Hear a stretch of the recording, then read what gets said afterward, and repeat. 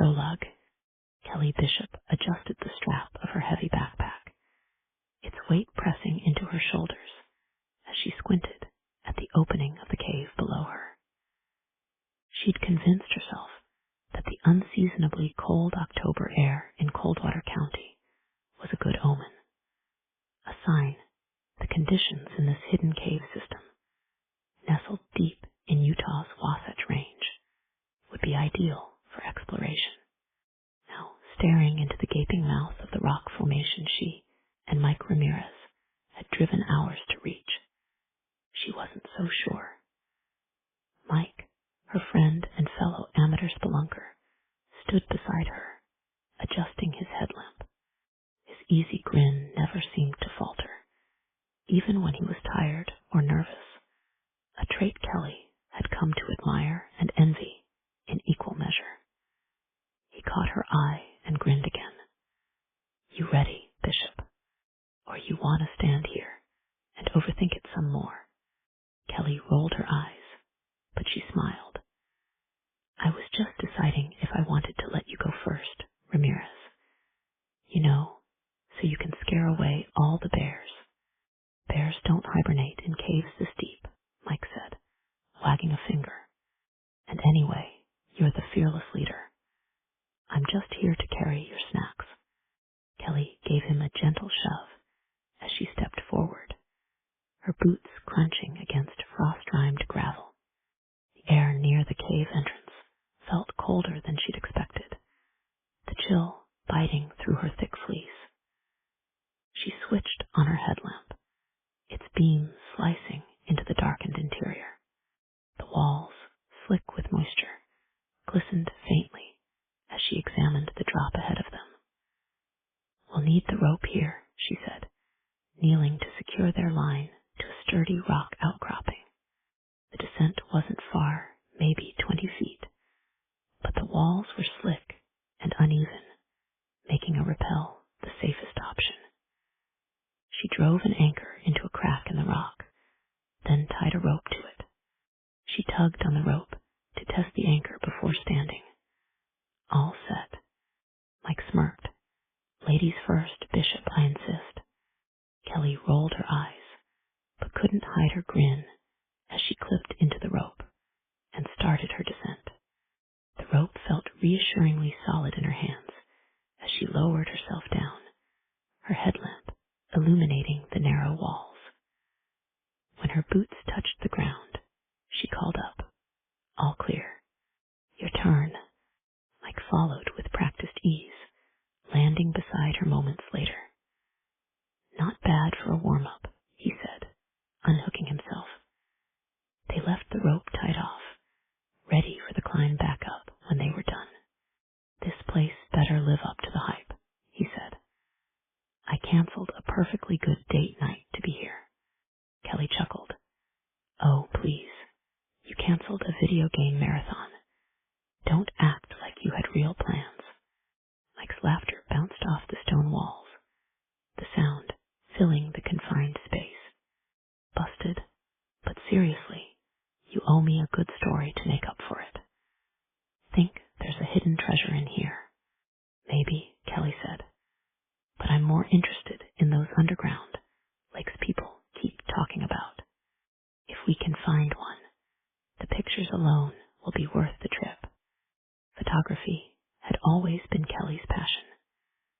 She loved capturing moments and landscapes others might overlook. It was her way of holding onto something tangible, something that wouldn't fade away with time. That drive had led her to spelunking, a hobby that often pushed her beyond her comfort zone. She started exploring caves a year ago after a chance meeting with Mike at a photography exhibit. His enthusiasm for adventure had been infectious, and she'd found herself agreeing to tag along on one of his expeditions. Now, she couldn't imagine life without these adrenaline-fueled excursions. They moved deeper into the cave, the temperature dropping with each step. Kelly's breath puffed in front of her like smoke, and she felt the damp chill creeping into her gloves. The walls seemed to close in, the passage narrowing into a jagged tunnel. They had to crouch to pass through. "How's it looking up there?" Mike called. "Looks like it opens up ahead," Kelly replied. She was relieved when the tunnel widened into a cavern, its ceiling arching high above them. Stalactites dripped water into shallow pools scattered across the floor, the sound rhythmic and oddly soothing. Mike whistled, his voice reverberating. "Now that's what I'm talking about. This place is amazing." Kelly's lips curved into a smile as she reached for her camera, her fingers fumbling with the strap around her neck. The soft click of the shutter blended with the dripping water as she took a few shots. She turned, framing Mike in the beam of her headlamp as he examined the formations.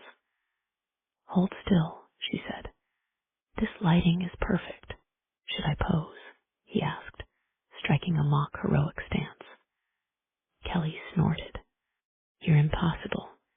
As they continued through the cavern, the air grew colder, and the sound of dripping water ceased. Their breaths fogged in the dim light.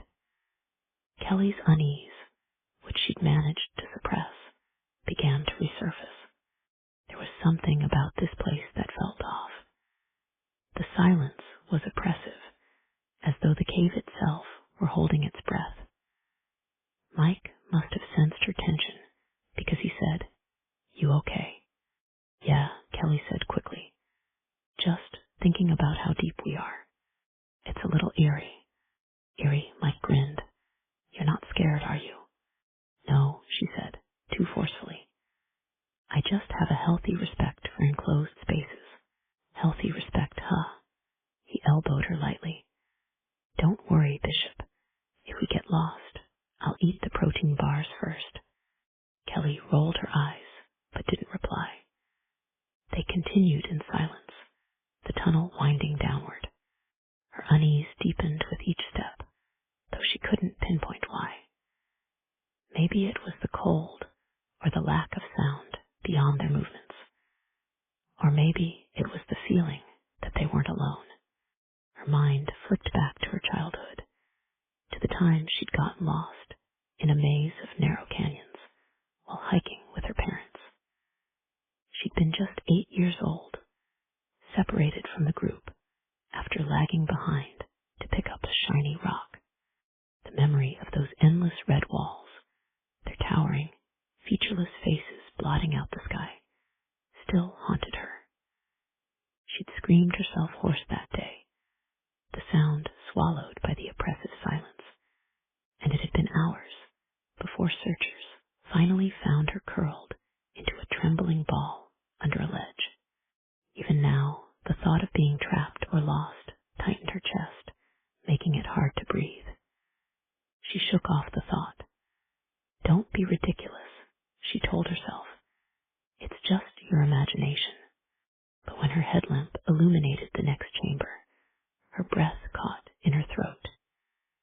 She spotted something that, at first blush, looked like another rock formation. But something about it seemed wrong somehow. She stepped closer, her heart rate elevating. And then, all at once, her eyes made sense of what she was seeing. Every muscle in her body seemed to tense at once. The shape before her was not rock at all, but flesh, a human dressed in what appeared to be traditional indigenous clothing. Layers of richly woven fabric, adorned with intricate beadwork, and patterns of deep reds, blues, and earthy browns, clung to the body. A feathered headdress rested on its head, the vibrant plumage still vivid despite the passage of time. Bracelets of carved bone and stone adorned its wrists, and an ornate necklace with a pendant shaped like a sun dangled from its neck. The body was perfectly preserved, the skin pale and waxy, the eyes closed as though in sleep. Mike stepped up beside her, his voice low and incredulous. "What Kelly's pulse thundered in her ears as she fumbled for her camera, her hands shaking. She snapped a photo, the flash momentarily brightening the chamber. She half expected the figure to lurch forward, but it remained still, a macabre statue in the icy air. Mike knelt beside the body, his face pale. I don't even know what this is. Some kind of ritual. Kelly's voice was barely a whisper. We need to leave. Now. Mike looked up at her, his expression conflicted. Shouldn't we report this? I mean, someone needs to know about it. We will, Kelly said, but not while we're still in here. He hesitated, then nodded. Okay, let's go. They turned and began retracing their steps, their movements hurried and clumsy. Kelly's heart raced as she glanced over her shoulder, half expecting to see the figure following them. The oppressive silence seemed heavier now, as though the cave were trying to keep them inside. As they approached the section where they'd rappelled down earlier, Kelly froze. Mike, she whispered, her voice trembling. The rope, it's gone. Mike stepped past her, shining his headlamp toward the ledge. No way, he muttered, but his light confirmed what she'd seen. The anchor they'd left was still there, but the rope hung limply, its end frayed as if sliced through. Someone cut it, Kelly said, her voice hollow. Why would anyone? Mike's jaw tightened, his usual easy demeanor replaced by tension. I don't know, but it means we're not alone down here. Chapter 1. Sheila Stone stood by her father's side at the edge of the empty gravel lot, her breath forming faint clouds in the crisp October air. The cold crept through her jacket, but she barely noticed it. Her eyes scanned the shadows around them, darting between the skeletal outlines of leafless trees and the occasional glint of moonlight on the windshield of a parked car. Where is he? Sheila muttered, her voice low. Gabriel Stone didn't look at her.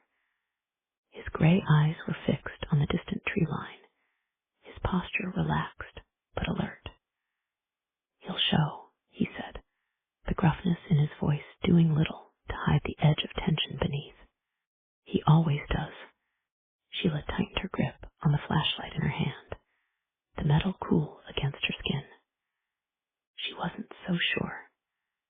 The man they were waiting for, Gabriel's old informant from his law enforcement days, was an enigma wrapped in an erratic streak, and he was late. This meeting was far more important to Sheila than she cared to admit. It wasn't just about any investigation. It was about her mother's unsolved murder 10 years ago. Henrietta Stone had stumbled across evidence of corruption in the Coldwater County Sheriff's Department, and someone powerful had silenced her for it. Gabriel had spent years burying his own guilt, knowing he'd chosen to keep quiet back then to protect their family. But now, with the recent attempt on Sheila's life by a department plant named Tommy, the stakes were higher than ever. Tommy was in a coma, the result of an attempt on his life, presumably by the very people who had sent him to kill Sheila in the first place. But his actions had confirmed one thing. The corruption that killed Henrietta hadn't gone away.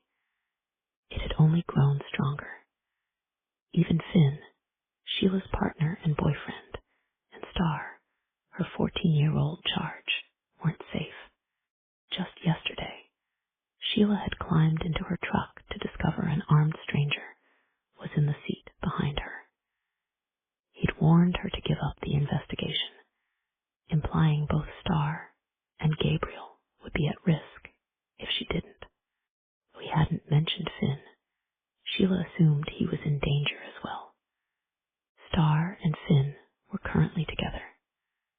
The plan was that later, when Finn came into work, he'd first drop Star off at the gym where Bo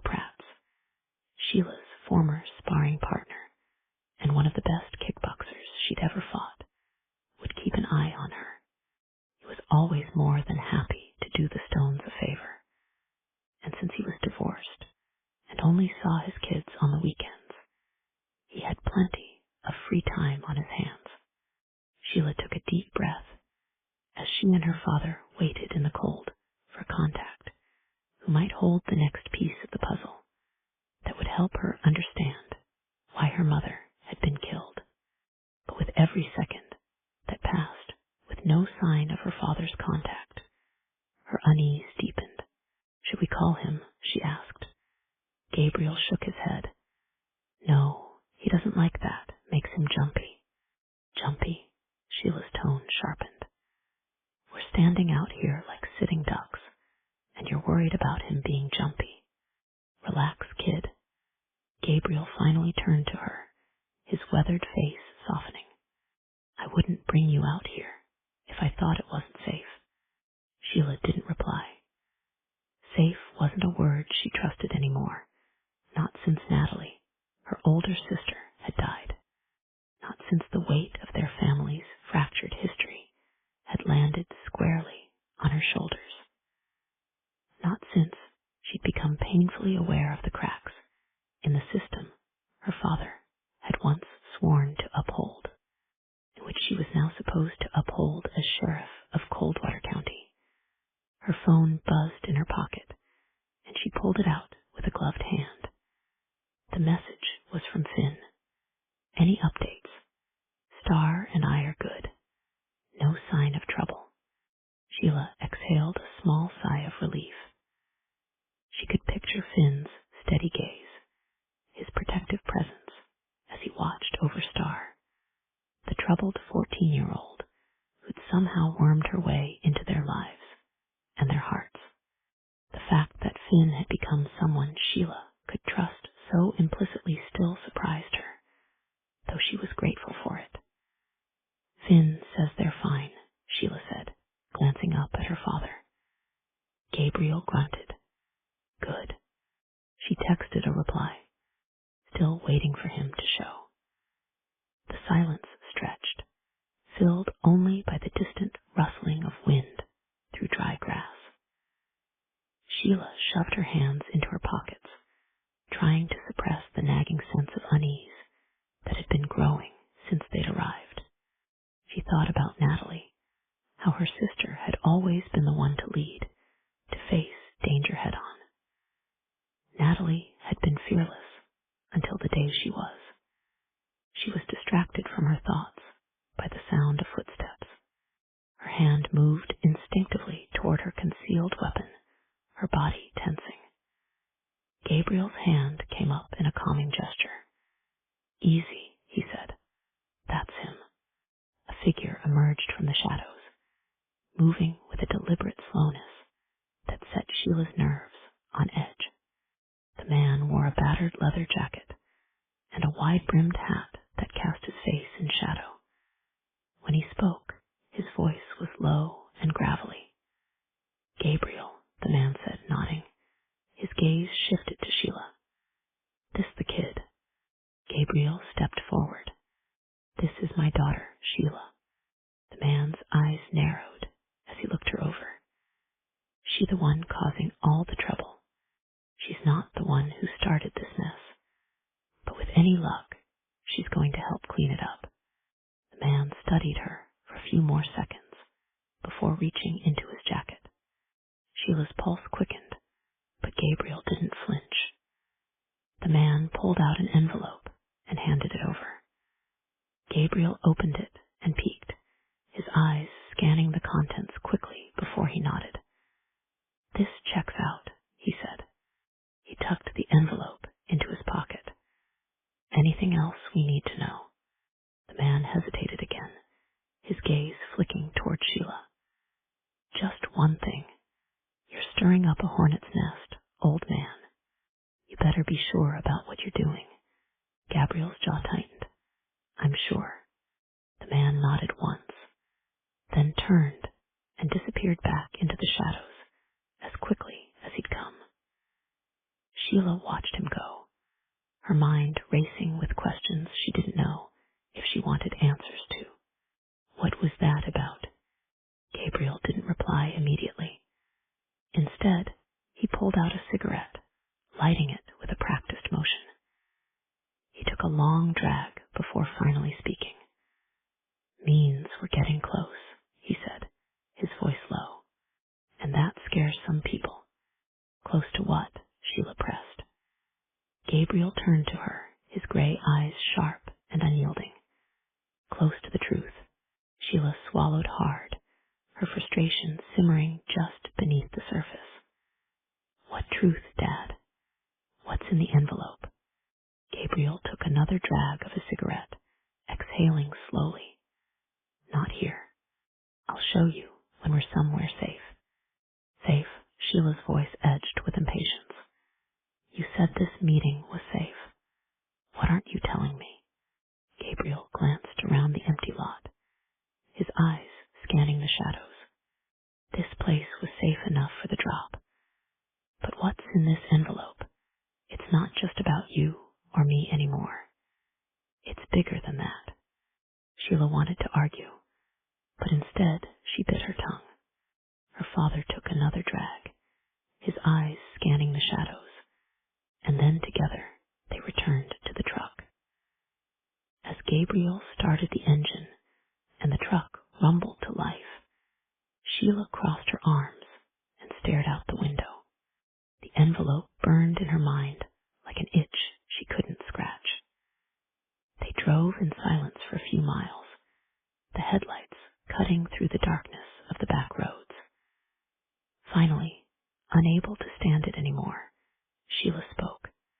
"If you're going to make me wait much longer, I'll just grab it and open it myself." Gabriel glanced at her, his lips twitching in what might have been a smirk. "Patience, kid. But fine." He reached into his jacket, pulled out the envelope, and handed it to her. "Just don't freak out when you see it."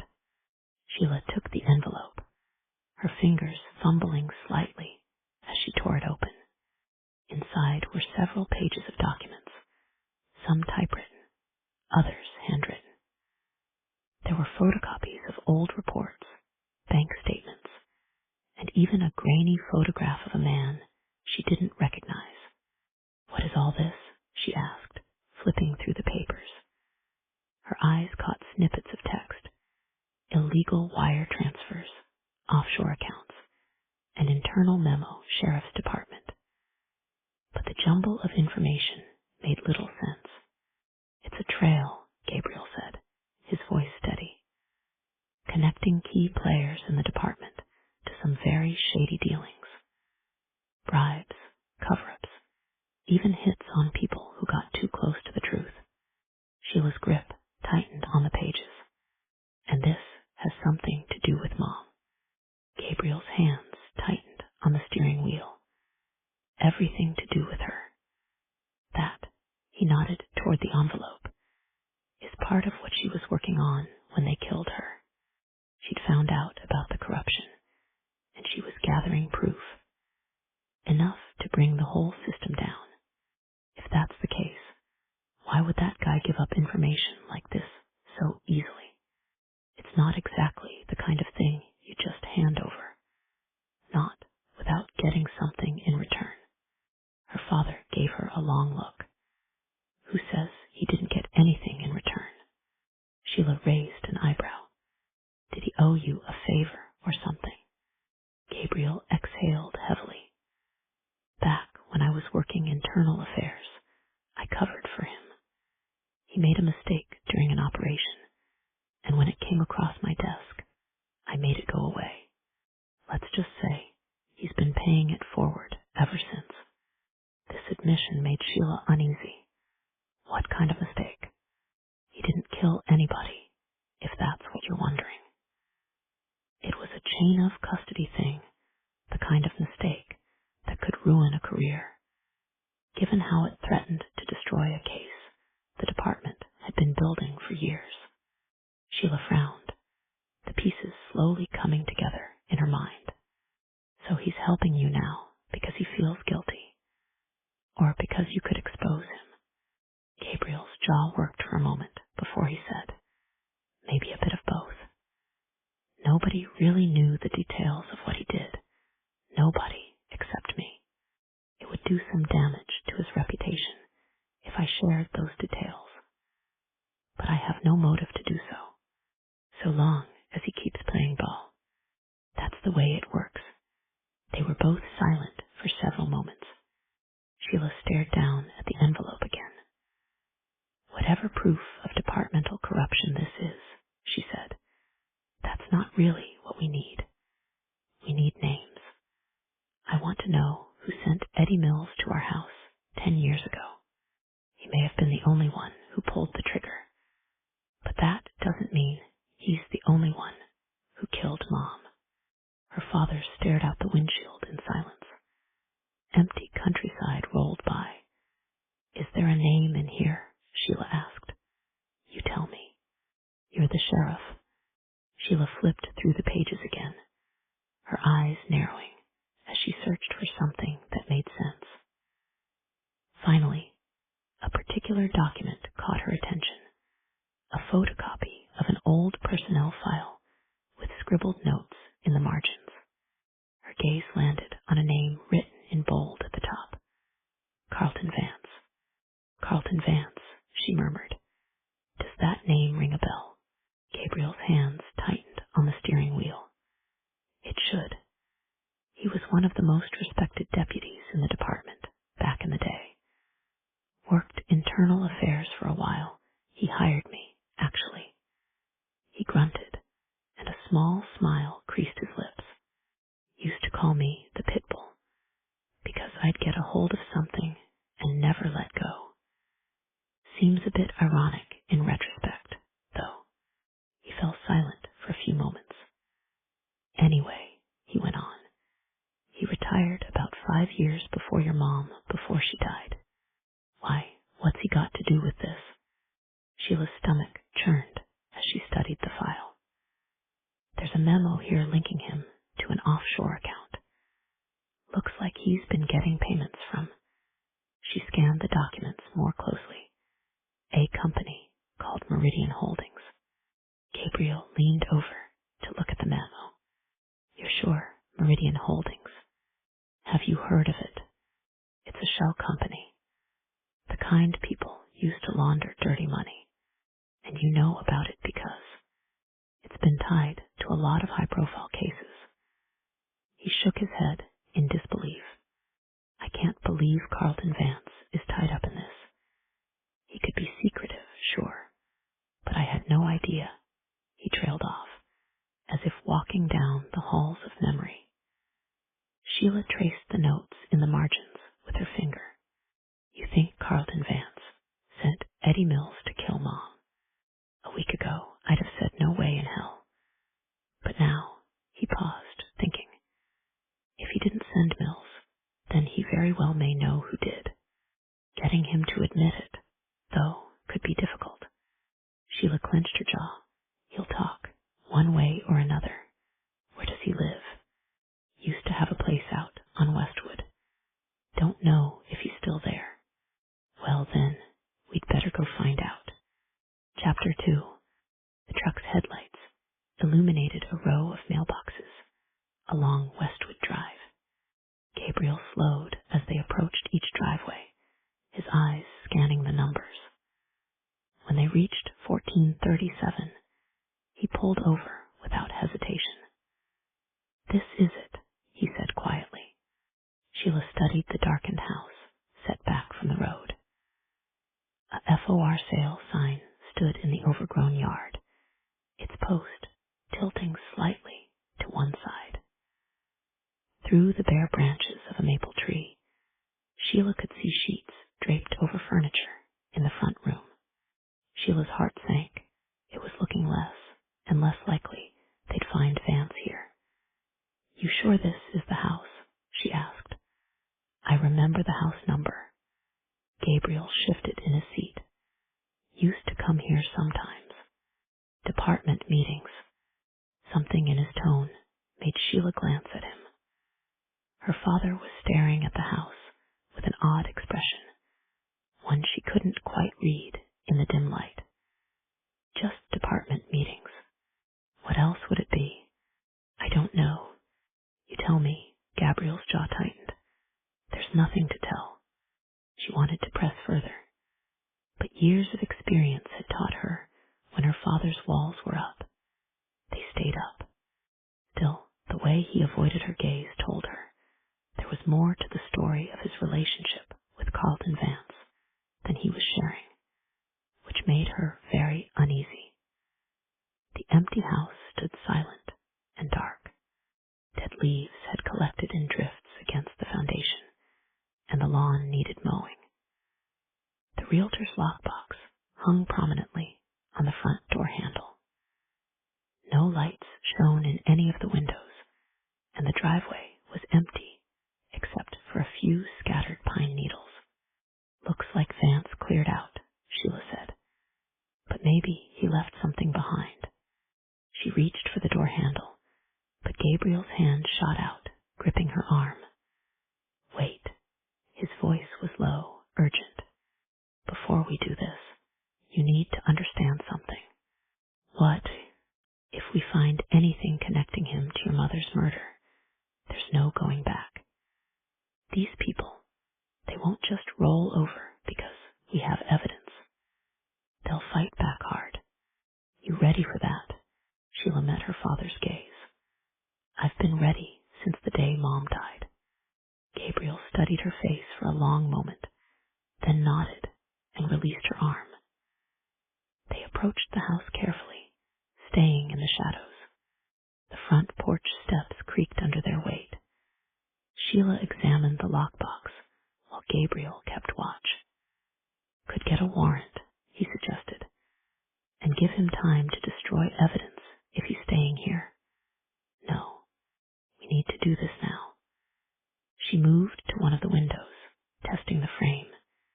It didn't budge. They circled the house, checking windows as they went. At the back, they found what they were looking for, a window with a broken latch, probably damaged during a storm. You sure about this? Gabriel asked as Sheila worked the window open. Breaking and entering's a felony. So is murder, she replied. Besides, I'm the sheriff.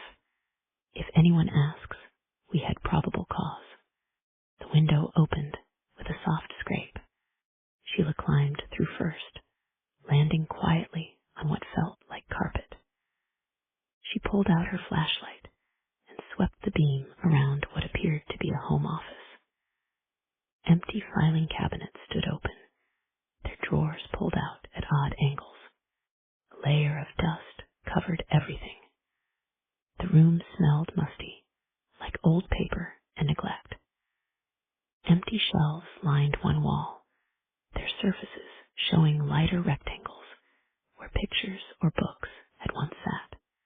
A heavy desk dominated the center of the room, its wood surface bare, except for a few rings left by coffee cups. Gabriel climbed in behind her, his movements less graceful, but equally quiet. His eyes scanned the room, and Sheila noticed how his gaze lingered on certain spots, the desk, a particular shelf, the corner where a filing cabinet might have stood. You spent time in this room, she said.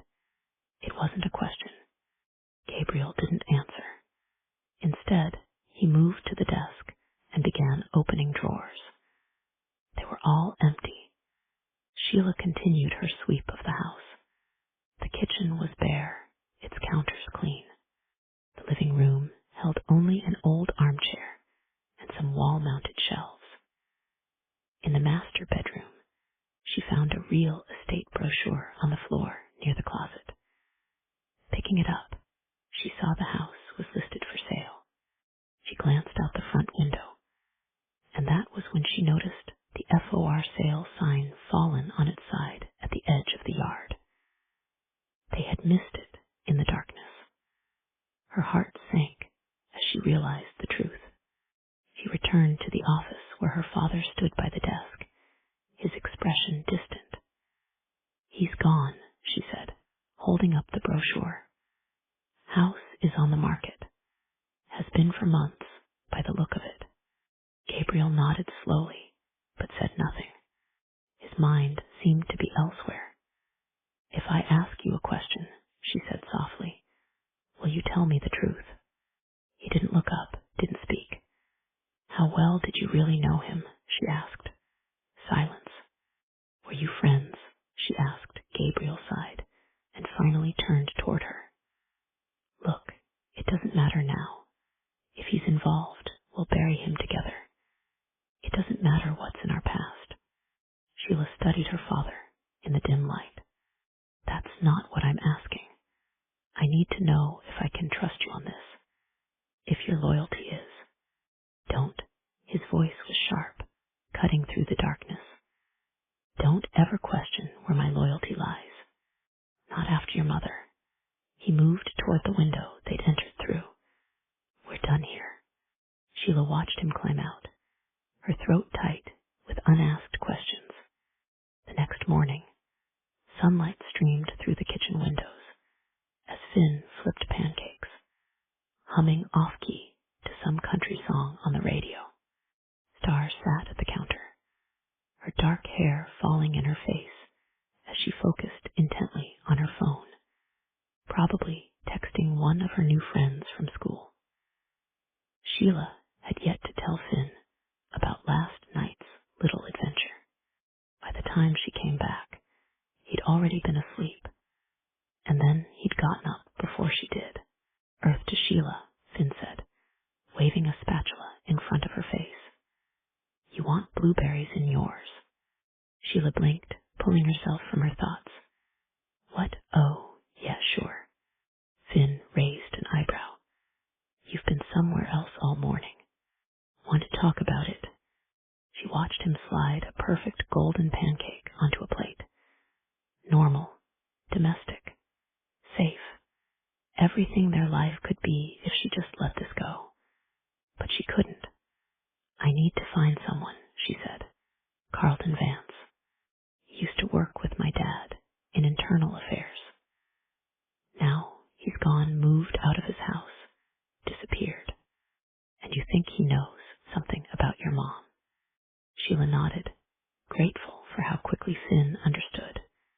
He might have been involved, but how do you find someone who doesn't want to be found?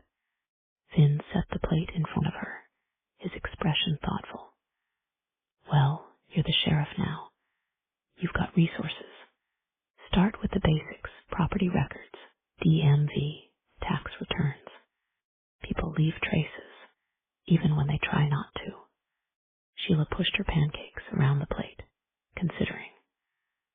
"I was thinking about checking with the post office, see if Vance left a forwarding address.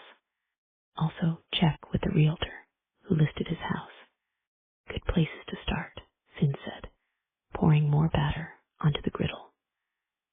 Star had finally looked up from her phone, her interest caught by their conversation. "What if he's using a different name?" Star asked. "Like in witness protection or something?" Sheila and Finn exchanged a look. It wasn't a bad question. "That's possible," Sheila admitted, "but he'd need resources to set that up. Money trails, connections." She paused, remembering something from the documents her father's contact had provided. Meridian Holdings, the shell company that was making payments to his account. Finn leaned against the counter. Shell companies leave paper trails too. Incorporation documents, tax filings, bank records, Sheila said. "If we can track recent transfers from Meridian, we might find where he went." She stood up, her breakfast forgotten. "I need to get to the office." "Hey," Finn called as she headed for the door. "At least take a pancake with you." She turned back, managing a small smile as he held out a paper towel-wrapped pancake. "Thanks," she hesitated, then added, "for everything." "I'll meet you at the station in 20 minutes, Finn said, already moving to turn off the griddle. "Just need to drop Star at your dad's gym." "Finn, you don't have to." "Yes, I do." His voice was firm but gentle. "We're partners, remember? And not just at home. He glanced at Star. That okay with you? Going to the gym a little early? Star shrugged, sliding off her stool. Coach Gabriel's there anyway. He always shows up at dawn, like some kind of crazy person. The gym had become the central focus of Gabriel's life after he stepped down from being sheriff. It was where he trained both Sheila and her older sister, Natalie, to fight, and he still regularly went there to stay in shape and to pass on his skills to future generations. And Bo, Sheila said, he's gonna be keeping an eye on you. Star rolled her eyes. Really, a babysitter? Just till things calm down. Besides, he can teach you a thing or two. He's got a nasty left hook. It'll be fun, Finn said, nudging Star. You'll hardly even know he's there. Star grunted. Sure, I won't. Sheila felt a familiar warmth in her chest as she listened to the two of them. This was her family now, cobbled together and unconventional, but real. She thought of her mother, of all the family moments Henrietta had missed, and her determination hardened. Okay, she said. 20 minutes. I'll start pulling what records we have on Meridian Holdings, and I'll swing by the post office on my way in, Finn added. Someone there owes me a favor. Sheila raised an eyebrow. Do I want to know why? Probably not. He grinned, then grew serious. We'll find him, Sheila. Together. As she walked to her truck, Sheila thought about how much had changed since she'd first started looking into her mother's murder. Back then, she'd been alone, carrying the weight of it by herself. Now she had Finn, had Star, had a whole department at her disposal. At least to the extent that she could trust her department.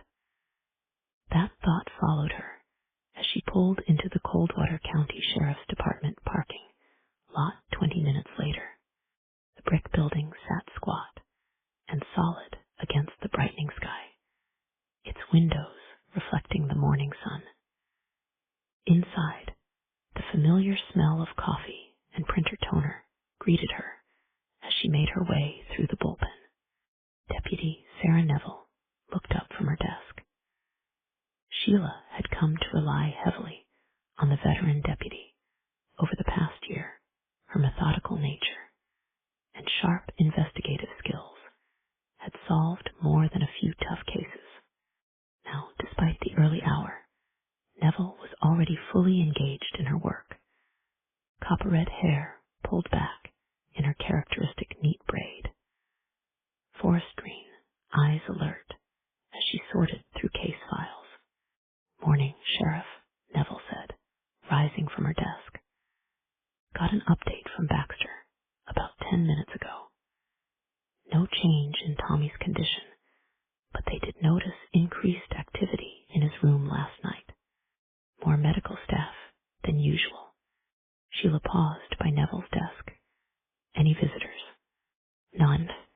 Sheila nodded. Star says hi, by the way. Neville's lips curved in a slight smile. Hi back. You two have fun watching movies the other day.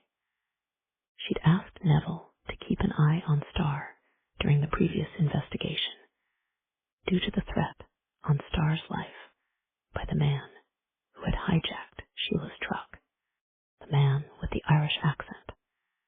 She's a good kid, even if she's a bit infatuated with superhero movies.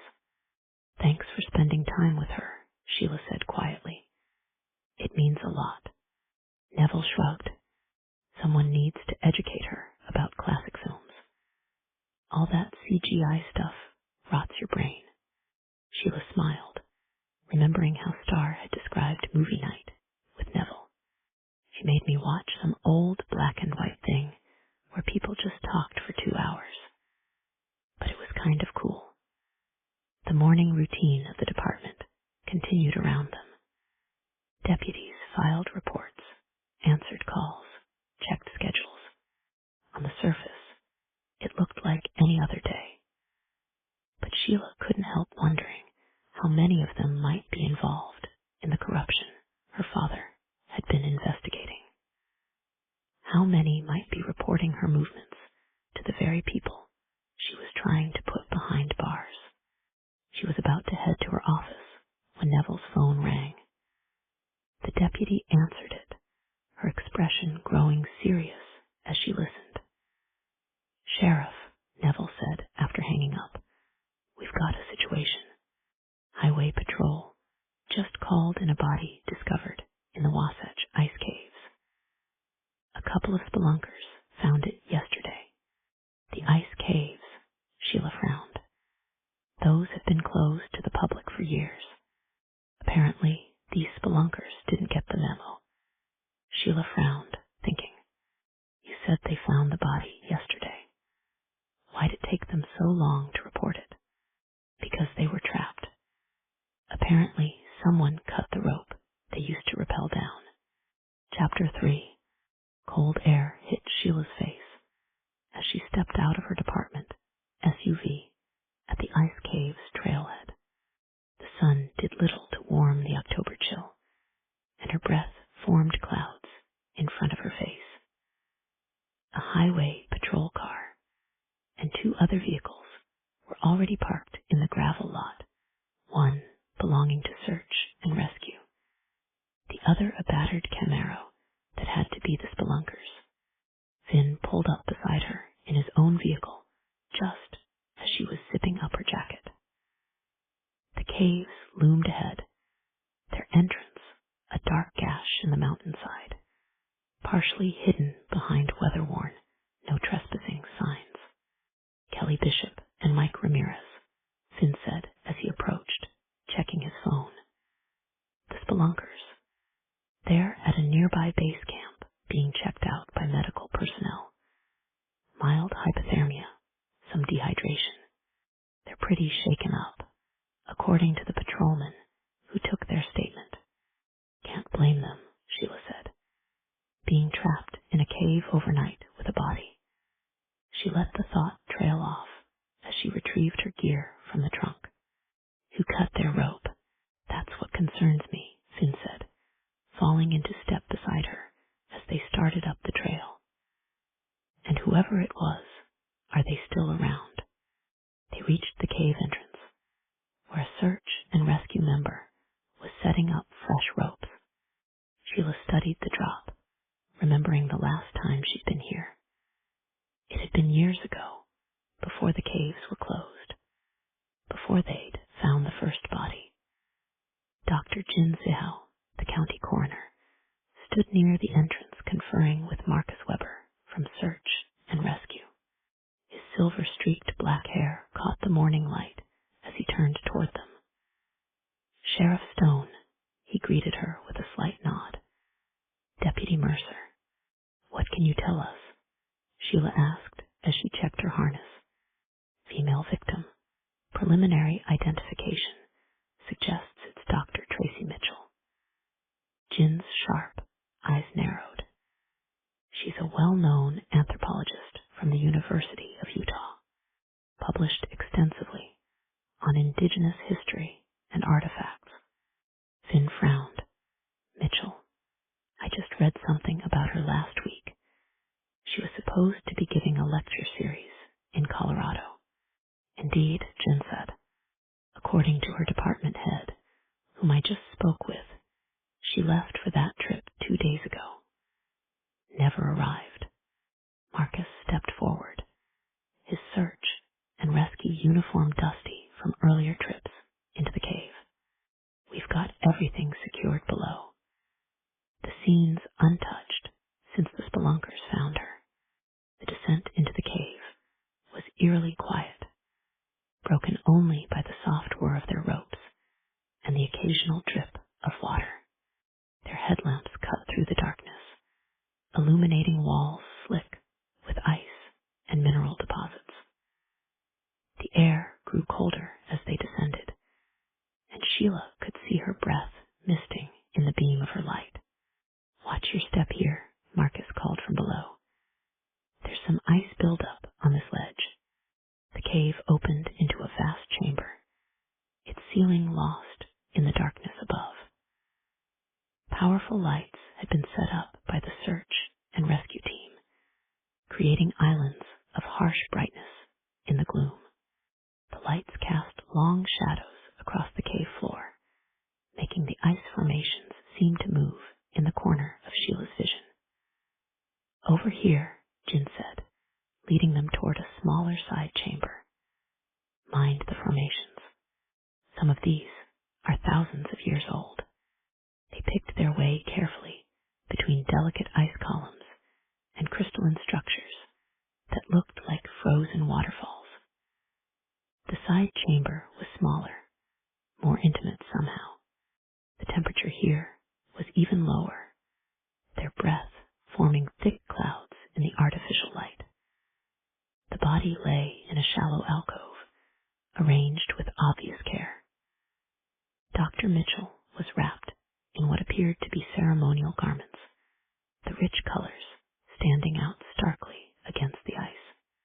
Intricate beadwork caught the light, and feathers from an elaborate headdress stirred slightly in the cave's subtle air currents.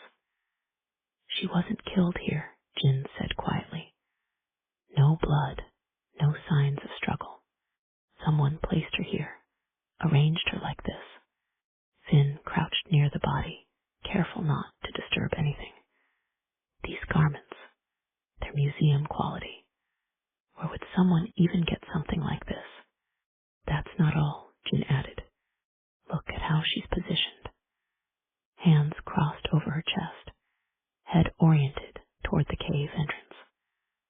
This matches historical accounts of indigenous burial practices in the region.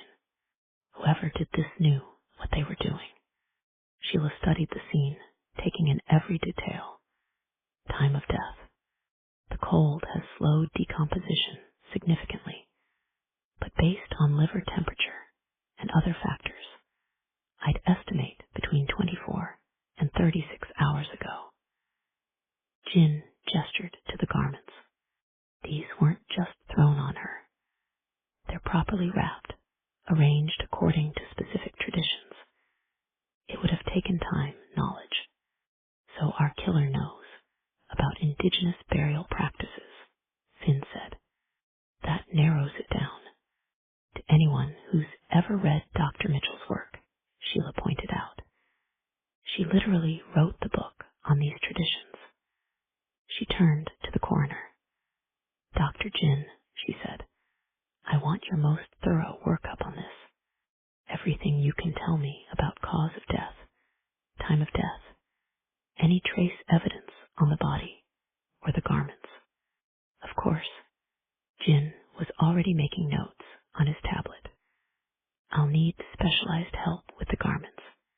We'll want to document everything properly before we move her. Get in touch with the university's anthropology department, Finn offered.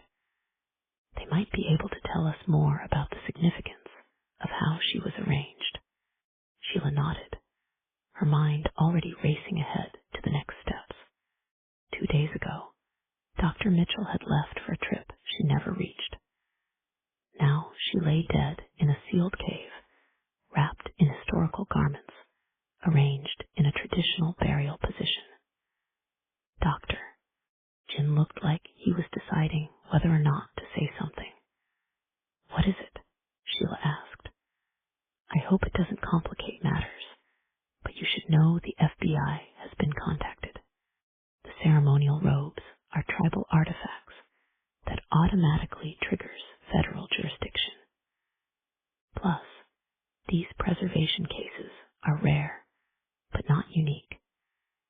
They have a task force that specializes in ritual killings involving indigenous artifacts. Sheila nodded. Thanks for letting me know. She just hoped they'd be able to work with the FBI rather than getting into a competition over who could solve the case first. She looked up at the darkness above them, remembering the spelunker's story about their cut rope. Someone else had been down here, watching, waiting. Someone who knew these caves well enough to move around in the dark. knew enough about indigenous traditions to arrange this elaborate scene. Someone who had not only killed Dr. Mitchell, but had nearly killed 2 more people as well. "We need to talk to those spelunkers," Sheila said, turning to Finn. "They may have seen something they don't even realize is important." They made their way back through the cave system, their footsteps echoing in the darkness. As they climbed out into the morning light, Finn rubbed his hands together, trying to warm them. "What are you thinking?" he asked as they headed down the trail toward the base camp. Sheila considered for a moment. "I'm thinking about the timing. Mitchell disappears. Less than 48 hours later, 2 spelunkers happen to find her body, and someone tries to make sure they don't leave the cave alive." Finn nodded. Either our killer was still down there, watching, or they knew somehow that the spelunkers had found the body, Sheila finished. Neither option is particularly comforting. They walked in silence for a few steps before Finn spoke again. "You know what bothers me most? The care taken with the body, the traditional garments, the positioning. It's almost respectful. Like a ritual," Sheila said. She glanced at him. "You're thinking this isn't his first." "The caves were closed for a reason," Finn said quietly. "And we never did find all the bodies from last time." Sheila remembered that case from years ago. 3 hikers who disappeared in these caves. They'd only found 2 of them. The 3rd was still out there somewhere, lost in the darkness. They'd been college students from Elbridge, Lisa Kendrick, Mike Denton, and Travis Walsh, doing research on the cave system's unique mineral formations. All geology majors, all experienced cavers. They'd had the right equipment, filed the proper permits, done everything by the book. But a sudden storm had caused flash flooding in the lower chambers, and they'd gotten separated trying to find their way out. They found Lisa and Mike 3 days later. The flood waters had receded by then, leaving their bodies wedged in a narrow passage. The medical examiner determined they died from hypothermia, their wet clothes stealing their body heat in the 50-degree cave air. Travis Walsh's body was never recovered, though they found his backpack and one of his boots nearly half a mile from where his friends had died. The search had gone on for 2 weeks before being called off. Travis's parents had hired private search teams, but even they eventually gave up. The caves were simply too vast, too complex, with hundreds of unexplored passages and chambers. "You know what always bothered me about that case?" Finn asked, his voice echoing slightly in the tunnel. "Their equipment was top-notch. They had emergency supplies, backup lights, everything. Lisa Kendrick had even mapped these caves before. So how did they get so lost?" "Sometimes nature just wins," Sheila said softly. She remembered the look on Travis's mother's face when they'd finally convinced her to stop searching. Some questions didn't have answers, and some bodies were never found. "The spelunkers who found Mitchell's body," she said, coming back to the present. "They had to know the caves were closed. Why come here? Maybe they were looking for a bit of adventure, somewhere off the beaten path. If so, I'd say they found more than they'd bargained for." They reached the base camp, where several vehicles were parked and a medical tent had been set up. 2 EMTs were looking over a young woman wrapped in a thermal blanket, while a man about the same age sat nearby, clutching a cup of something hot. Kelly Bishop looked up as they approached, her dark hair tangled and matted with cave dust. Despite her obvious exhaustion, there was something sharp in her gaze, an alertness Sheila's attention. The camera hanging from her neck suggested she was more than just a casual explorer. Mike Ramirez set down his cup and straightened his posture, almost military-like. His easy grin seemed forced, a mask to cover his nerves. Both of them had the lean, muscled build of experienced climbers. Ms. Bishop, Mr. Ramirez, Sheila said. I'm Sheriff Stone, and this is Deputy Mercer. How are you holding up? The spelunkers exchanged glances. We're fine, Kelly said. Just cold.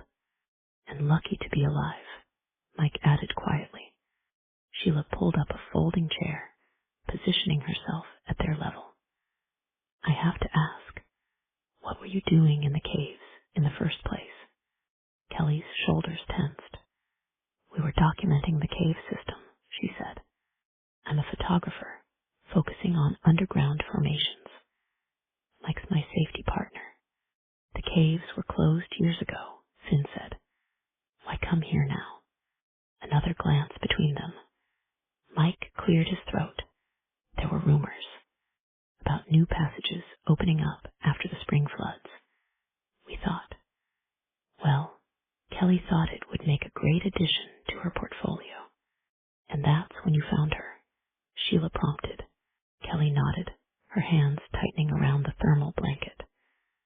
She looked peaceful, almost, like she was sleeping, until we got closer and saw. She trailed off. Did you see anyone else? Finn asked. Hear anything? No, Mike said. But those caves, they play tricks on you. Sound echoes strangely, and there are so many passages, so many places to hide. Sheila leaned forward. The rope being cut, when did you discover that? We'd been down there only a short while, Kelly said. When we tried to leave, she shuddered. Someone had to have been watching us, waiting. How well do you know the cave system? Sheila asked. Pretty well, Mike said. We've been studying the old surveys, marking new formations. There are dozens of unexplored passages down there. Look, Kelly burst out, sitting up straighter despite her exhaustion. I know we shouldn't have been in there, but we're professionals. We took every safety precaution. We had backup plans. Except for someone cutting your rope, Finn said quietly. Kelly's face flushed. We couldn't have anticipated that, but we're not some amateur thrill seekers. I have certification in advanced cave rescue. Mike's an experienced climbing instructor. Sheila held up a hand. Ms. Bishop, you don't need to defend yourself. I don't care about the cave restrictions right now. There's a murdered woman down there, wrapped in ceremonial garments, arranged like some kind of ritual burial. And someone tried to make sure you'd never tell anyone about finding her. That's what matters to me. Mike ran a hand through his dust-covered hair. We should have reported it right away instead of trying to document everything first. Maybe if we'd, then you might both be dead, Sheila cut in. Our killer was counting on having more time. The fact that you survived might be our best chance of catching them. Kelly pulled the thermal blanket tighter around her shoulders. What do you mean? Sheila exchanged a look with Finn before turning back to the spelunkers. I have a proposition for you. I suspect our killer probably didn't expect the body to be found so quickly. They might still be down there, using passages we don't know about. You want us to help search, Kelly said. It wasn't a question. With a full search and rescue team, Sheila assured them. No one goes anywhere alone. You'd have radio contact, armed escorts. But your knowledge of the cave system could be invaluable. Mike straightened. When do we start? You don't have to do this, Finn added. You've been through enough already. Kelly's jaw set in a determined line. Someone tried to trap us down there to die. And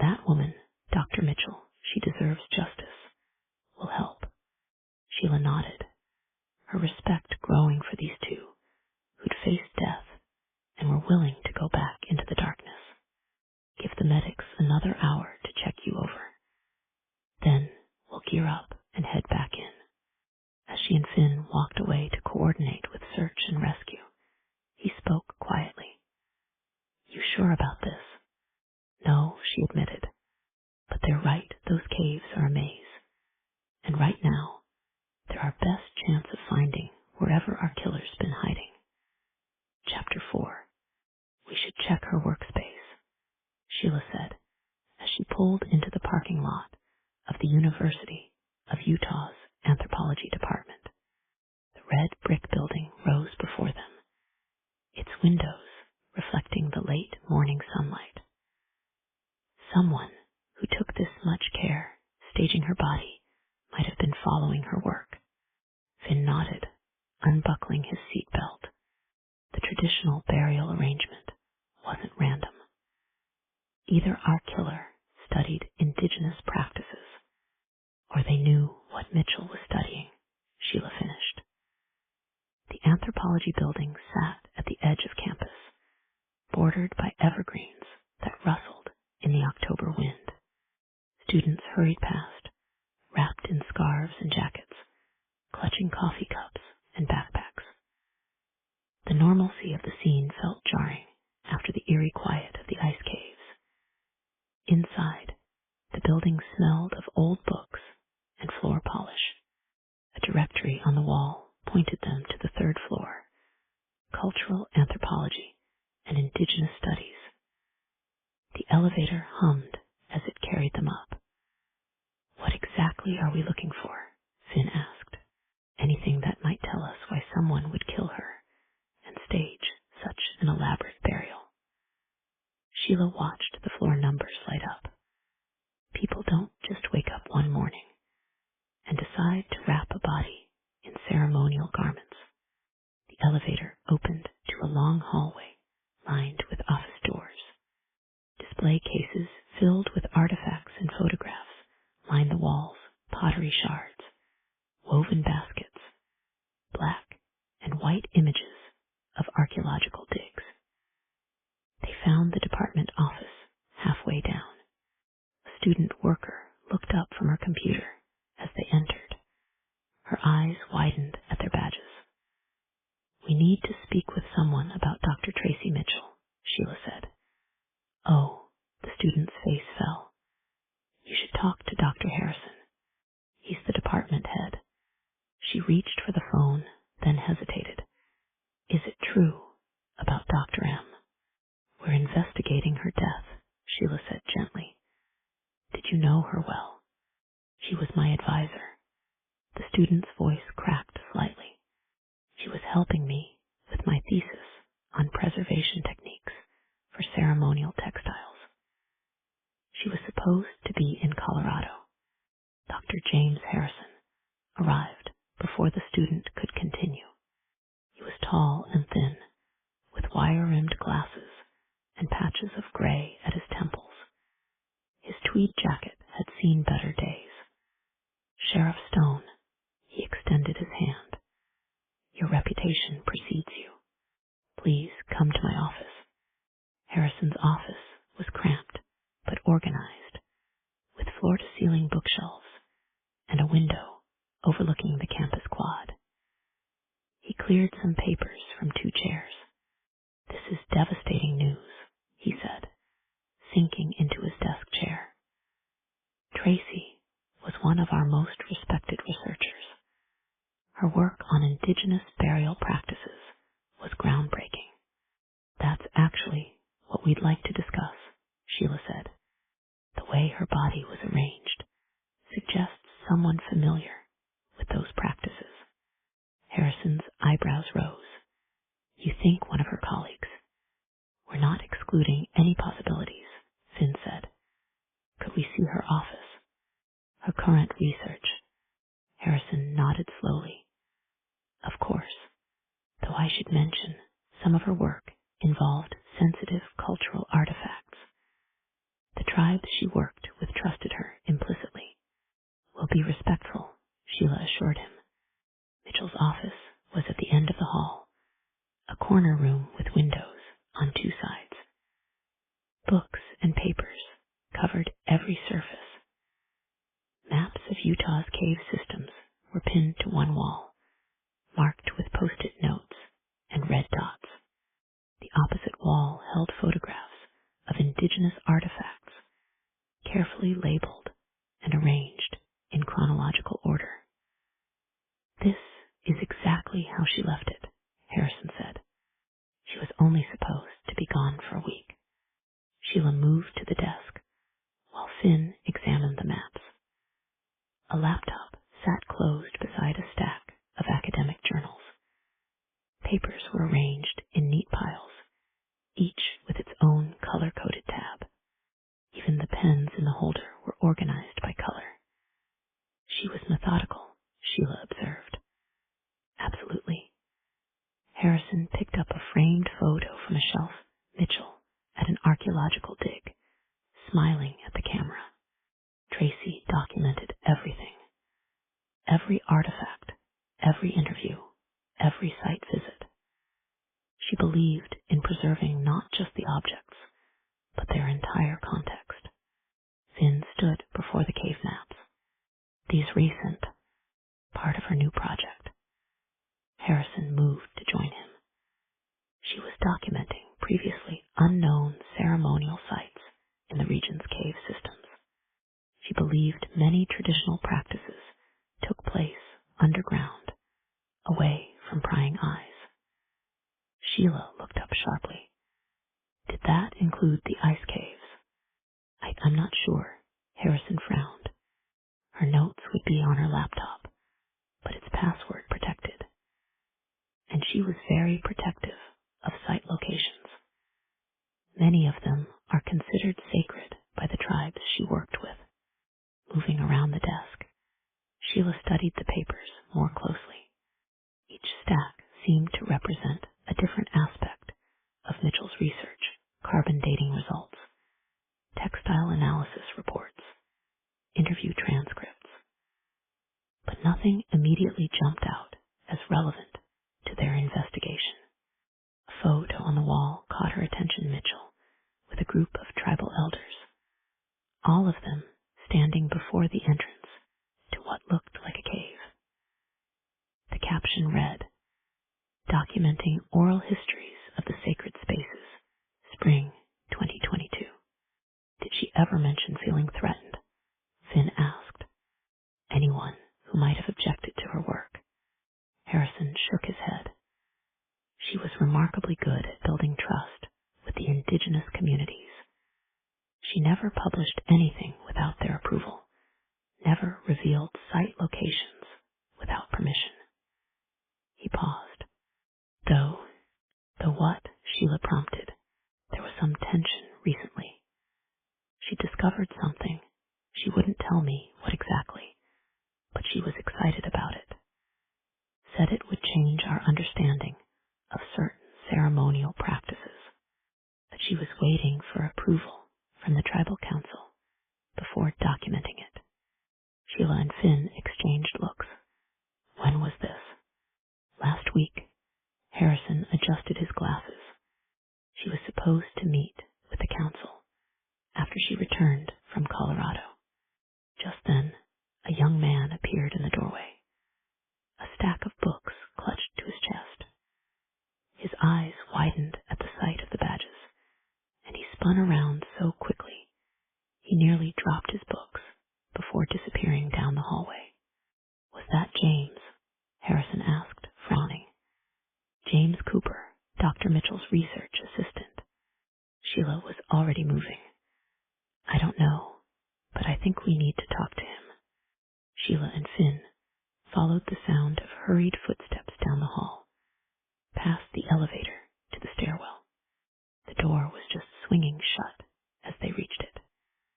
Sheila and Finn took the stairs two at a time. They caught up with Cooper in the building's small library annex, a cramped room filled with floor-to-ceiling shelves of archaeological journals. He'd wedged himself into a corner study carrel, the books now spread out before him, trying to look absorbed in his work. Mr. Cooper, Sheila said, breathing heavily, we'd like to speak with you. shoulders tensed. He was younger than Sheila had initially thought, probably a graduate student, with wire-rimmed glasses and rumpled clothes that suggested long hours in the library. A coffee cup from the campus shop sat empty beside his laptop. I have a lot of work to do, he said, not meeting their eyes. Why did you run? Finn asked. Cooper's hands fidgeted with a pencil. I didn't run. I just remembered I had to check something. Something so urgent you nearly dropped your books. Sheila pulled up a chair, positioning herself so she could watch his face. Mr. Cooper, Dr. Mitchell is dead. If you know anything that might help us understand why. He looked up sharply. Dead, not just missing. You knew she was missing. He slumped in his chair. I should have said something sooner. When she didn't show up for our remote meeting on Tuesday, I knew something was wrong. Dr. Mitchell was never late, never missed a meeting, but I thought maybe she was just having technical difficulties. Is that why you didn't report it? Cooper ran a hand through his disheveled hair. That, and because she'd asked me not to tell anyone if something seemed off. She said she'd contact me if there was a real problem. Sheila exchanged a look with Finn. Why would she say that? Because of the audiobook, I think, and the people following her. What audiobook? Finn asked. Cooper straightened slightly, seemingly relieved to move into more academic territory. Dr. Mitchell was recording her lectures, her stories about the tribes she worked with. She was an oral historian, one of the last true ones. She could recall every detail, every story she'd ever been told. The tribes trusted her with histories that had never been written down. Someone was following her, Sheila prompted. She mentioned it about 2 weeks ago. Said she kept seeing the same car in her rearview mirror, the same person in the campus coffee shop. But she wouldn't file a report. Said she couldn't risk drawing attention to her work until she'd secured permissions from the tribal council. What was so important about her work? Finn asked. Cooper's eyes lit up with academic enthusiasm, despite his obvious nervousness. You have to understand, Dr. Mitchell wasn't just recording facts. She was preserving the way these stories were meant to be told. The rhythm, the cadence, the subtle variations that never make it into written texts. She could tell you about burial rituals that hadn't been performed in 100 years. Describe ceremonial garments that only existed in tribal memory. James, Sheila said, how about you tell us why you really ran? And don't give us any more BS. Cooper flushed. He paused, gathering his words. Last Monday, Dr. Mitchell was working late, adding new material. He hesitated. She seemed excited about something she'd discovered, but also worried. She asked me to keep an eye on her office while she was gone, make sure nobody accessed her files. And did anyone try? Cooper shook his head. No, but he glanced around the empty library annex and lowered his voice. Yesterday morning, I noticed her laptop had been moved, just slightly, like someone had tried to access it. I thought I was being paranoid, but what does that have to do with you running? Sheila asked. I felt guilty about not reporting with her laptop, like you might think I was somehow involved, but I was really just trying to protect her work. She made me promise not to tell anyone about her work until she gave permission. She said some of these stories, they weren't meant for everyone to hear. That knowledge can be dangerous in the wrong hands. Cooper looked down at his hands. The thing is, Dr. Mitchell wasn't just recording these stories.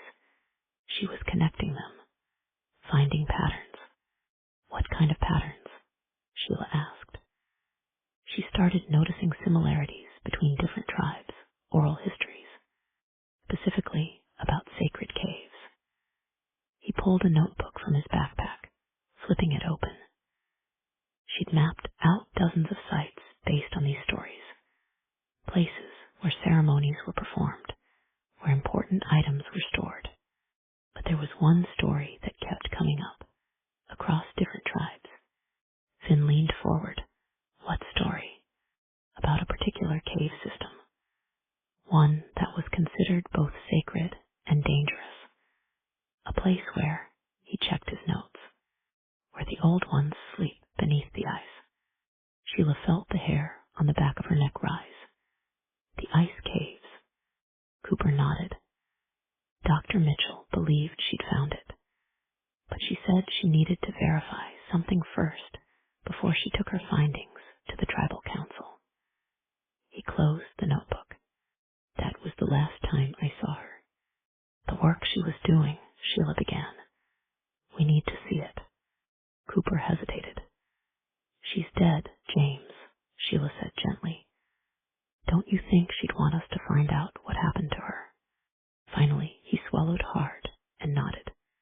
She kept her research notes in a cloud account. I have access to it. I could show you. Sheila glanced at Finn, who gave a slight nod.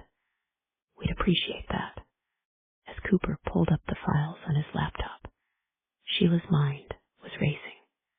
Mitchell had found something in those caves, something worth killing for. But was she killed to keep that discovery secret? Or had someone used her own research against her, turning her into one more story in the cave's dark history? Here, Cooper said, turning the laptop toward them. These are her most recent notes. Cooper scrolled through pages of field notes, transcribed interviews, and location data. Wait, Sheila said, pointing to a date entry from last week. Go back to that. The entry was brief. Confirmed location matches Elder Joseph's description. Rock formation, exactly as documented in 1922 survey. Evidence of recent activity. Need to consult with counsel before proceeding. Recent activity? Finn asked. In a sealed cave system. Cooper pushed his glasses up nervously. Doctor. Mitchell was worried about what she called unauthorized entries into various sacred sites. People going into restricted areas, moving things around. She was concerned that artifacts were being stolen. Sheila leaned back, considering. A murdered anthropologist and a killer who knew enough about indigenous traditions to stage an elaborate ceremonial burial. Mr. Cooper, she said, we're going to need copies of everything you can share with us. And I mean everything, emails, research notes, her calendar. Anything that might tell us where she went in those last few days. As Cooper began copying files, Finn moved closer to Sheila. You thinking what I'm thinking? He asked quietly. Sheila nodded. Mitchell found something in those caves, something worth killing for, and someone who knew her research well enough to use it against her. The question is, Sheila said, watching Cooper work, was she killed because of what she discovered, or because of what she refused to share? Chapter 5. I want every inch of those caves mapped, Sheila said, studying the grid pattern Marcus Weber had drawn over the cave system blueprint.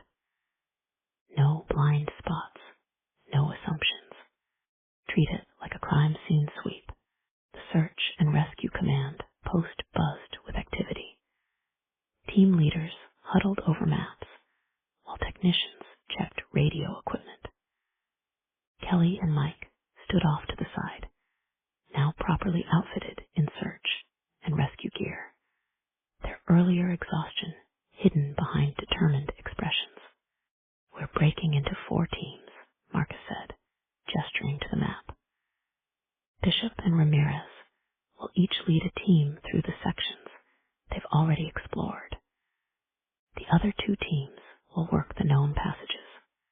Full radio contact, buddy system, no exceptions. Finn stepped closer to examine the map. What about these unmarked areas? That's the problem, Kelly said. The old surveys don't show everything. The spring floods changed the cave structure. There could be dozens of new passages, or old ones that were previously blocked, Mike added. The water level drops this time of year, opens up lower tunnels. Sheila nodded, her mind racing. How long will the sweep take? Marcus checked his watch. With 4 teams, at least 6 hours for a preliminary search. More if we find anything that needs processing. Keep me updated, Sheila said. I want to know about anything out of place, recent camp signs, equipment, anything that suggests our killers been living down there. As the teams geared up, Finn touched her arm. We should head to Dr. Mitchell's place, see what we can learn about her work. Sheila watched Kelly check her climbing harness, the young woman's hands steady despite what she'd been through. Something about her determination tugged at Sheila's memory, a similar drive she'd seen in Natalie, back when her sister was still alive. Sheriff, Marcus called. Teams are ready to move out. Sheila pushed the memory aside. Be careful down there, she told the assembled group. Our killers already shown they're willing to murder to protect whatever's in those caves. Don't take any unnecessary risks. The teams moved out, their headlamps cutting through the morning fog. Sheila watched until they disappeared into the cave entrance, then turned to Finn. Let's go see what Dr. Mitchell was hiding. The drive to Mitchell's house took them through the university district, past coffee shops and bookstores catering to students. Fall leaves skittered across the sidewalks, and the mountains loomed in the distance, their peaks already dusted with early snow.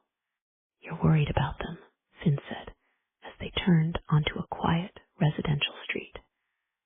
The spelunkers. Sheila kept her eyes on the road.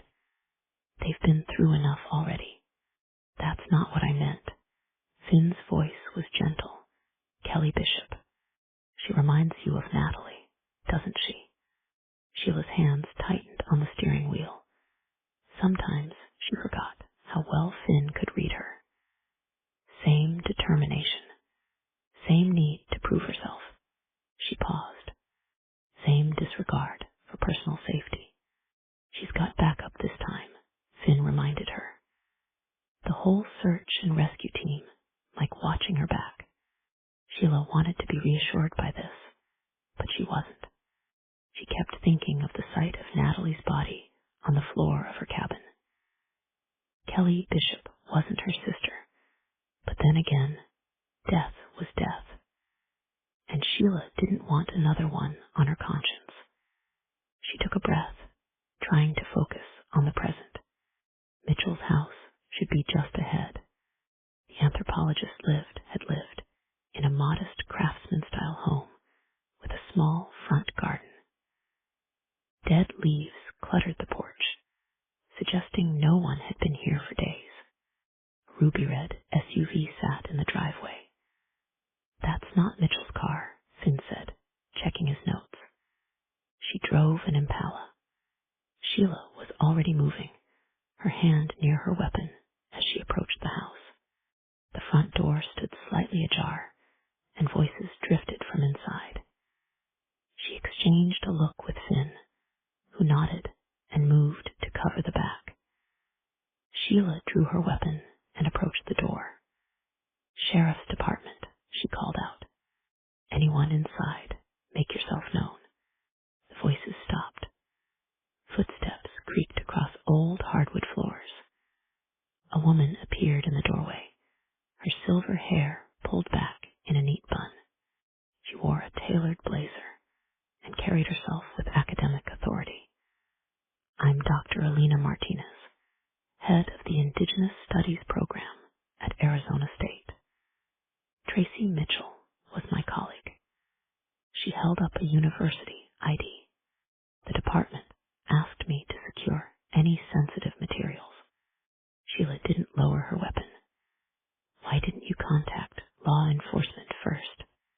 Because some of these materials are protected by tribal privacy agreements, Martinez said.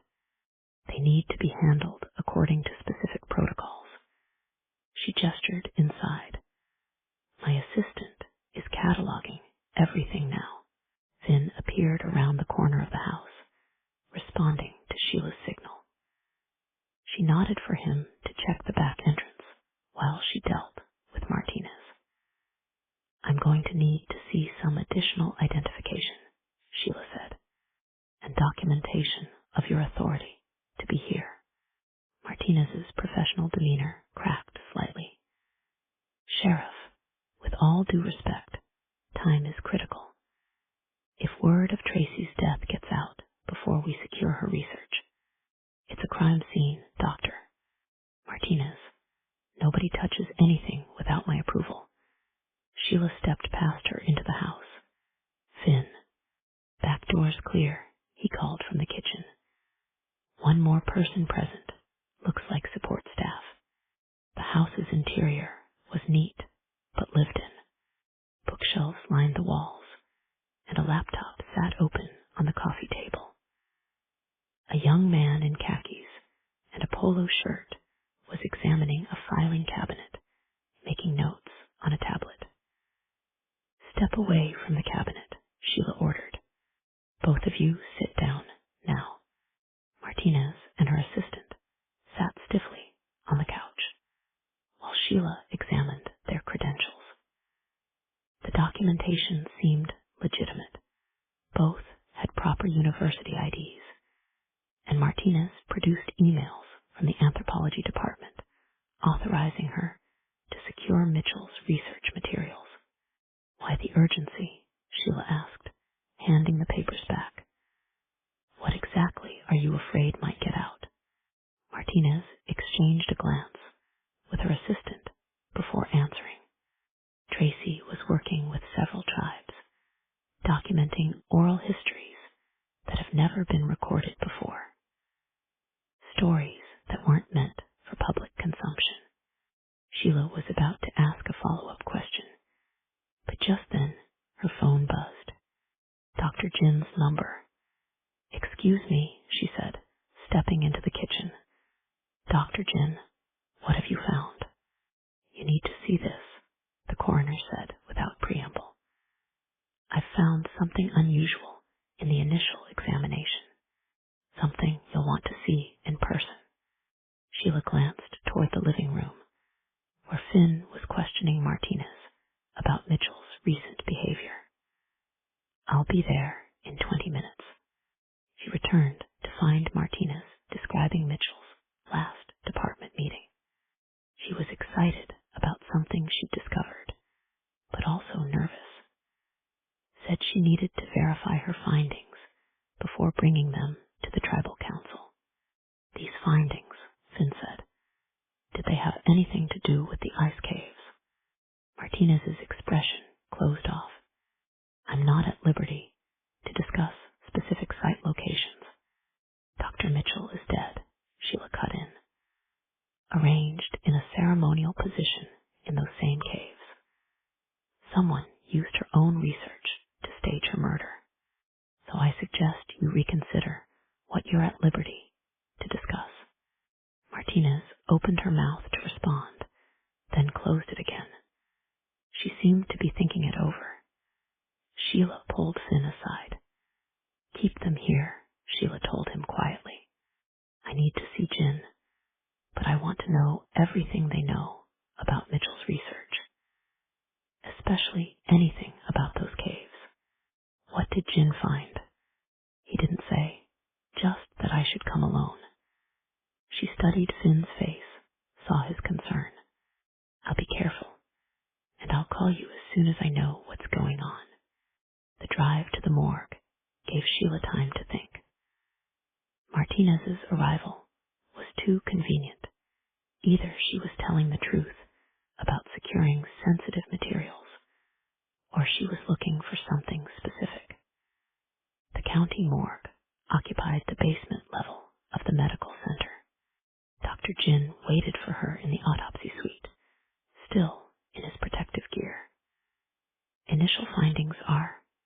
unusual, he said, leading her to where Mitchell's body lay. The ceremonial garments had been carefully removed and photographed. First, she was likely still alive when brought to the cave. Sheila's eyes narrowed. How can you be sure? The rate of freezing, tissue samples, they all suggest she died in or very near the cave itself. Jin indicated the base of Mitchell's skull. Cause of death was this, a single puncture wound, precise and deliberate, directly through the brainstem. This would have rendered her instantly unconscious. Death would follow within 2 minutes. She wouldn't have felt any pain. A humane killing. Sheila studied the wound. Any idea what caused this? Jin pursed his lips together. Maybe an improvised tool of some kind. It's difficult to say. A heavy-duty needle. Possibly. And she had her back to the killer when it happened. No defensive wounds. No signs of struggle. Suggesting she either went willingly or was coerced. Jin finished. But whoever did this, they wanted her death to be quick, painless. An odd choice for a murderer, Sheila mused. To be so careful about causing minimal suffering, then spend time arranging her body in ceremonial dress. Someone who respected her, maybe, Jin suggested, or at least respected what she represented. Sheila's phone buzzed, an update from the search team. She needed to check on their progress, but first, full talk screen. Already ordered. Results should be back within 48 hours. Rush them, Sheila said, already moving toward the door. And Jin, keep this between us for now, especially the details about the killing method. Of course, he replied. Though, Sheriff, there's something else you should know. She paused at the door. This type of precision kill, Jin said carefully, it's not common. In fact, I've only seen it once before. When the missing hiker, the one they never found. From the last time, the caves were closed. Chapter 6. Finn watched Martinez fidget with her sleeve as she described Mitchell's last department meeting. Everything about the professor's timing felt wrong, showing up at the victim's house, unannounced, claiming authorization from a department head who hadn't even finished processing the news of Mitchell's death. So Mitchell discovered something important, he prompted.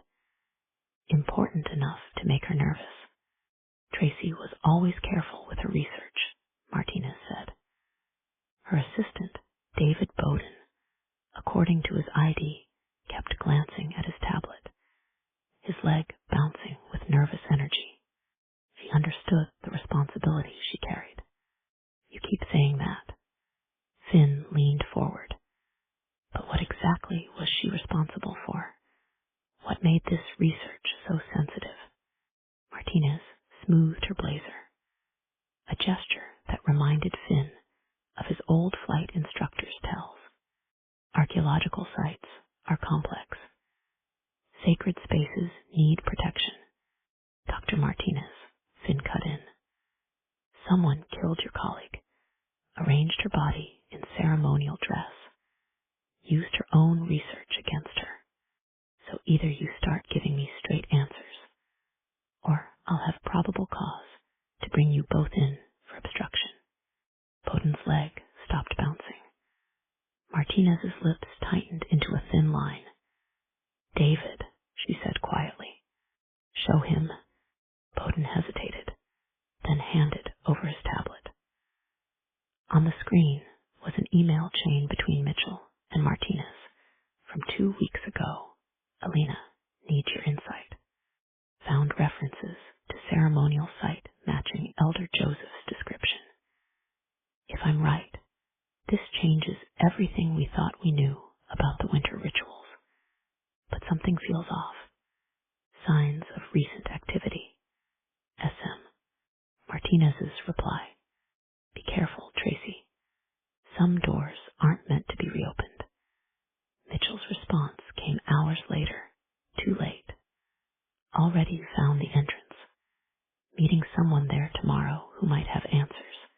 Will update you after. That was her last email to me, Martinez said. I tried calling her the next day, but she didn't answer. Finn checked the date. This was 5 days before she disappeared.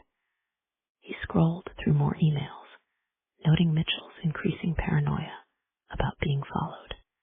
Did she tell you who she was meeting? No, but she was excited. Said they had special knowledge of the site. Special knowledge, Finn repeated. The phrasing nagged at him. What exactly did Mitchell find in those caves? Before Martinez could answer, the front door opened. Sheila entered, her face tight with whatever she'd learned from the ME. Her eyes met Finn's, and he saw the subtle signal there. They needed to talk privately. Dr. Martinez, Sheila said, my deputy will finish getting your statement, but I need to speak with him first. They stepped onto the back porch, closing the door behind them. Fall sunlight filtered through yellow leaves, casting dappled shadows across Sheila's face as she described Jin's findings. Finn felt his jaw tighten. A professional kill, someone with training, and a connection to the old missing hiker case. Sheila's voice was low. Same method, Jin said, which means, our killer's done this before. Finn ran a hand through his hair, processing. But why make it painless? Why take the time to dress her body? Respect, Sheila said. Or ritual, maybe both. She glanced through the window to where Martinez sat ramrod straight on Mitchell's couch. What did you get from them? Finn showed her the emails. Mitchell found something in those caves, something important enough to get herself killed over. He watched Sheila's eyes narrow as she read. There's more. Martinez is holding something back. The way she talks about Mitchell's research, it's like she's more worried about protecting information than finding a killer. Sheila handed the tablet back. Keep pressing. I need to check on the search teams. She paused, studying his face. You okay? You've got that look. What look? The one you get when something's bothering you, but you can't put your finger on it. Finn smiled despite himself. Sometimes he forgot how well she could read him. Just thinking about Mitchell's last email. Meeting someone who had special knowledge of the site. Almost sounds like they were waiting for her to find it, Sheila finished. She squeezed his arm. Be careful with Martinez. If she knows more than she's saying. I know, you be careful too. Sheila nodded and headed for her vehicle. Finn watched her go, then turned back to the house. Through the window, he saw Martinez and Bowden in what looked like an intense, whispered conversation. Time to find out what they were hiding. Inside, Martinez and Bowden fell silent as Finn entered. Their sudden stillness reminded him of suspects in an interrogation room. That moment when they realize they've said too much. Let's try this again, he said, remaining standing. His years as a pilot had taught him the value of positioning, how to establish presence without overt intimidation. You came here looking for something specific. What? Martinez's fingers worried at a silver pendant around her neck. I told you, the department called you to secure sensitive materials. Yes, but you didn't answer my question. He held up Bowden's tablet. These emails, Mitchell found something that changes everything we thought we knew. What was it? It's not that simple, Martinez said. Make it simple. Bowden shifted uncomfortably. Doctor. Martinez, maybe we should be quiet, David. Martinez's voice had an edge Finn hadn't heard before. She turned back to Finn. Something changed after that last email from Tracy. She called me late at night, said she needed to verify something, that she'd made a terrible mistake. She paused. She sounded scared. What kind of mistake? Martinez shook her head. She wouldn't say, just that she had to make it right. Bowden cleared his throat. Dr. Martinez. She shot him a warning look, but Finn caught it. David, something to add. The assistant's leg started bouncing again. It's just, Dr. Mitchell wasn't just researching the sites. She was mapping them, creating a database of locations, access points. She said it was for preservation, but what? But some of us worried she was going too far. These places, they're sacred, not meant to be catalogued like museum specimens. Finn studied Bowden's face. The young man's anxiety seemed genuine, but there was something else there, something personal. You worked closely with Mitchell, he asked. I was her research assistant for 2 years, before James Cooper, and given what you know of Dr. Mitchell and the precautions she took, is it possible someone accessed her work without her knowing it? Bowden's eyes darted to Martinez. Anything's possible, I guess. She was careful, but someone determined enough. Martinez's grip tightened on the book. If someone has her research, her recordings of the oral histories, they'd have locations of sacred sites across the region. Bowden finished quietly. Finn's phone buzzed, a text from Sheila. Need you at the caves. Now, we're not done here, he told Martinez and Bowden. I'm having officers escort you both to the station. We'll continue this conversation there. Outside, he called in the request for escorts, then sat in his vehicle for a moment, thinking. Mitchell had found something in those caves, something that scared her enough to reach out to Martinez. Then she'd gone to meet someone with special knowledge of the site, someone who'd been waiting for her to find it. His phone buzzed again. Another text from Sheila. Bring climbing gear. Whatever the search teams had found, it was going to be a long day. Chapter 7. The caves felt different in darkness. Despite his years of combat training, Finn felt a flutter of unease as he checked his harness again before following Marcus Weber down the main passage, their headlamps cutting weak arcs through the blackness. He glanced back at where Sheila stood at the entrance, coordinating with the other teams. You sure you don't want to come down? He asked. Sheila shook her head. Someone needs to run point up here. We've got 4 teams, the coroner's office calling with updates, and Martinez and her assistant to process at the station. Better if I coordinate from above. She didn't add what they both knew, that having the sheriff trapped underground if something went wrong wouldn't help anyone. Stay in radio contact, she added, tapping her receiver. Finn nodded and turned back to Marcus. The descent looked nothing like his F-35 training exercises, but that old familiar tension coiled in his gut, the good kind, the kind that had always kept him alert in the cockpit. A voice crackled over the radio, unusually hesitant. Sheriff, Team 2 found something. Kelly Bishop's group in a lower chamber. He paused. About 200 feet down. You're going to want to see this yourself.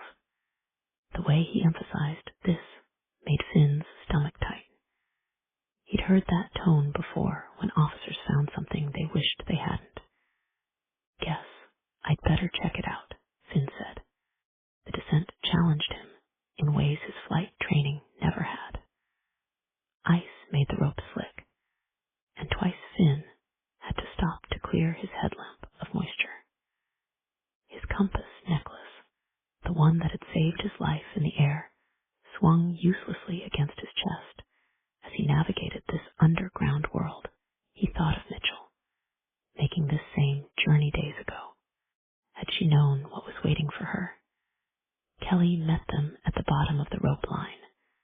Her face was pale in the artificial light, but her voice was steady. "It's through here. We almost missed it." She led them through a narrow fissure that opened into a smaller chamber. The rest of her team was already there, lights positioned to illuminate what they'd found. Signs of habitation were everywhere. A sleeping bag tucked into a natural stone alcove, the remnants of a camp stove, empty protein bar wrappers, and water bottles, neatly collected in a plastic bag. "How long ago was someone here?" Finn asked, examining a makeshift shelf carved into the rock wall. It held basic supplies, matches, batteries, a first aid kit. "Hard to tell in these conditions," Marcus replied. "The cold preserves everything. Could be days, could be weeks." Kelly picked up a battery-powered lantern. "The batteries are dead, but it's a high-end model, the kind serious cavers use." Finn studied the sleeping area. The bag was military grade, designed for extreme conditions. A worn paperback lay nearby, its pages stiff with cold. He picked it up carefully, a text on indigenous archaeology. "Professional," he said quietly. "Someone who knew how to survive down here, knew what they were looking for." The camp had been cleared systematically. No personal items left behind. Nothing that could identify its occupant. Even the trash had been collected, ready to be packed out. "They knew we'd find this," Kelly said, voicing what Finn was thinking. "They wanted us to know someone was living here, but not who," Finn added. "Then again, there's gotta be plenty of DNA in here. We'll have to pack everything out, get it to the lab." Still, even as he thought this, he knew how long it could take to get results from a lab, weeks, sometimes longer. It was important to do their due diligence, but he wasn't going to cross his fingers about a breakthrough. His radio crackled. "Finn," Sheila's voice carried a tension he recognized. "Head back up. Now." Mitchell's ex-husband just surfaced. The climb back took longer than he wanted. Each foot of rope a reminder of how deep they'd gone. When he finally emerged into weak daylight, Sheila was waiting by her vehicle, phone pressed to her ear. "Need those records as soon as possible," she was saying. "Yes, I understand the warrant process, but thank you." She ended the call with barely contained frustration. "What were you saying about the X?" Finn asked, stripping off his climbing gear. "Robert Watson, professor of cultural anthropology at Berkeley." Sheila ran a hand through her hair. "The university confirmed he's been teaching classes there all semester, including the day Tracy died. So he's not a suspect. But why are we just hearing about him now?"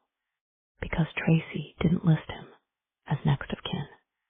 They divorced 3 years ago, and she went back to her maiden name, Mitchell. The department head only mentioned him when I asked about her personal relationships." Sheila leaned against her vehicle. "But here's the interesting part. Her car was found in the university parking lot, packed for her Colorado trip." "The University of Utah, you mean?" "Right." Finn frowned, pondering this. So she was planning to go. According to the campus security footage, she loaded her bags Tuesday morning. Then she got a call. Sheila's eyes met his. "Her phone's missing, probably destroyed. I've got a warrant request in for her records, but that'll take time we don't have." Finn thought about the camp they'd found below. The killer was waiting for her, living down there, watching. But how did they know she'd find this place? Maybe they led her to it. Sheila's voice was quiet. Those emails, Martinez, showed you Mitchell said she was meeting someone with special knowledge of the site. But why here? Why the elaborate staging, the clothing? Sheila didn't answer immediately. The search teams were emerging from the cave now, their gear caked with ice. Kelly Bishop spoke quietly with Marcus, gesturing toward the entrance. The precision of the kill, Sheila said finally. The camp setup. Whoever did this wasn't just familiar with the caves. They were trained. Professional. Military, Finn suggested, thinking of his own training. Maybe need those phone records, Finn said. And we need to know more about that meeting she was planning. Someone must have known where she was going. Martinez isn't telling us everything. Sheila watched Kelly's team pack up their gear, and I'm betting Mitchell's ex-husband knows more than he's letting on, too. Berkeley's a long drive. Too long, she straightened. But he might not be our best lead anyway. Mitchell was killed here, in territory she was just beginning to understand. But someone else has been here before. Someone who knows these caves well enough to live in them. These are all avenues of inquiry, Finn said. But if there really was an earlier murder, then I think that's our best bet. We need to connect the murders, if we can. Sheila nodded, but said nothing. They both looked toward the cave entrance, its dark mouth seeming to swallow the afternoon light. Somewhere in that darkness, answers waited. But for now, all they had were questions, and the growing certainty that Tracy Mitchell's death was just the beginning. Chapter 8. The newscast's blue light flickered across the cabin's pine walls. He sat in an old leather armchair, hands wrapped around a glass of bourbon, still trying to get warm after hours in the cave's perpetual chill. His boots, caked with limestone dust and melting ice, lay by the door where he'd abandoned them. The local news anchor's voice filled the small space. Breaking news tonight from Coldwater County, where the body of prominent anthropologist Dr. Tracy Mitchell was discovered in the Wasatch ice caves. His fingers tightened around the glass. Too soon. It was too damn soon. The caves were supposed to keep her, embrace her in their ancient silence. The limestone would have gradually claimed her, transformed her over centuries into something permanent, something sacred. That's why he'd chosen that specific chamber, where the mineral-rich water dripped steadily from the ceiling. In time, the cave itself would have turned her to stone. The bourbon burned his throat as he took another swallow. On screen, footage showed search teams moving in and out of the cave entrance. Their lights bounced off the ice, illuminating the darkness. His darkness. 2 spelunkers made the grim discovery yesterday afternoon. The anchor continued. After their climbing rope was mysteriously cut, the pair managed to find an alternate route to the surface, where they immediately contacted authorities. He hurled the glass across the room. It shattered against the river stone fireplace, bourbon spattering the rough surface. Sloppy. He'd been sloppy. If there had just been one of them, he could have handled it. But 2. He hadn't been prepared for 2. The camera panned across the search team's base camp. Yellow police tape fluttered in the mountain wind. A reporter stood bundled against the cold, gesturing toward the cave entrance behind her. The ice caves have a dark history, she said. In 2019, they were closed to the public after a series of disappearances. Only 2 bodies were ever recovered. He wiped bourbon from his hand, the liquid mixing with melting cave ice still crusted under his fingernails. On screen, they showed a file photo of Tracy. She stood before a rock wall covered in ancient paintings, her face bright with discovery. The image twisted something in his chest. He'd understood so much, seen so deeply into the old ways. If she'd only stopped there. Sources close to the investigation say Dr. Mitchell's body was found wearing traditional indigenous ceremonial garments. The reporter continued. The FBI has been called in to assist, given the potential cultural significance. The FBI, of course, he should have expected that anything involving indigenous artifacts triggered federal jurisdiction, which meant they'd be thorough, methodical. They'd process every inch of those caves, document every passage, every alcove. They'd find Kane. The thought sent a spike of cold fear through him, sharper than any cave chill. He rose, moving to stoke the dying fire.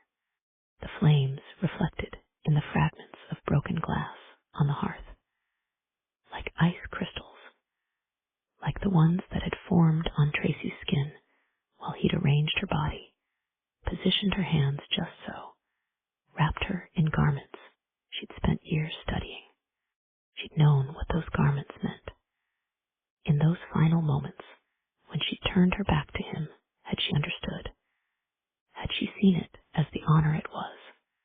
The reporter was interviewing someone now, a professor from the university. Dr. Mitchell was a leading expert in indigenous burial practices, the academic explained. Her work on preserving oral histories. He clicked off the TV, plunging the cabin into firelight-flickered darkness. His hands shook as he gathered the broken glass. Despite all the care he'd taken with Mitchell and Kane, that effort would now be wasted. The police would find Kane, even if it took them months of searching. A body ought to have gone undisturbed for centuries, would be dragged back out into the light, just like Mitchell's. He tossed the glass shards into the trash, discouraged. What was he to do now? He couldn't stop them from finding Kane. Any attempt to do so would just compromise his identity. He was helpless. All he could do was wait and watch as his work was undone. Then again, perhaps Kane's body was the perfect distraction. Once they found him, assuming they did, they might grow ever more eager to search the caves in case there were more hidden bodies. But if they didn't immediately get results, how long would they keep searching? Everything comes down to money for them, he thought bitterly. They have no vision, no greater purpose. He, on the other hand, had a grand, world-changing vision. While they searched the ice caves, he would find his next specimen, and this time he would hide it much more carefully. Chapter 9. The county archives smelled of dust and aging paper. Sheila stood at a metal filing cabinet, its drawer pulled out so far it threatened to tip. Late afternoon sun slanted through high windows, catching motes that danced in the air. Her neck ached from hours of poring over old case files. She pulled out another manila folder and added it to the stack balanced on her arm. The label read, Missing Persons, K.A.N.E. Thomas, 2019-1, 147. The paper was crisp despite its age, suggesting no one had opened it since it was filed. Across the room, Finn sat at a desk scattered with copied reports and grainy photographs.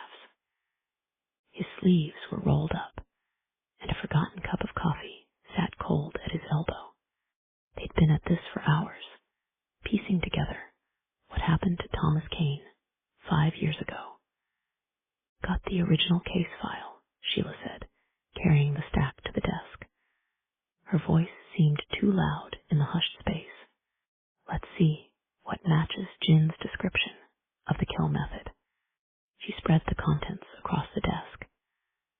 photographs of Kane's campsite, his abandoned climbing gear, witness statements from other hikers.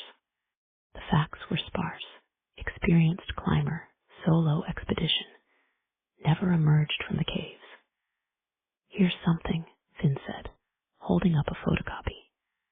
Kane wasn't just any climber. He was an anthropologist, specializing in indigenous artifacts.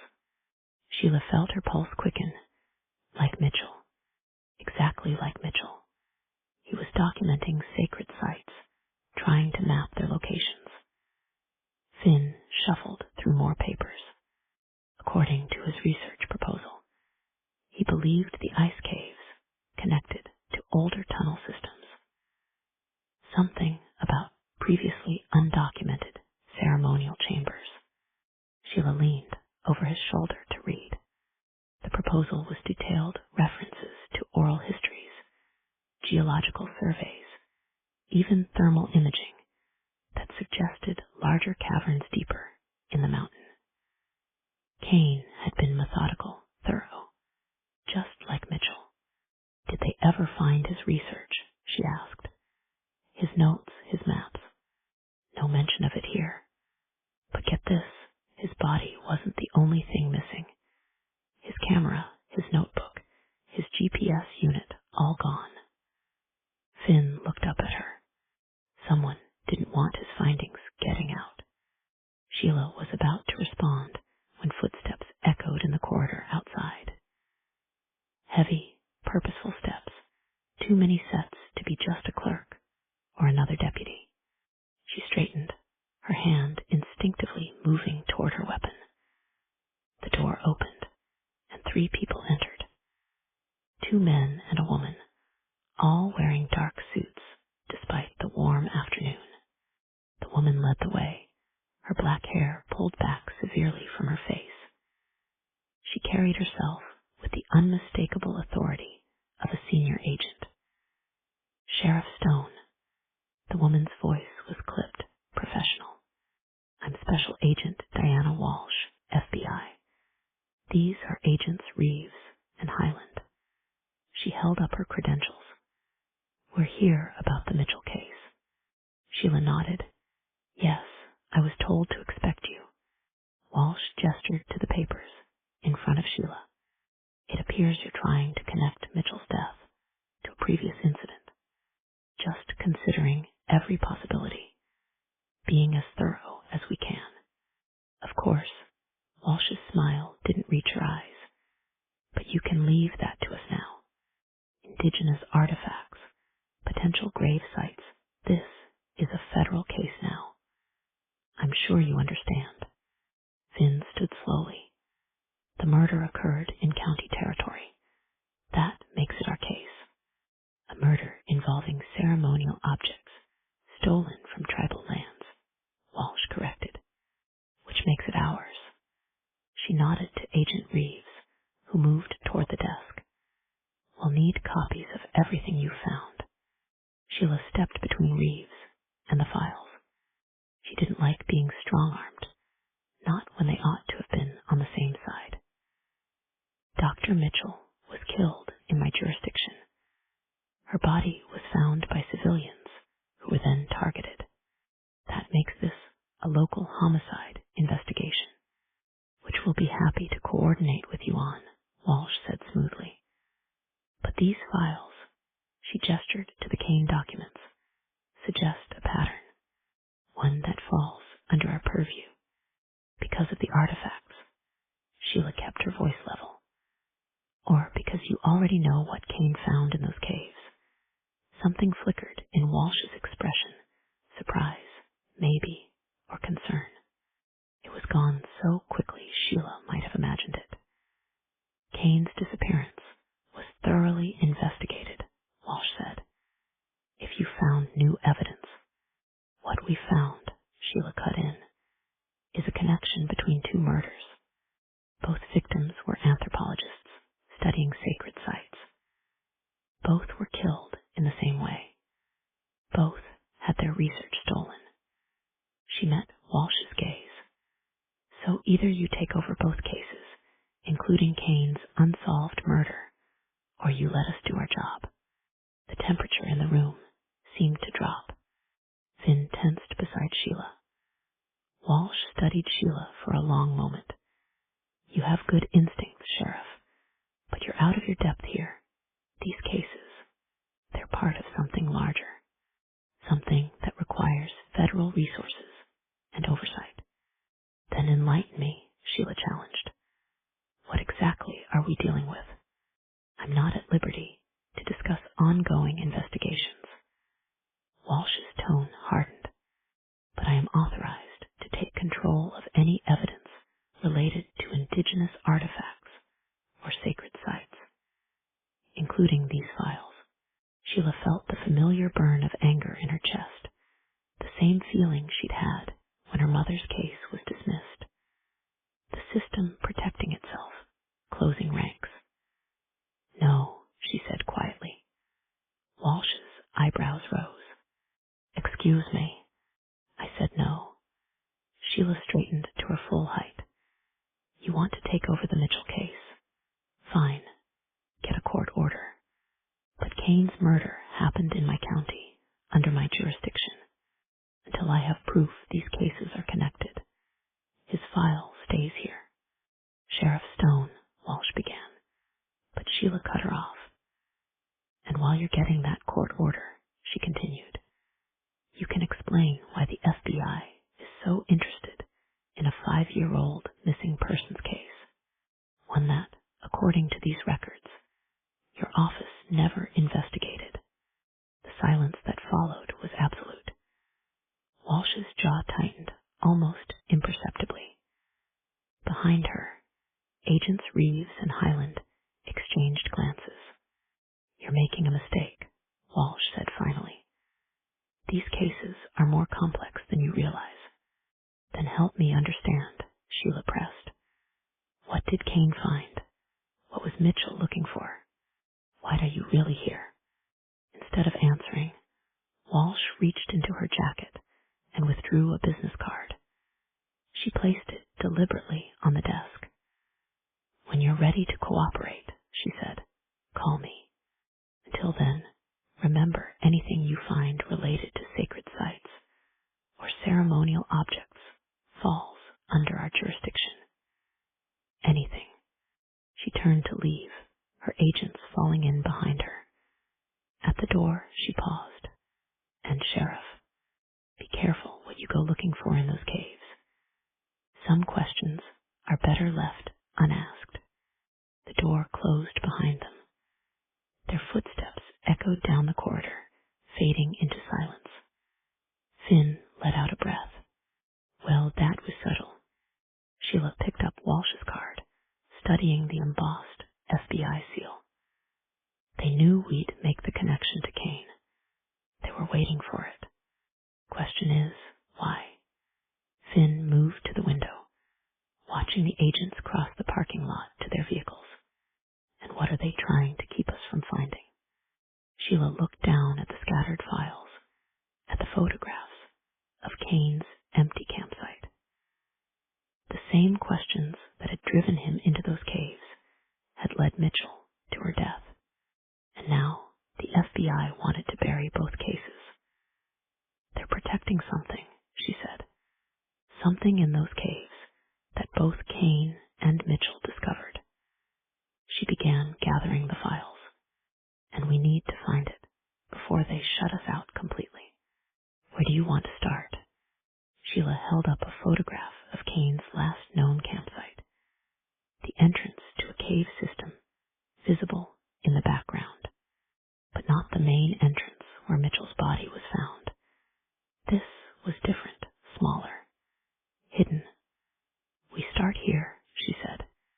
If Kane found another way into those caves, the FBI might not know about it, Finn finished. Exactly. Sheila studied the photo more carefully. And whatever's down there, whatever got both Kane and Mitchell killed, maybe that's how we find it. The sun had dipped lower, casting long shadows across the scattered papers. Somewhere in this mass of documents was the truth about Kane, about Mitchell, about whatever secret was worth killing to protect. They just had to find it before the FBI stopped them, or before whoever was watching from the caves decided they'd learned too much. Chapter 10. Sheila's phone buzzed as she and Finn loaded the last of the files into her truck. The sun had slipped behind the mountains, painting the sky in deep purples and oranges. Her father's name lit up the screen. "What's up, Dad?" she asked, leaning against the truck's door. Gabriel's voice was rough with fatigue. "Been making calls about Carlton Vance. Not making much progress tracking him down, though. I'm guessing it's a fake name." He cursed under his breath and shook his head. "Can't believe I worked with him for years and never knew that." Sheila pinched the bridge of her nose. Another thread to pull, another layer of complexity in her mother's case. She wished with all her heart she could focus fully on taking down whoever had ordered her mother's death. But she couldn't just abandon her present investigation. "I really can't talk about this right now," she said. "I need to stay focused on these ice cave murders. And, of course," Gabriel said. There was a hint of woundedness in his voice. "I just thought you'd want to be involved. I do want to be involved. I wish I could hand this investigation to someone else." "No," her father sighed heavily.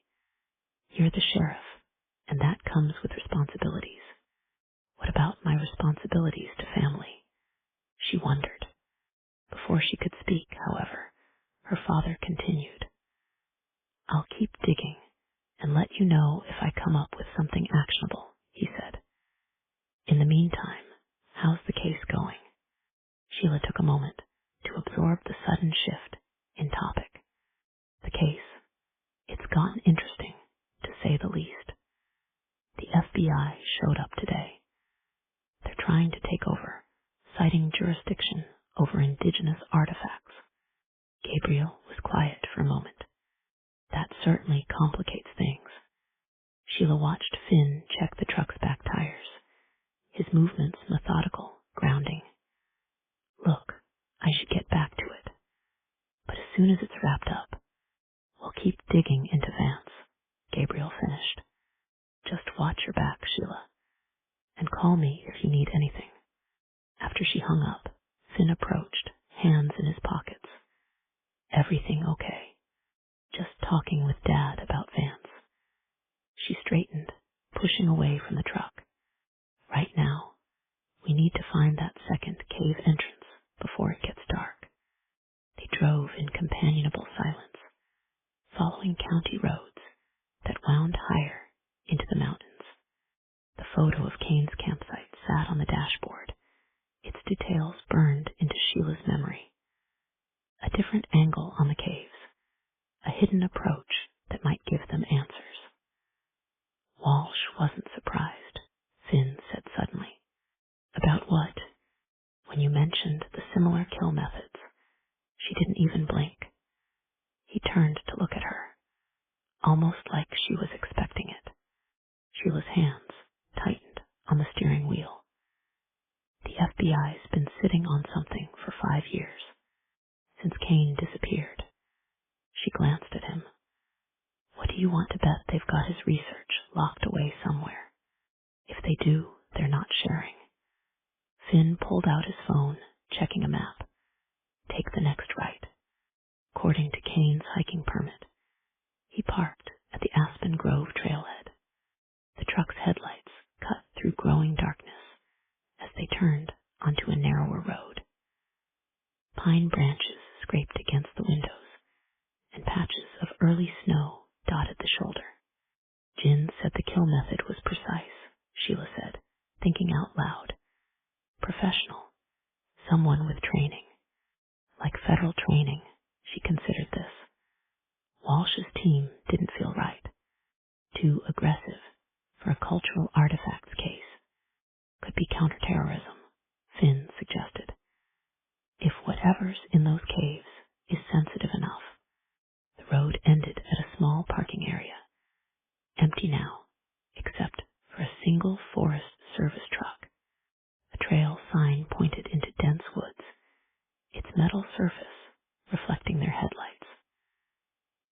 grabbed their gear, flashlights, climbing equipment, emergency supplies. Sheila checked her weapon, then radioed dispatch to log their location. No sense taking chances, not with a killer still out there. The campsite was about a mile in, Finn said, comparing the old photo to their surroundings. There should be a game trail branching off to the west. They found it easily enough, a narrow path winding through scrub oak and mountain mahogany. Their flashlight beams bounced off tree trunks, creating shifting shadows that made every movement seem suspicious. After 20 minutes of hiking, the trail opened onto a small clearing. Sheila stopped, comparing the space to Kane's photograph. The angles matched the distinctive split boulder, the lightning-struck pine. "This is it," she said quietly. They swept their lights across the clearing. 5 years had erased most signs of Kane's camp, but there were still traces: a rusted tent stake, a piece of frayed rope around a tree trunk. "Over here," Finn called from the clearing's edge. He stood before a narrow fissure in the rock face, partially hidden by brush. "Looks like it goes deep." Sheila joined him, examining the opening. It was tight. They'd have to go single file, but definitely passable. Cool air flowed from its depths, carrying the mineral smell of limestone. "Another entrance to the cave system," she said. "One the FBI might not know about." Finn checked his watch. "Sun's almost down, if we're going in." "We have to go now," Sheila finished. She keyed her radio. "Dispatch, this is Stone. We've located a possible second entrance to the ice cave system.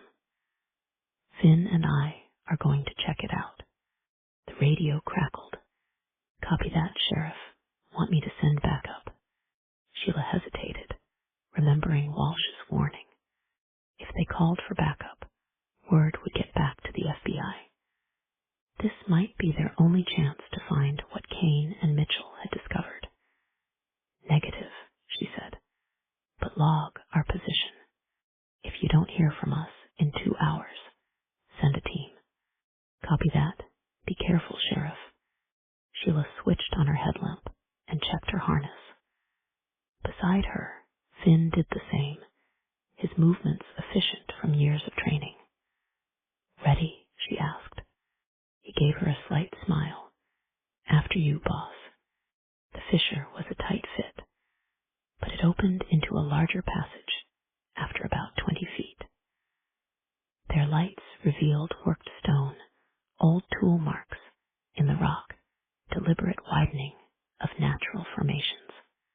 "Someone improved this entrance," Finn said, running his hand along the wall. "A long time ago, from the look of it."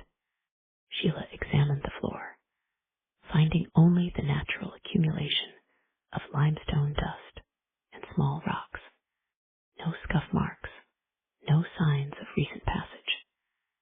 The air grew colder as they moved deeper, and their lights caught ice formations starting to form along the walls. "We must be connecting to the main system," Finn said. His voice echoed strangely in the enclosed space. The passage split, offering 3 choices. Sheila studied each opening, looking for any sign of disturbance. The right-hand tunnel sloped steeply downward, while the middle passage remained relatively level. The left-hand opening was partly blocked by fallen rock. "Which way?" Finn asked. Sheila considered. Kane had been an experienced caver. He would have taken the safest route while exploring. "Middle passage," she said. "Less chance of getting trapped by water or rockfall." They moved carefully, aware that any sound could travel far in these tunnels. Ice made the footing treacherous, forcing them to test each step. Their lights revealed a progression of formations, delicate stalactites, crystalline flowstone that sparkled like diamond dust. The passage gradually widened, opening into a small chamber. Unlike the large cavern where they'd found Mitchell, this space felt intimate, almost like a side chapel in an ancient church. Their lights revealed elaborate ice formations along the walls, like frozen waterfalls caught in mid-flow. Finn's light beam settled on something against the far wall. At first it looked like another ice formation, but as they moved closer, details emerged from the darkness. A figure sat cross-legged against the rock, dressed in elaborately decorated ceremonial robes. The garments were similar to Mitchell's, richly woven fabric, adorned with intricate beadwork and symbols. Ice crystals had formed on the cloth, making it glitter in their lights. Kane, Sheila breathed. She approached slowly, her training warring with an instinct to retreat. The scene felt sacred somehow, untouched by time. The body was remarkably preserved by the cold. Kane's face was peaceful, his eyes closed as if in meditation. His hands rested palm up on his knees, an attitude of acceptance or offering. Just like Mitchell, Finn said quietly. The ceremonial clothing, the careful positioning. Sheila circled the body, noting details. The robes were different from Mitchell's. The patterns suggested a different tradition, perhaps a different tribe. Even the beadwork seemed to tell a story she couldn't quite read. Check his neck, Finn suggested, carefully trying not to disturb anything. Sheila examined the base of Kane's skull. There it was, a single puncture wound, precise and deadly, just like Mitchell's. Same killer, she said, straightening. Same method, same. Respect, 5 years apart. Finn's light played across the ice formations. How many more are down here? How long has this been going on? Sheila studied Kane's face, trying to read the story of his death. Had he found what he was looking for? Had he, like Mitchell, understood too much? A soft sound echoed through the chamber, ice cracking somewhere in the darkness. Both of them froze, listening. The caves seemed to hold their breath. We should call this in, Finn said quietly. Sheila nodded, but something made her hesitate. This chamber had kept its secret for 5 years. No random spelunker had stumbled upon it. No search party had found it. The killer had chosen this place carefully, buried Kane deep, where he wouldn't be found. Until now. How many other chambers are there? She wondered aloud. How many other bodies? Let's not find out alone, Finn said. We need backup. A full evidence team. She knew he was right, but she couldn't shake the feeling that everything would change once they made that call. The FBI would swarm these caves, take control of both bodies. Whatever answers Kane and Mitchell had died for would disappear into federal evidence lockers. A deeper crack echoed through the chamber, ice shifting with the mountain's endless movements. Or something else, moving in the darkness beyond their lights. Sheila, Finn said softly, we need to go now. She took one last look at Kane's peaceful face, then keyed her radio. The signal was weak, but present. Dispatch, this is Stone. We've got a 187 in the ice caves. Second victim preserved. Send Dr. Jin and a full evidence team. Static crackled then. Copy that, Sheriff. Teams en route. As they made their way back through the tunnels, Sheila couldn't shake the image of Kane's serene expression.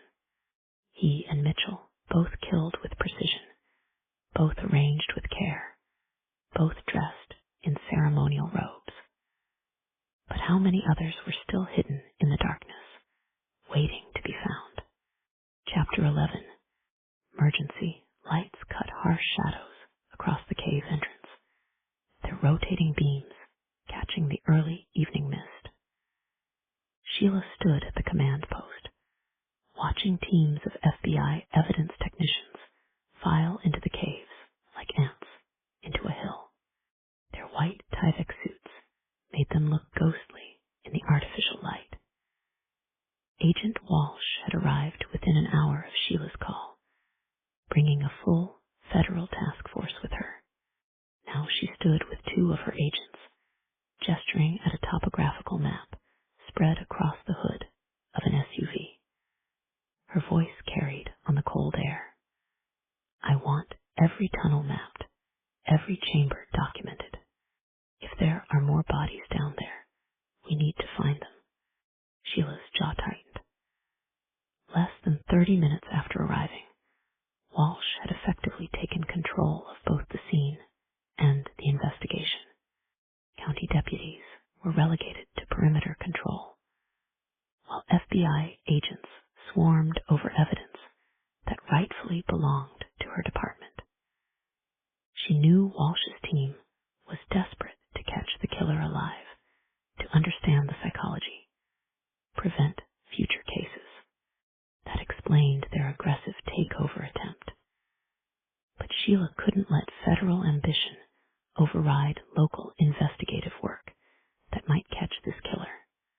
For Sheila, this wasn't about territory or pride.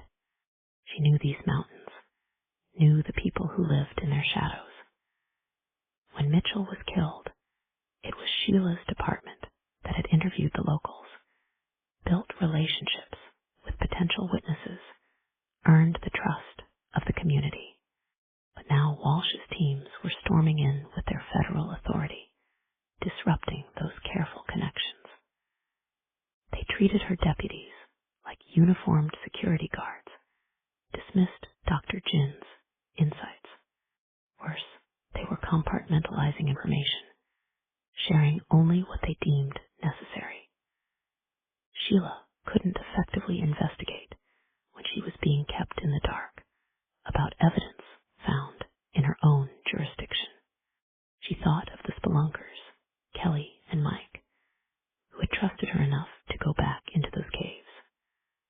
What would happen to that trust when federal agents started throwing their weight around? The FBI might have resources and authority, but they lacked the deep understanding of Coldwater County that could make or break this case. And their heavy-handed approach was already closing doors that Sheila had carefully opened. Doctor, Jin approached from the direction of his vehicle, his silver-streaked hair catching the emergency lights. Sheriff, he said quietly. A word. She followed him to where his equipment was set up, away from the cluster of federal agents. A portable heater hummed nearby, pushing back the mountain chill. Initial examination confirms what we suspected, Jin said.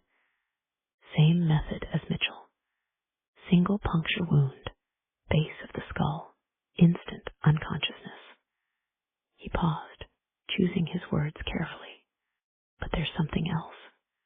The robes Kane was wearing, they're not just similar to Mitchell's. They're from the same collection. Sheila frowned. How can you be sure? The beadwork patterns. They're complementary pieces meant to be worn together in certain ceremonies. Very rare, very old. He glanced toward the FBI teams. I've already had 3 agents try to take custody of them. What else? The preservation is remarkable. The cold, the mineral content in the cave. It's like he was placed there yesterday, not 5 years ago. Jin's sharp eyes met hers. Sheriff, these caves, they're perfect for preservation, like a natural freezer. A place to store bodies, Sheila said softly. Keep them intact. Exactly. Jin pulled out his tablet, showing her photographs of Kane's robes. But here's what interests me most. These aren't replicas. They're authentic pieces, probably museum quality, the kind of artifacts that never come up for sale. So where did our killer get them? Before Jin could answer, Walsh's voice cut through the darkness. Dr. Jin, we need your preliminary report. Jin gave Sheila an apologetic look before heading toward the federal command post. She watched him go, noting how quickly Walsh had co-opted every aspect of the investigation. Quite an operation they've got going. Sheila turned to find Finn beside her, his breath visible in the cold air. He held 2 cups of coffee from the mobile command unit. Thanks. She took one of the cups, grateful for its warmth. Any word from the search teams? They're finding more passages than the old surveys showed. Whole sections that aren't on any map. He paused, and signs of previous exploration. Old torch marks on the walls, worn paths in the limestone. How old? That's the thing, some of them look ancient, like centuries old. Finn sipped his coffee. The FBI's got archaeologists coming in to document everything. Sheila watched another team of agents gear up for cave entry. They moved with military precision, checking equipment with practiced efficiency. Not typical FBI evidence technicians. Those aren't just federal agents, she said quietly. Finn nodded. I noticed. Their gear, their movements, they're some kind of tactical unit. Walsh brought in heavy hitters for this. The question is, why? What are they expecting to find down there? Sheriff Stone, a young FBI technician, approached, tablet in hand. Agent Walsh needs to speak with you. Sheila found Walsh at the cave entrance, surrounded by monitoring equipment.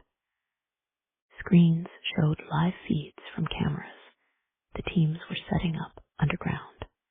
Sheriff, Walsh's tone was professional, but carried an edge. We need those case files on Kane's disappearance. Those files belong to my department. This is now a federal investigation. We need everything you have on both victims. Sheila met the agent's gaze. Kane was killed in my jurisdiction. Mitchell, too. That makes them my cases. Walsh sighed wearily. We've been over this. These murders involve protected artifacts and sacred sites, and that puts them firmly under federal jurisdiction. She stepped closer, lowering her voice. Don't make this difficult, Sheriff. You're out of your depth here. Am I, or are you worried about what we'll find if we keep looking? Sheila watched Walsh's expression carefully. 2 bodies, same killer, same burial ritual. How many more are down there, Agent Walsh? How long have you known about these caves? Something flickered in Walsh's eyes, anger, or perhaps fear. Before she could respond, shouts erupted from the cave entrance. One of the search teams was emerging, calling for assistance. We've got something, an agent yelled. Chamber C7, North Tunnel System. Walsh turned away from Sheila, already moving toward the commotion. What did you find? The agent pulled off his protective hood, his face pale in the emergency lights. Another chamber, bigger than the others. There are markings on the walls and signs of recent activity. What kind of markings? Walsh demanded. Symbols, painted or carved. They match the patterns on the robes. He hesitated. And we found fresh candle wax. Someone's been down there recently, within the last few days. Walsh was already issuing orders, mobilizing more teams. Sheila watched another FBI vehicle wind its way up the mountain road, its headlights cutting through the growing darkness. There was nothing more they could do here. Walsh's team had effectively taken control of both the scene and the bodies. We're spinning our wheels, she said to Finn. Let's get back to what we know. They settled into her truck, the heater slowly pushing back the mountain chill. Sheila pulled out her notebook, reviewing their leads. Martinez, she said, Mitchell's colleague. She showed up at the house looking for research materials, but her timing was suspicious, and she knew about Mitchell's meeting with someone who had special knowledge of the site. Finn checked his phone. Martinez and her assistant are still at the station. Deputy Neville's keeping an eye on them. Sheila started the engine. What about Mitchell's ex-husband, the professor at Berkeley, Robert Watson? According to the university, he's been teaching all semester. Finn scrolled through his notes. But here's something interesting. He specialized in indigenous burial practices before switching to cultural anthropology. Same field Mitchell was working in. Could be a coincidence. But Sheila didn't believe in coincidences. Not with two bodies in ceremonial robes hidden in the caves. What about Mitchell's phone records? Still waiting on the warrant. Finn looked up from his phone. But we've got Mitchell's cloud backup from her research assistant. Could start there. See what she was working on before she died. Sheila guided the truck down the winding mountain road, away from the chaos of federal vehicles and evidence teams. Her mind kept returning to Kane's peaceful expression, to the careful arrangement of his body. The killer had taken time with both victims, treated them with a kind of reverence. The robes, she said suddenly. Jin said they were from the same collection, meant to be worn together in ceremonies, which means our killer either had access to museum pieces or knew where to find authentic artifacts. Sheila tapped her fingers on the steering wheel, thinking. Mitchell's assistant Cooper. He said she was documenting unauthorized entries into sacred sites. People moving things around. You think someone was stealing artifacts or returning them. She glanced at Finn. What if these caves aren't just burial sites? What if they're storage? Finn considered this. A place to keep sacred objects safe, hidden, until someone started looking too closely. Sheila turned onto the main highway, heading back toward town. Mitchell and Kane, they were both documenting these sites, mapping locations that were supposed to stay secret, and someone killed them to protect those secrets. Finn was quiet for a moment. But why dress them in ceremonial robes? Why make them part of whatever they were trying to document? Before Sheila could answer, her phone rang.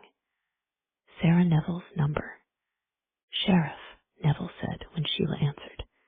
We've got a problem. Martinez and her assistant, they're gone.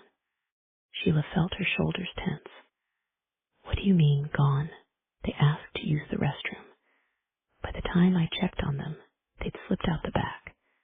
But that's not all. Neville's voice dropped. They left something on the interview room table. An envelope with your name on it. Chapter 12. Sheila stood in the empty interview room, studying the envelope on the table. It was high-quality paper, cream-colored, with her name written in precise handwriting. Sarah Neville shifted her weight, her forest green eyes troubled.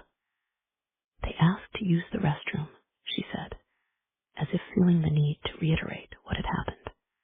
Martinez's assistant went first, then she followed a few minutes later.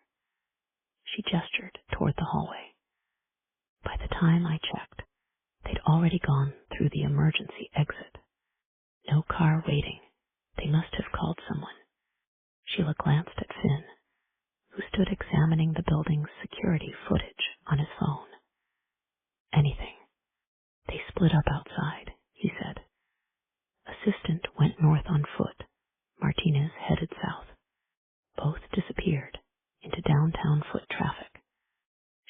turned her attention back to the envelope. It sat perfectly centered on the interview room table, untouched since Martinez left it. The handwriting was steady, deliberate, not the work of someone in a hurry. They planned this, she said quietly. The escape, the envelope. They wanted us distracted by the caves while they made their move. Should I put out an APB? Neville asked. Sheila shook her head. They're long gone, and something tells me those names they gave us won't lead anywhere. She pulled on a latex glove and carefully picked up the envelope. Let's see what was worth all this theater. Sheila carefully opened the envelope, mindful of preserving any evidence.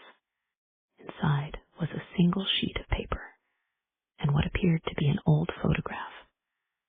The letter was handwritten in the same precise script. Sheriff Stone, I apologize for our abrupt departure, but there are people who would prefer we not have this conversation. My assistant and I have spent years working to protect and preserve indigenous artifacts from those who would exploit them. We are not your enemies. Tracy Mitchell was my friend. When she contacted me about her discovery in the caves, I warned her to be careful. There are private collectors who will go to any lengths to acquire sacred objects. Some have connections to federal agencies, which is why I cannot stay to answer your questions. The photograph enclosed shows a ceremonial gathering from 1922. Note the robes worn by the tribal elders. They match the ones found on Dr. Mitchell, and I suspect on Thomas Kane. These garments were stolen from the Tribal Museum in Window Rock in 1976. We've been tracking them ever since, trying to prevent their sale on the black market. Your killer isn't just staging murders there, using actual ceremonial objects that were meant to be returned to the tribes. I have to protect my sources within the indigenous communities. That's why we left. But please understand, Tracy was killed because she found something in those caves that someone wants to keep hidden. Not just artifacts, but something more. Be careful whom you trust. Elena Martinez. Sheila studied the photograph. It was sepia-toned, but clear, showing a group of tribal elders in elaborate ceremonial dress. The robes were unmistakable, the same intricate beadwork, the same patterns they'd seen on Mitchell and Kane. She's not running from us, Finn said quietly. She's running from whoever killed Mitchell and protecting her contacts in the tribal communities. Sheila set down the letter. She thinks this is about stolen artifacts, but that's not all it is it? Neville had moved closer, reading the letter over Sheila's shoulder. No, Sheila picked up the photograph again. Martinez is right about the robes being stolen. But why would our killer use them? Why take that risk? Finn leaned against the interview table. Because they mean something. The robes, the ceremonial placement of the bodies.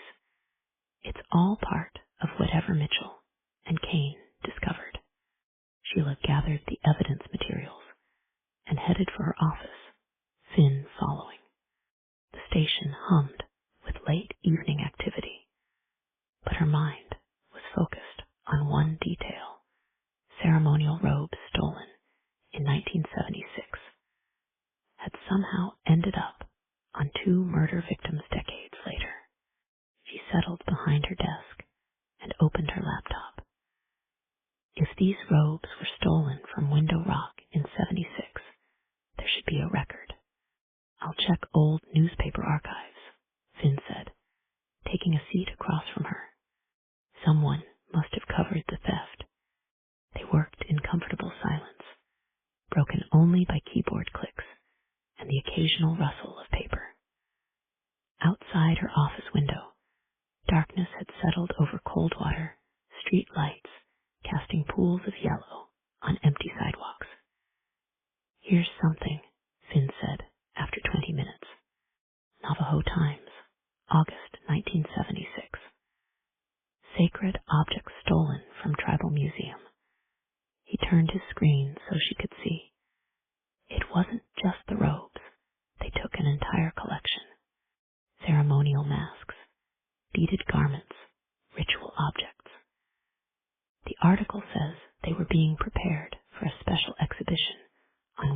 ceremonies.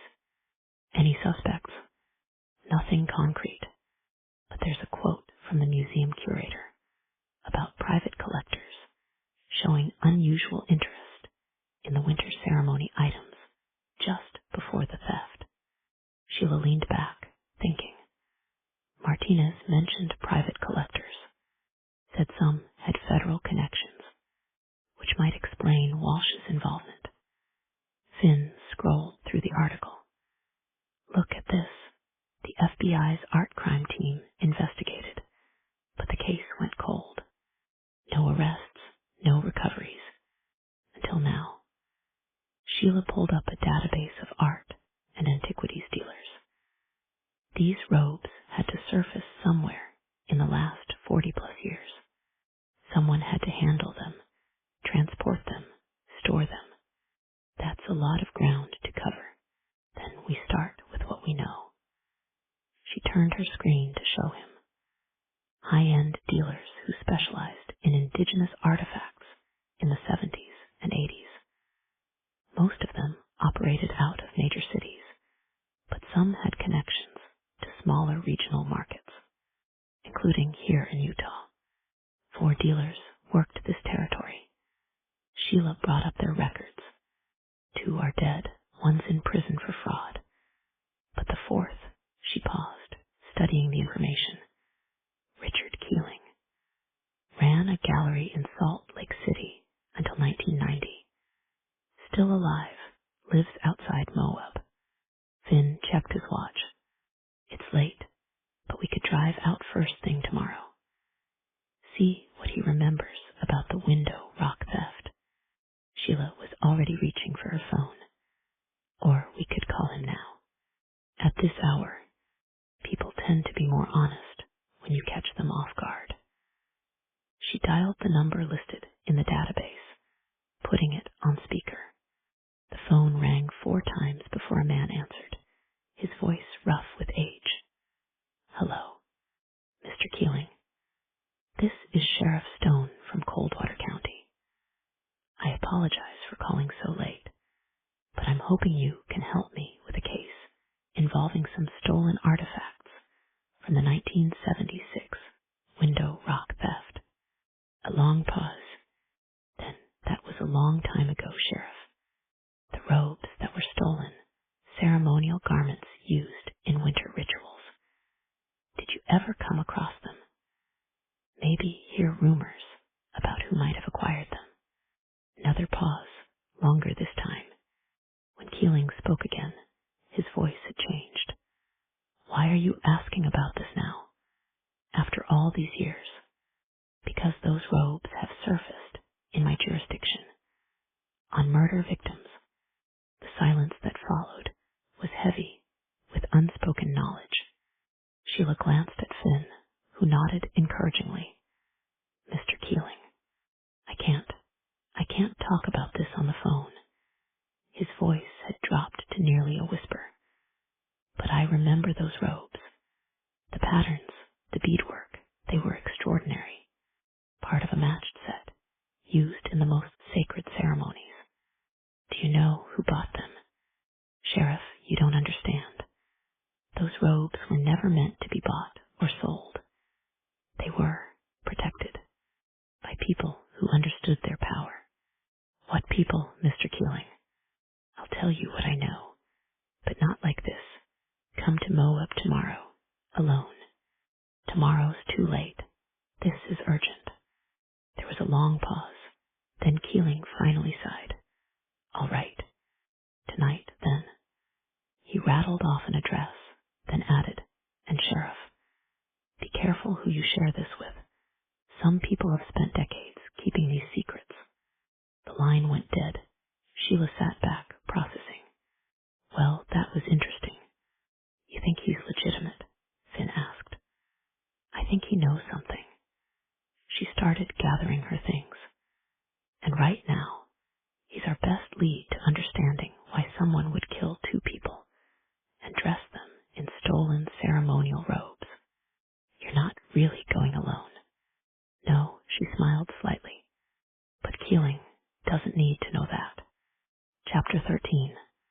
Dr. Rachel Rachel Harper sat in her office at the University of Utah, surrounded by stacks of interview transcripts.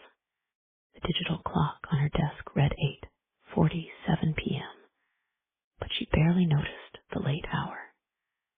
She was close to something, a pattern in the data she'd been collecting for months. Her current research focused on how isolated communities adapted to rapid technological change. The premise had seemed straightforward when she'd started. Document how small Utah towns were handling the influx of remote workers and tech companies. But the more people she interviewed, the more she uncovered a deeper story about resistance, adaptation, and the tension between preservation and progress. She pushed back from her desk and stretched, her shoulders protesting hours of hunched typing. At 42, Rachel wasn't old, but days spent conducting interviews followed by nights of transcription were taking their toll. Her dark hair, streaked with early gray that she refused to cover, had escaped its loose bun, and her reading glasses sat forgotten atop her head. The office walls were covered in maps marking her interview sites, tiny towns scattered across Utah's vast landscapes. Sticky notes created constellations around each location, capturing key quotes and observations. To anyone else, it might have looked chaotic, but to Rachel, it was a careful documentation of communities in transition. Her phone buzzed a text from her husband, Mark. "Dinner's in the oven. You coming home tonight, or should I send a search party?" Rachel smiled, typing back, "Almost done. Promise. Just need to finish this section." The truth was, she could have gone home hours ago. But here, surrounded by her research, she felt energized.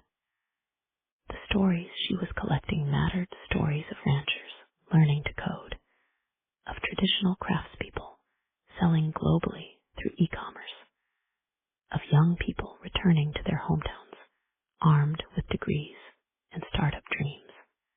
This was why she'd become a sociologist, to understand how communities evolved, how they held onto their identity while embracing change. Her colleagues sometimes teased her about her enthusiasm for what they saw as a niche topic. But Rachel knew she was documenting a crucial moment in these towns' histories. Her computer chimed with an incoming email. Probably another student asking for an extension on their midterm paper. Instead, she found herself staring at a message from an unfamiliar address. "Dr. Harper. My name is Dr. Nathan Angel. I'm an archaeologist currently studying cave systems in Utah for evidence of ancient human habitation. Your work on rural communities and cultural preservation has come highly recommended. I've made a discovery that I believe will be of great interest to your research.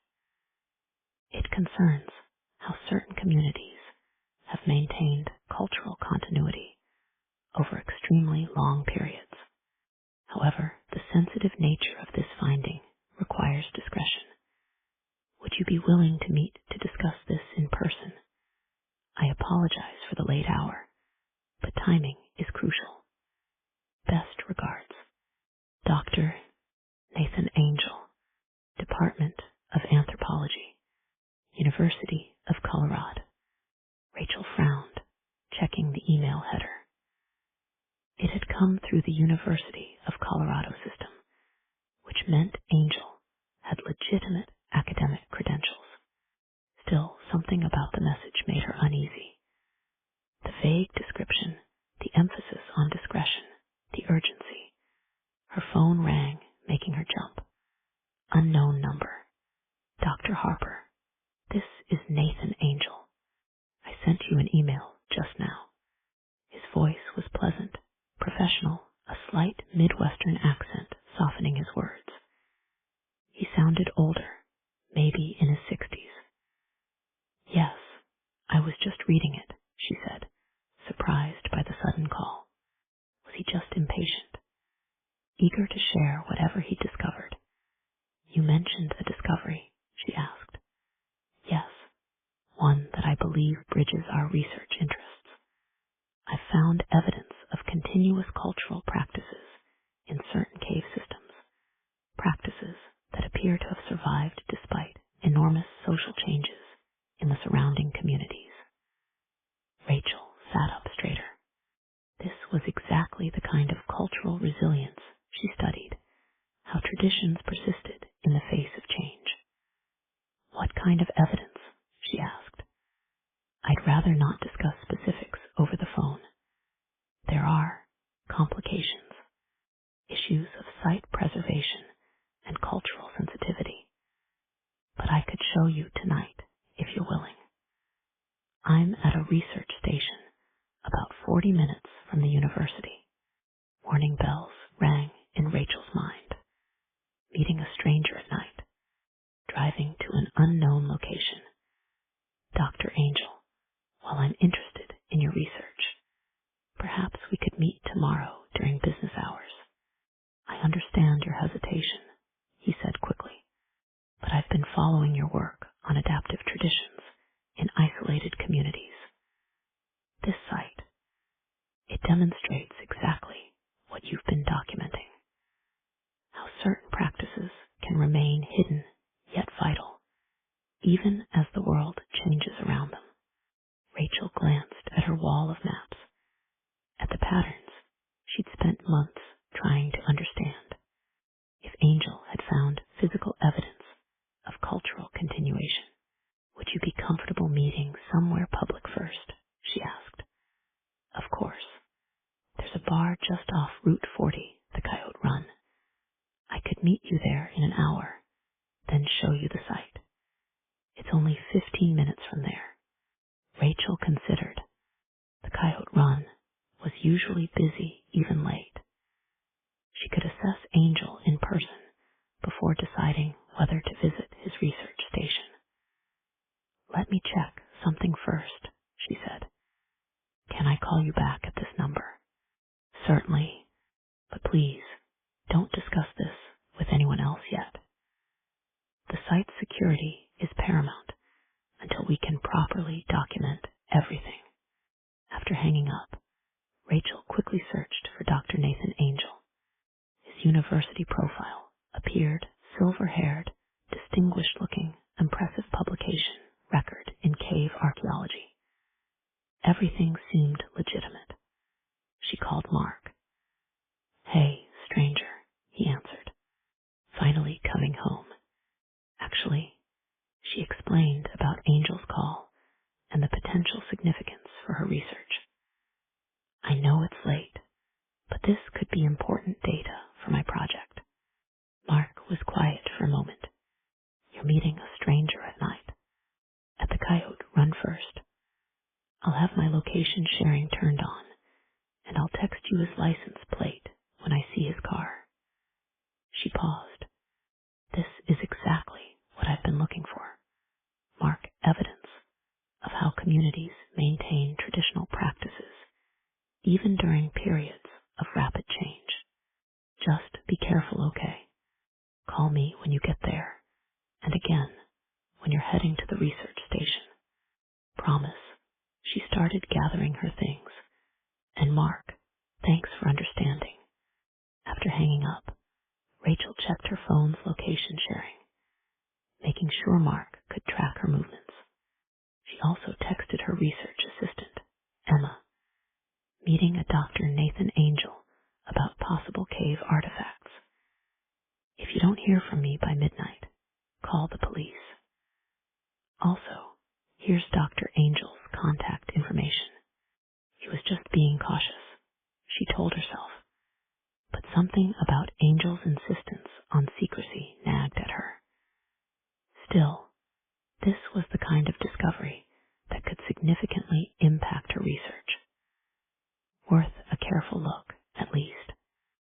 pulled on her coat and gathered her research materials, notebook, recorder, camera. The interview transcripts could wait. Tonight might bring an unexpected breakthrough in understanding how communities preserved their most important traditions, even in an age of rapid change. That was too good an opportunity to pass up. Chapter 14. The moon was high above the red cliffs when Sheila turned her truck onto a narrow dirt road outside Moab. Richard Keeling's address led them deep into canyon country, where towering sandstone walls caught the moonlight like burning coal. Finn studied a map on his phone. About 2 miles ahead, property records show he owns 20 acres out here. They'd left Coldwater immediately after Sheila's call with Keeling. The 3-hour drive had given them time to research Keeling's history, decades of legitimate dealings in Southwest art, followed by a sudden retirement in 1990. No criminal record, but several contacts with law enforcement regarding questionable artifacts.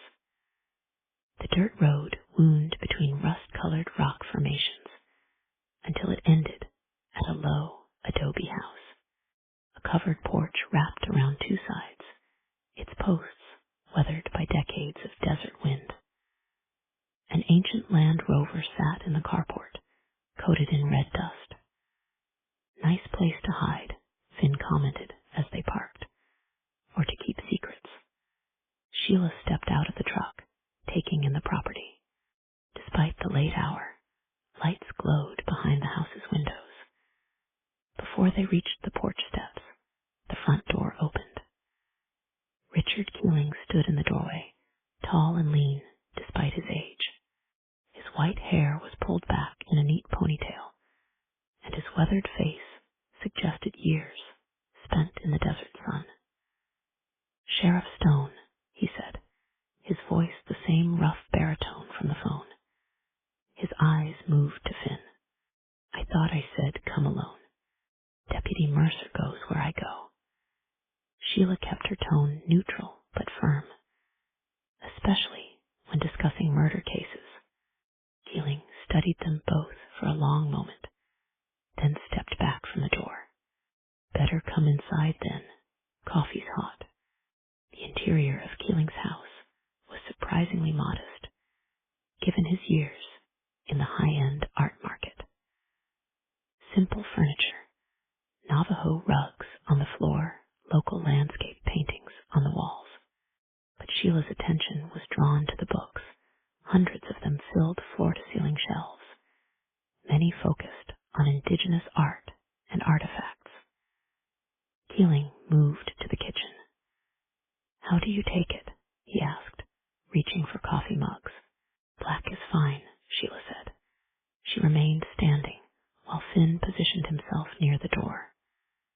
The old dealer poured 3 cups, his hands steady despite his age. "The robes you asked about," he said, setting the mugs on a small table. "I need to know exactly how they turned up." 2 bodies, Sheila said, both dressed in ceremonial robes, arranged in specific positions. "Our medical examiner confirmed the clothes are from the Window Rock collection." Keeling sank into a chair, his face tight. "Both victims were they found in caves?" Sheila exchanged a glance with Finn before answering. "Yes. Did you see it on the news?" "No, actually, I didn't." "Then how did you know?" "Because that's where they were meant to be." Keeling took a sip of coffee, gathering his thoughts. Those robes, they weren't just ceremonial garments.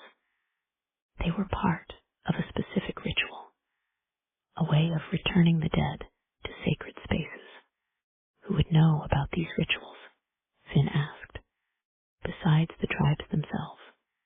That's the thing about private collectors, Keeling said. Some of them don't just want the objects. They want the knowledge that goes with them, the meaning, the power. stood and moved to one of the bookshelves, pulling out a worn leather journal. After the window rock theft, I kept records of everyone who showed serious interest in the winter ceremony items, not just the buyers, the scholars, the researchers, anyone who asked too many questions. He opened the journal, its pages filled with neat handwriting. I started hearing rumors. The collection hadn't just been stolen, it had been commissioned. Someone with deep pockets and specific interests. Do you have a name? Sheila asked. Keeling shook his head. Never got that far, but I tracked the middleman, an antiquities dealer named Matthew Vale. He worked out of Seattle, specialized in private sales to serious collectors. He looked up at Sheila. The kind of people who build secret rooms to house their collections, who spend years studying the meaning behind each piece. Where is Vale now? Dead, car accident in '92. But he kept records, too, detailed ones. The FBI seized most of them, but I heard he had a private storage unit in Seattle, never found by the authorities. You think his records are still there? Sheila asked. If they are, they tell you exactly who bought those robes. Keeling closed his journal carefully. Vale documented everything: names, dates, prices. He was paranoid about getting cheated by his wealthy clients. Why are you telling us this? Finn asked. After all these years. Keeling was quiet for a moment, staring into his coffee. Because those robes, they were never meant to leave tribal hands. Using them the way your killer has, it's not just murder, it's desecration. He looked up at Sheila. And whoever's doing this understands exactly what these garments mean, their spiritual significance, the proper way to arrange them. Someone who studied the rituals, Sheila said. Keeling stood slowly. Vale's storage unit was in his wife's maiden name, Margaret Kessler, Unit 23 at Westlake Security Storage. He moved to a desk and wrote down an address. If those records still exist, that's where you'll find them. Sheila took the paper, studying the neat handwriting. 30 years is a long time. Who's been making the payments? Keeling shook his head. Don't know. He walked them to the door, then added quietly, Be careful, Sheriff. The kind of people who collect these objects, they don't just collect things. They collect secrets. The moon was at its zenith as they walked back to Sheila's truck, painting the cliffs gray. But she barely noticed the beauty around them, her mind already racing ahead to Seattle, and whatever secrets Vale's records might reveal. Seattle's at least a 12-hour drive, Finn said as they pulled away from Keeling's house. Not counting stops. We're not driving to Seattle. Sheila guided the truck back onto the main road. Not with an active killer who might strike again. We could send someone and risk the FBI finding out. She shook her head. Walsh's team is watching every move we make. If those records exist, they'd get there first. Finn was quiet for a moment, thinking. I know someone in Seattle PD. Detective I worked with on a case last year.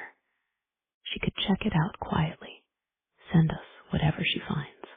You trust her? Yeah, Maria Suarez. Good investigator. Knows how to be discreet. He pulled out his phone. Want me to make the call? Sheila considered this as they wound through the red rock canyons. They needed those records. If Vale had documented the sale of the ceremonial robes, it could lead them to their killer. But every hour spent waiting for information from Seattle was another hour someone else might die. Make the call, she said finally. But tell her we need this fast, and tell her to be careful. These aren't ordinary storage records she's looking for. As Finn made the call, Sheila thought about what Keeling had said. These people are patient. They think in decades, not days. Their killer had been planning this for years, collecting sacred objects, studying ancient rituals. The question was, who would be next? Finn ended his call with Detective Suarez and immediately checked his email. Phone records just came through for both victims, he said. He started scrolling through the documents on his phone. Give me a minute to compile the data. They were passing through a stretch of empty desert, red rocks giving way to sage-dotted plains. The night air was cool and dry. Here we go, Finn said after a few minutes. Mitchell received a call at 9:47 a.m. on the day she disappeared. Number traces to a burner phone, activated that morning, deactivated that night. He continued scrolling. And Kane, similar pattern. The call came in at 2:15 p.m. the day he went missing. Different burner phone, same one-day usage. The killer called them directly, Sheila said, lured them out there, and they went willingly. Finn looked up from his phone, which means the killer knew exactly what to say to get their attention. Something about the caves, something that would appeal to their research interests. Sheila's hands tightened on the steering wheel. And now we've got the FBI crawling all over the cave system. 24-hour surveillance, restricted access. You think we've lost our chance to catch them. The killer's not going to risk going back there. Not with that kind of presence. She stared at the empty road ahead. If they have other bodies hidden in those caves, we'll probably find them. But the killer, they'll just disappear, Finn finished. Like those burner phones. They drove in silence for a moment, both considering the implications. Their killer had been meticulous, patient. They'd studied their victims, understood their passions, used that knowledge to draw them out. And now, with their sacred burial ground compromised, what if they're not done? Sheila said suddenly. What do you mean? These murders, they're ritual, ceremonial. If we've blocked access to their chosen site, you think they might choose a new location? Sheila nodded slowly. We need to look at other cave systems in the region. Anywhere that might have similar spiritual significance. I'll make some calls, Finn said, already dialing. See what the Forest Service knows about other cave networks in the area. But Sheila couldn't shake the feeling that they were running out of time. Somewhere out there, their killer was watching, planning, perhaps already selecting their next victim. And this time, they'd be looking for a new place to complete their ritual. Chapter 15. The coyote run's neon sign cast a blue glow across the crowded parking lot as Rachel pulled in. Her headlights swept past dozens of vehicles before she found a spot near the entrance. Country music and laughter spilled out each time the door opened, and she could see the packed bar through the windows. Patrons crowded around high-top tables and pressed against the long wooden counter. She checked her phone, 10:12 p.m. 2 texts from Mark made it there yet, and 5 minutes later, starting to worry, call me when you arrive. She quickly typed back, just got here. Place is packed, lots of witnesses. Will update you after I meet him. Don't forget to send the license plate. Mark texted back. As soon as I know which vehicle he drives, she thought. The bar's heavy door opened to a wall of sound, clinking glasses, overlapping conversations, and Luke combs on the jukebox. The bartender, a young woman with vibrant purple hair, looked up from mixing a drink. "Can I get you?" she called over the noise. "Just meeting someone," Rachel replied, scanning the crowded space. A group of men in flannel shirts played pool in the corner, while locals occupied most of the bar stools. The door opened again behind her, letting in another blast of cool air. Rachel turned to find a man entering, silver-haired, dressed in khakis, and a blue Oxford shirt beneath a well-worn field jacket. He matched the faculty photo she'd found online, though he seemed smaller in person, less imposing. "Doctor Harper," his smile was warm, academically distracted. "Nathan Angel. Thank you for meeting me on such short notice." His handshake was firm, but not aggressive. Everything about him seemed calculated to put her at ease. The slight stoop of his shoulders, the way he gestured toward a recently vacated booth in the corner. "Can I get you something? They make an excellent old-fashioned." Rachel found herself relaxing slightly. He reminded her of several senior faculty members she knew, brilliant, but slightly scattered, more comfortable with artifacts than people.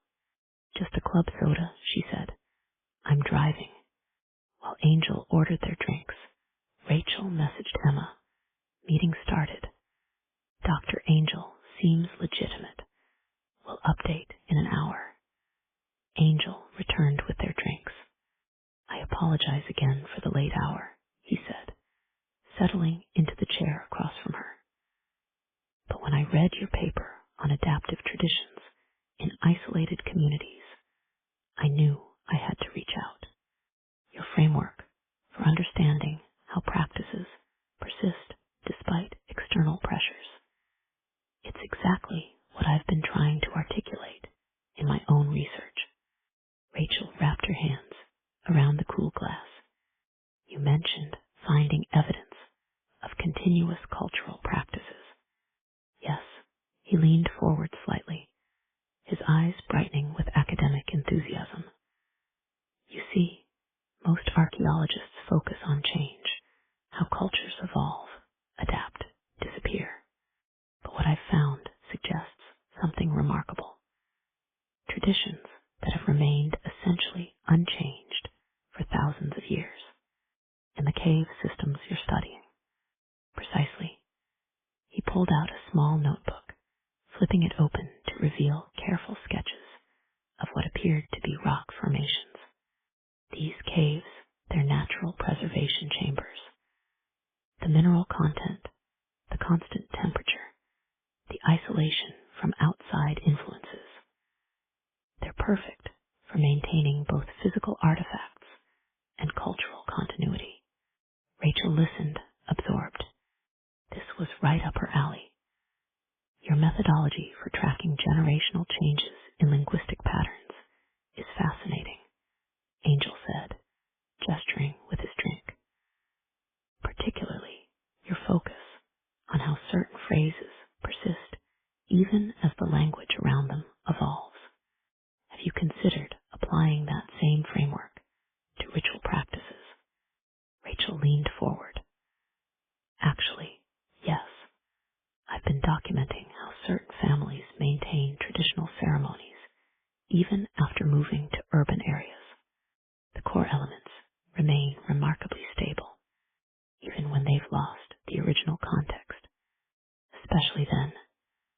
Rachel pulled out her notebook, flipping to a recent interview transcript. "I spoke with a woman in Cedar City whose family has performed the same blessing ritual before major life events for at least 6 generations. They've lost the meaning of some of the words, but the rhythm, the gestures, they're identical to recordings from the 1940s. Angel's eyes lit up. "That's exactly what I'm seeing in the archaeological record. These repeated patterns, preserved not just in artifacts, but in the way spaces were used." He sketched something in his notebook, a series of concentric circles. "Traditional knowledge encoded encoded in the landscape itself. Through intentional marking, Rachel asked as she studied his drawing. Sometimes, but more often through the repeated performance of certain actions, the way people moved through spaces, the positions they took during ceremonies. He added details to his sketch, small figures arranged around the circles. The body remembers what the mind forgets. Rachel felt her pulse quicken with academic excitement. This aligned perfectly with patterns she'd been tracking in modern communities. Muscle memory, preserving traditions, even when their original meaning had been lost. Been trying to document similar patterns in how modern families arrange their living spaces, she said. There's this family in Moab, 3 generations living together. Without realizing it, they've organized their home almost exactly like their ancestors' Hogans, down to the placement of the main entrance and where they eat meals, despite having no direct knowledge of those traditional layouts. Exactly. Rachel pulled out her phone, showing him a diagram she'd made. See how the sleeping areas maintain the same directional alignment, even though they're in a suburban ranch house. Angel studied the image, nodding slowly. Remarkable preservation of spatial patterns. He glanced at her notebook. May I? Rachel handed it over, watching as he flipped through her interview notes. His questions were precise, thoughtful, exactly the kind of academic discourse she'd been missing in her department, where her colleagues often dismissed the significance of these subtle cultural continuities. Her phone buzzed. Mark again. How's it going? Is he a total creep? She typed back quickly. No, everything's fine. Fascinating discussion about preservation of cultural practices. We'll head to research site soon. Everything all right? Angel asked. Sorry about that. She put the phone away and smiled apologetically. My mother would strangle me. She always had a thing about using the phone in front of other people. Angel closed his notebook. We should probably head out to the site if we're going to see it tonight. The lighting conditions are actually perfect right now for viewing some of the formations I've documented. Rachel glanced at a nearby clock. 10:41 p.m. The bar around them was showing no signs of slowing down. How far is it? 15 minutes by car, then a short walk. He gathered his things. I know it seems unusual visiting a site at night, but some things really can't wait. Rachel hesitated. Angel had proved to be exactly what he'd claimed, a legitimate researcher with interesting findings relevant to her work. His faculty credentials had checked out. They'd had an engaging academic discussion. And yet, we could wait until morning, she suggested. Better visibility. Of course, his smile was understanding. Though I should mention, I'm heading to a conference in Denver tomorrow. I won't be back for 2 weeks. And what I've found, well, I think it could significantly impact your current research direction. But I completely understand if you prefer to wait. Rachel thought about her wall of maps, the patterns she'd been trying to understand. If Angel had found physical evidence of cultural continuation, where exactly are we going? She asked.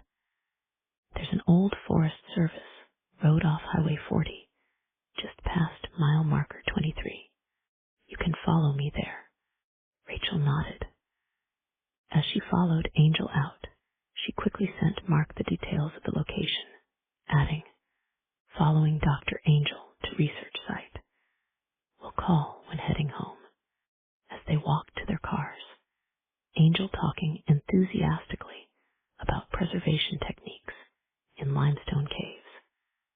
Rachel felt a mixture of academic excitement and lingering caution. But she'd taken precautions. She'd shared her location and documented Angel's identity, and multiple people knew where she was. Sometimes academic research required stepping outside normal comfort zones, and the possibility of finding evidence that supported her theories about cultural resilience.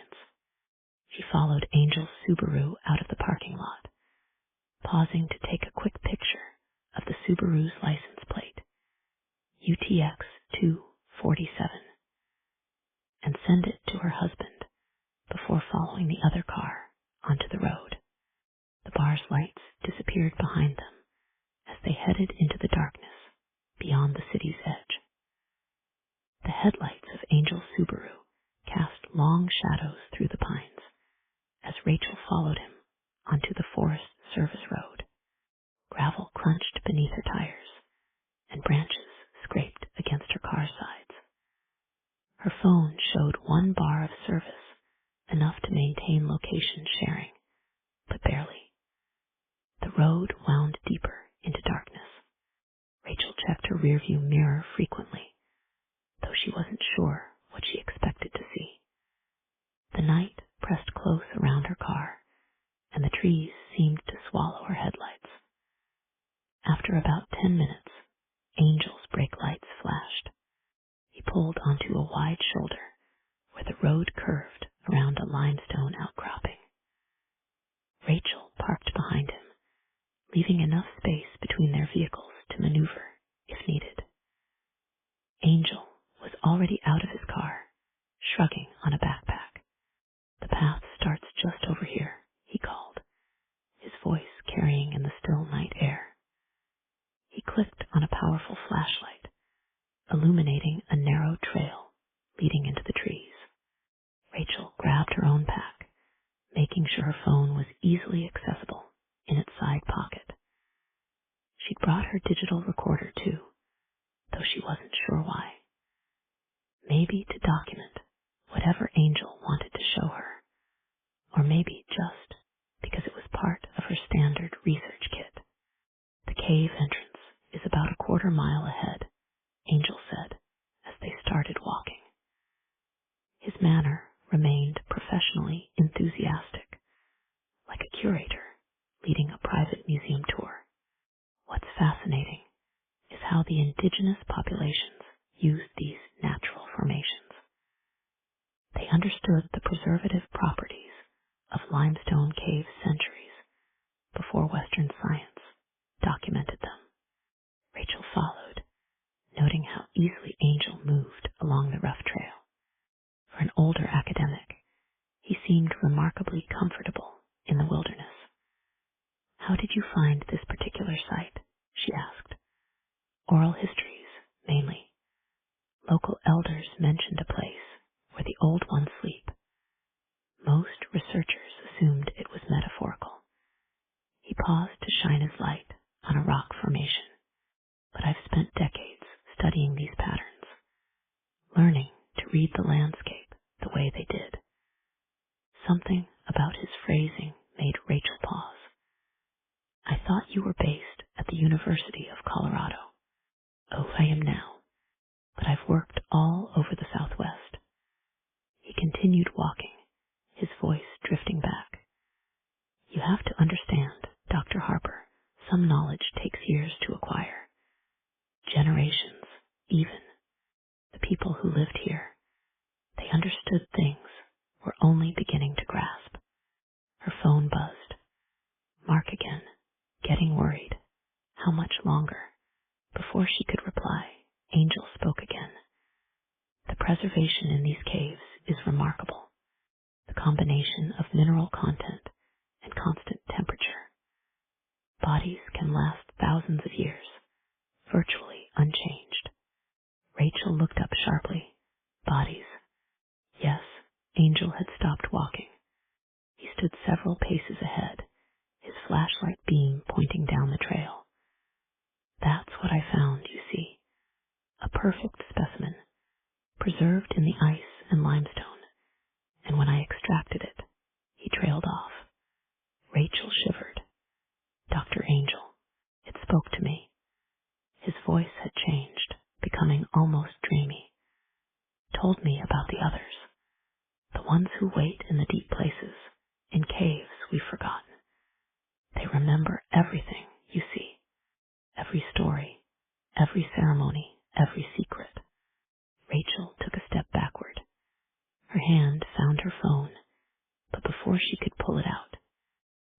So patient, Angel continued, turning around, waiting for someone who understood, who could help them return.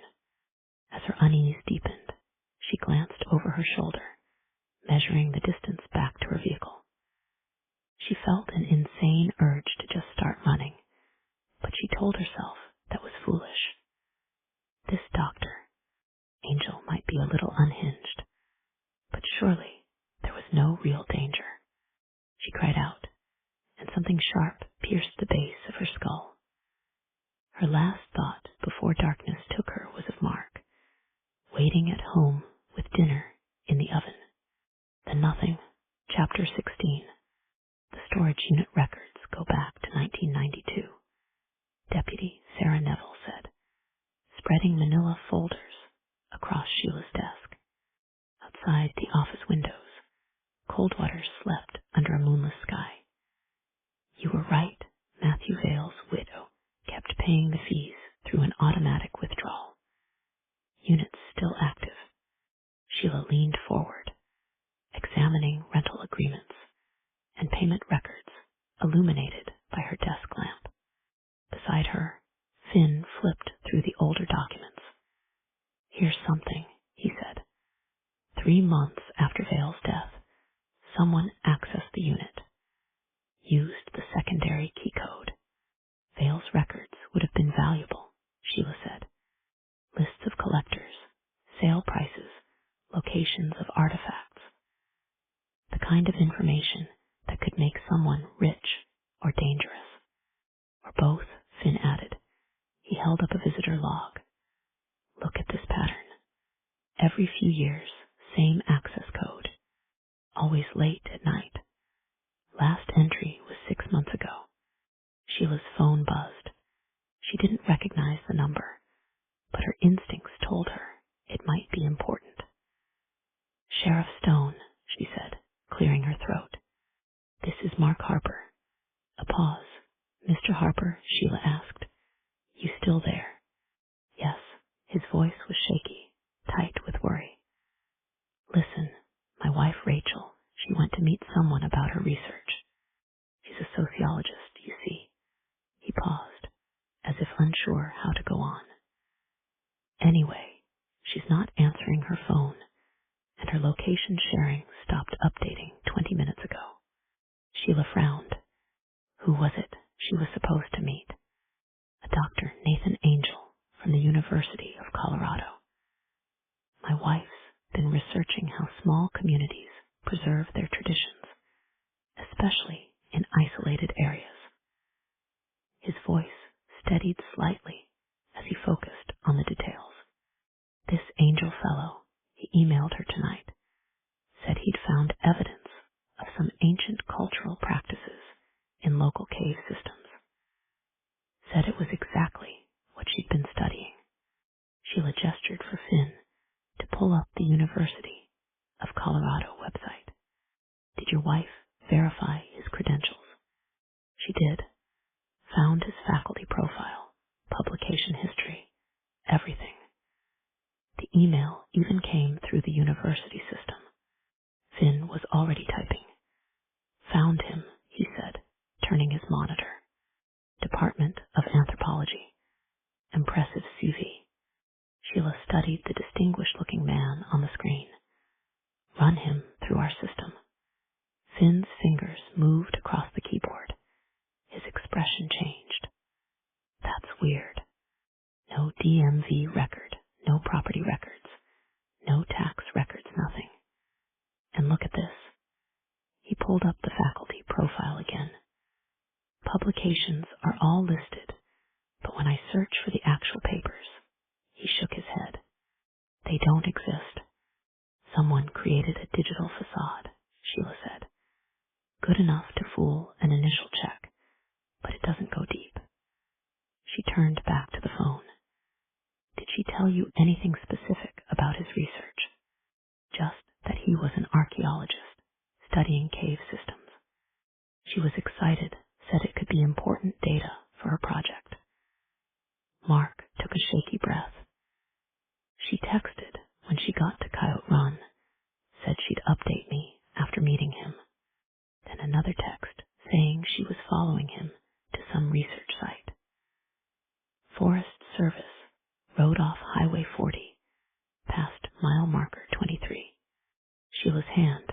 tightened on the phone. The pattern was too familiar, an academic lured out by the promise of significant research findings, a location near cave systems, a supposed expert who understood their work. Her research, Sheila pressed. Was it about how traditions survive over time? Yes, she's been interviewing people in small towns across Utah, documenting how they maintain their cultural practices despite all the changes happening. She's particularly interested in religious and ceremonial traditions. He paused. Sheriff, please tell me I'm overreacting here. Sheila was already grabbing her keys. Mr. Harper, stay home in case she contacts you. We're heading out now. Did she tell anyone else about this meeting? Her research assistant, Emma, said she'd call the police if she didn't hear from Rachel by midnight. Text me Emma's number. And Mr. Harper, you did the right thing calling. She ended the call and turned to Finn, who was shaking his head. He's a slippery one. This guy we're after. Mitchell, Kane, and now Rachel Harper. Sheila checked her weapon. All academics studying how traditions persist in isolated communities, all drawn to cave systems by someone who'd studied their research. The question is, Finn said, where is he planning to kill her? What's out on that service road? The service road isn't on any of our maps, Finn said, studying his phone as they sped down Highway 40. The headlights cut through darkness, thick with pine shadows. But Rachel's location, sharing last, pinged here. He pointed to a spot on the screen, just past mile marker 23. Sheila pressed the accelerator harder. They'd called for backup, but the nearest units were at least 30 minutes out. Every minute that passed was another minute Rachel could be. Her jaw tightened. No, not this time. The mile markers flashed by. 21. 22. There, Finn said suddenly. Gravel turnoff. Sheila slowed just enough to make the turn safely. The truck's suspension protested as they bounced down the rough forest service road. Their headlights caught glimpses of dense underbrush and limestone outcroppings. Stop, Finn called out. Tracks. Fresh tire marks cut through gravel, still damp from yesterday's rain. They led around a bend where the road widened into a small turnaround area. Two vehicles sat empty, Rachel's sedan and a green Subaru. Sheila killed the engine but left the headlights on. They approached Rachel's vehicle carefully, weapons drawn. Finn peered through the windows with his flashlight. Nothing obvious inside. Looks clean. Sheila radioed in the plate number to dispatch. She was just finishing up when she heard Finn say her name. Sheila. His voice was tight. He stood near a metal sign half hidden by brush, shining his flashlight on faded text. Caution, cave system ahead. No unauthorized entry. How far? Sheila asked, ignoring the sinking feeling in her chest. Quarter mile, maybe less. He studied the ground. Two sets of footprints, heading that way. Sheila radioed their location to dispatch, then checked her gear. Backup was still too far out, but Rachel might still be alive. The killer had a ritual to complete, the ceremonial robes, the precise positioning. Those things took time, unless he'd already. A branch snapped in the darkness beyond their lights. Both of them froze, listening. The night seemed to hold its breath. We go in quiet, Sheila said softly. He might still be down there with her. They followed the footprints, moving as silently as possible along a narrow trail. Their lights caught glimpses of worked stone, old trail markers, steps approved this path long ago. The cave entrance was smaller than that of the ice caves, but the air flowing from it carried the same mineral chill. Sheila paused at the threshold, listening. Water dripped somewhere in the darkness, and something else, a sound like fabric rustling. They descended carefully, testing each step. The passage twisted, then opened into a larger chamber. Limestone formations glittered in their light beams. The air grew colder. There, Finn whispered, pointing. A tunnel branched off to their right, sloping downward. Fresh scuff marks scored the dusty floor.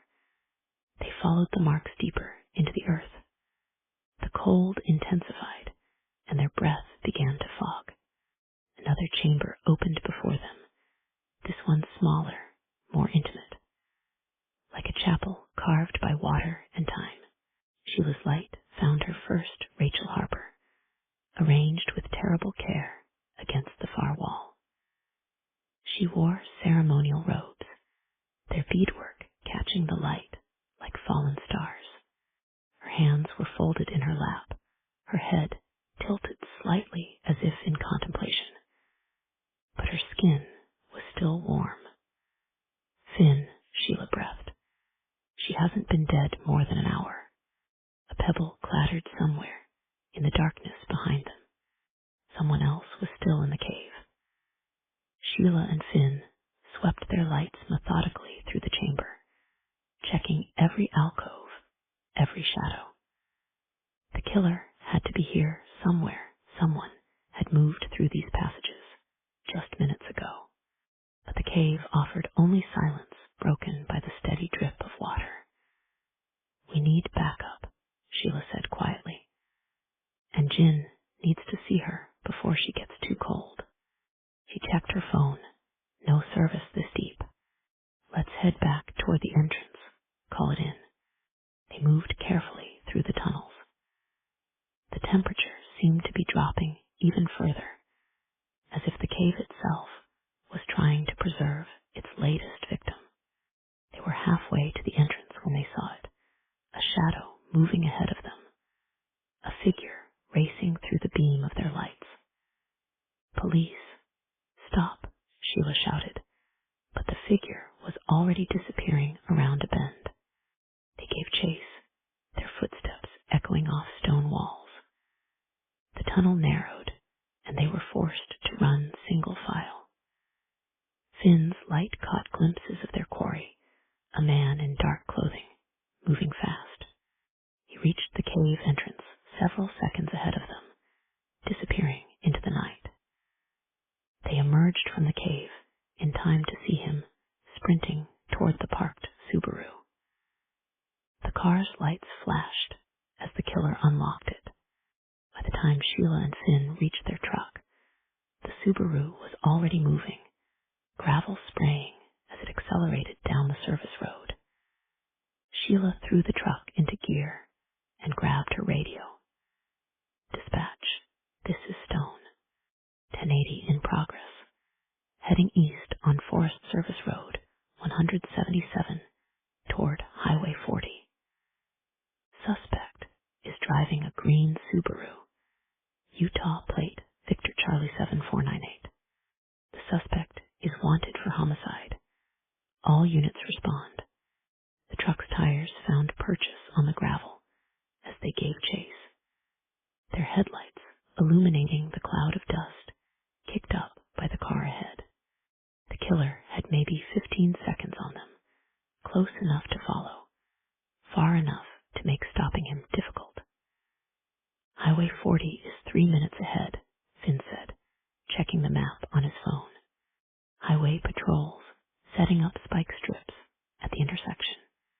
Sheila pressed the accelerator harder, but the rough road made pursuit dangerous at higher speeds. The killer seemed to have no such concerns. The Subaru bounced and slid around curves with reckless speed. They were gaining slowly when the killer's brake lights suddenly flashed. He yanked the car hard to the right, onto what looked like an old logging track. "Don't lose him," Finn said. Sheila was already turning to follow, their truck suspension protesting the sharp movement. The logging track was even rougher than the service road. Tree branches scraped against their windows as they pursued the killer deeper into the forest, away from their backup, away from the highway where highway patrol waited. The green Subaru's taillights glowed like demon eyes in the darkness ahead, weaving through the narrow logging track. Sheila kept pace, slowly closing the distance. The truck's powerful engine gave them an advantage on the rough terrain. "He's running out of road," Finn said, gripping the dashboard as they bounced over another rut. Their headlights illuminated a wall of pines ahead where the track appeared to end. But then the Subaru's brake lights flashed. The vehicle fishtailed violently, kicking up gravel and pine needles. For a moment, Sheila thought he'd lost control. Sheila. Finn's warning came just as she realized what was happening. The Subaru had spun completely around and was now accelerating straight toward them, its headlights blinding. The killer had turned this into a deadly game of chicken. Through the glare, Sheila caught a glimpse of movement, the driver's door opening. A dark figure leaped from the vehicle, rolling into the underbrush as the Subaru continued its trajectory. Now, a 3,000-pound missile hurtling toward them with no one at the wheel. Time seemed to slow. Sheila's training took over. She cranked the wheel hard to the right, but the truck's tires lost traction on the loose gravel. They slid sideways, the world tilting as the right wheels left the ground. "Hold on," she shouted. The truck crashed through the understory, small trees snapping under its weight. Behind them, the Subaru roared past, metal screaming, as it slammed into the larger pines they'd narrowly avoided. They came to rest at an angle, the truck's front end buried in brush. Steam hissed from somewhere under the hood. The impact had been violent enough to deploy the airbags, which now deflated slowly in the beam of their one remaining headlight. Then Sheila's voice was hoarse. "You okay?" "Yeah," he was already unclipping his seatbelt. "Just bruised. You." She did a quick self-assessment. Everything hurt, but nothing seemed broken. "I'm good. We need to." An explosion behind them cut her off, the Subaru's gas tank igniting. Orange light filled the forest as flames climbed into the canopy. They scrambled out of the truck, weapons drawn, but the killer had too much of a head start. In the chaos of the crash and fire, he could have gone in any direction. Sirens wailed in the distance, their backup finally arriving. Sheila grabbed her radio, trying her best to recall the brief glimpse she'd caught of the man. "Dispatch, suspect is on foot. Adult male, medium build, brown hair. Armed and extremely dangerous. Last seen entering woods north of Forest Service Road 177, approximately 2 miles east of the cave entrance. We need K-9 units and air support." She turned to Finn, who was examining the burning Subaru from a safe distance. "Anything. Look at this." He pointed his light at fresh scratches on the rear bumper. "Paint transfer, dark blue. He must have switched vehicles recently." The first highway patrol units arrived, lights painting the trees in red and blue. Sheila quickly organized search teams. The killer couldn't have gotten far on foot, not in this terrain. But as she directed officers into the woods, she couldn't shake the feeling that he was still watching. The flames from the Subaru cast, writhing, shadows through the trees as more units arrived. Soon the woods would be crawling with officers and K-9 teams. But Sheila's gut told her that finding him wouldn't be easy. "Sheriff," a young deputy approached. "We found fresh tracks heading north. Looks like he's making for the ridgeline." Sheila nodded. "Set up a perimeter. I want every trail, every access road covered.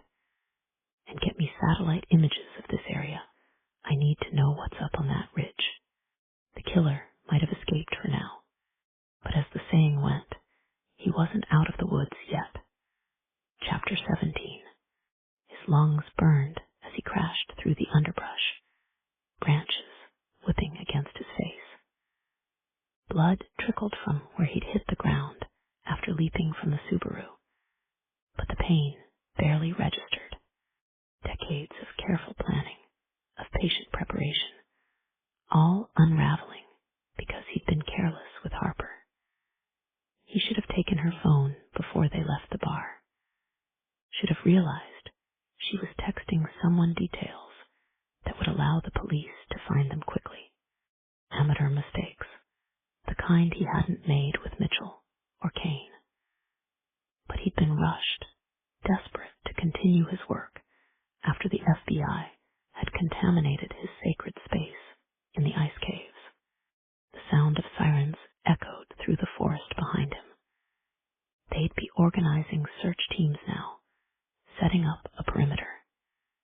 He needed to think, to plan, but his mind kept returning to that first cave, to the moment that had changed everything.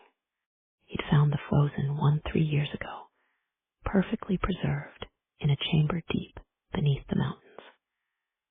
At first, he thought it was just another ice age hunter, like others discovered in glaciers and permafrost.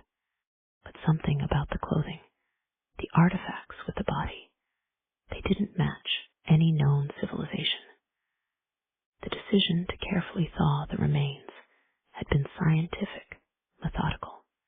He documented everything, following proper archaeological protocols. But then the dreams had started. The frozen one speaking to him, showing him glimpses of a society that had existed long before recorded history, a people who had understood things modern humans had forgotten. They preserved their wisest ones, the frozen one had told him. Not just their bodies, but their knowledge, their consciousness. The cold and the minerals in the caves created perfect vessels, waiting to be awakened when they were needed. He thought he was losing his mind at first. But then he'd found the references in old tribal stories, tales of caves, where the old ones sleep, of ancient wisdom preserved in ice and stone. The same stories Tracy Mitchell had been documenting, though she hadn't understood their true significance. Thomas Kane had come closest to understanding. He'd recognized the patterns in the ceremonial robes, seen how they matched the clothing on the frozen one. But Kane had wanted to publish, to expose everything. He couldn't see that some knowledge needed to be protected, preserved, until humanity was ready. A branch snapped underfoot as he scrambled up a steep incline. The ceremonial robes were crucial. They weren't just clothing, but conductors, prepared with specific minerals that helped preserve consciousness. He'd spent years acquiring the pieces from the Window Rock collection, learning their significance. Matthew Vale's records had led him to the private collectors who'd bought them, and his federal credentials had helped him recover them, piece by piece. Mitchell had nearly ruined everything when she'd started connecting the sites to modern tribal lands. She'd been going to the tribal council, planning to have the caves declared protected sites. That would have brought oversight, regulations, endless archaeological surveys. And now Harper, on cultural preservation had made her perfect. She would have understood, eventually, would have seen why certain knowledge needed to be preserved this way. The distant baying of dogs interrupted his thoughts. They were deploying K-9 units faster than he'd expected. He paused, listening. The dogs were still far behind him, but getting closer. He needed to reach the ridgeline, and fast. Humanity was moving too fast, changing too quickly. Critical knowledge was being lost with each generation. But if he could preserve the right minds, create vessels of consciousness like the frozen one, future civilizations would have guides, teachers who understood the old ways. The dogs' barking grew louder. They had his scent now. He reached the top of the incline and stopped, his breath catching. Below him, barely visible in the darkness, was the railroad line he'd noted during his preparation. The old freight line that connected mining operations in the mountains. And right on schedule, he heard the distant rumble of an approaching train. Sometimes, the old ways were still the best ways to disappear. The freight train's headlight appeared around a bend, its beam cutting through lingering darkness. He checked his watch. 12:47 a.m. The mining trains always ran on schedule, carrying ore from the mountain operations down to the processing plants in the valley. The dogs sounded closer now. He could hear voices, 2 search teams coordinating their movements through the woods. They'd expect him to head deeper into the wilderness, but he hadn't survived this long by being predictable. He moved carefully down the steep embankment toward the tracks, his boots finding purchase on loose shale. The train was moving slowly, laboring up the grade. Its wheels screamed against the rails as it took the curve, cars swaying with the weight of their cargo. The dogs' barking changed pitch. They'd picked up his fresh trail. But it would take them precious minutes to navigate the dense underbrush he just pushed through. By then, the locomotive passed his position, followed by a series of hopper cars filled with ore. He counted them, remembering the train's usual configuration. Near the middle would be, there, a string of empty boxcars, their doors partially open for ventilation. The train's speed here couldn't be more than 15 miles per hour. Child's play. A shout went up behind him. Someone had spotted his movement through the trees. He didn't look back. Instead, he broke into a run parallel to the tracks, matching the train's speed. His legs burned with exhaustion, but adrenaline drove him forward. Flashlight beams cut through the trees above him. A voice on a megaphone. Police, stop where you are. He reached for the ladder on the nearest boxcar, his fingers finding cold metal. He pulled himself up just as gunshots cracked through the air, but he was already rolling inside the car, concealed by shadows and the growing distance. The train picked up speed as it crested the ridge. Through the open door, he watched flashlights and emergency vehicles become distant points of light, then vanish altogether. The dogs' barking faded beneath the rhythm of wheels on rails. He sat back against the car's metal wall, finally allowing himself to breathe. His clothes were torn, his body battered from the escape through the woods, but his pack was intact, and with it, the last set of ceremonial robes. The frozen one's words echoed in his mind. There will be others who understand, who see the importance of preserving wisdom. He would find them, and next time he would be more careful. The train rolled on through the darkness, carrying him toward distant mountains.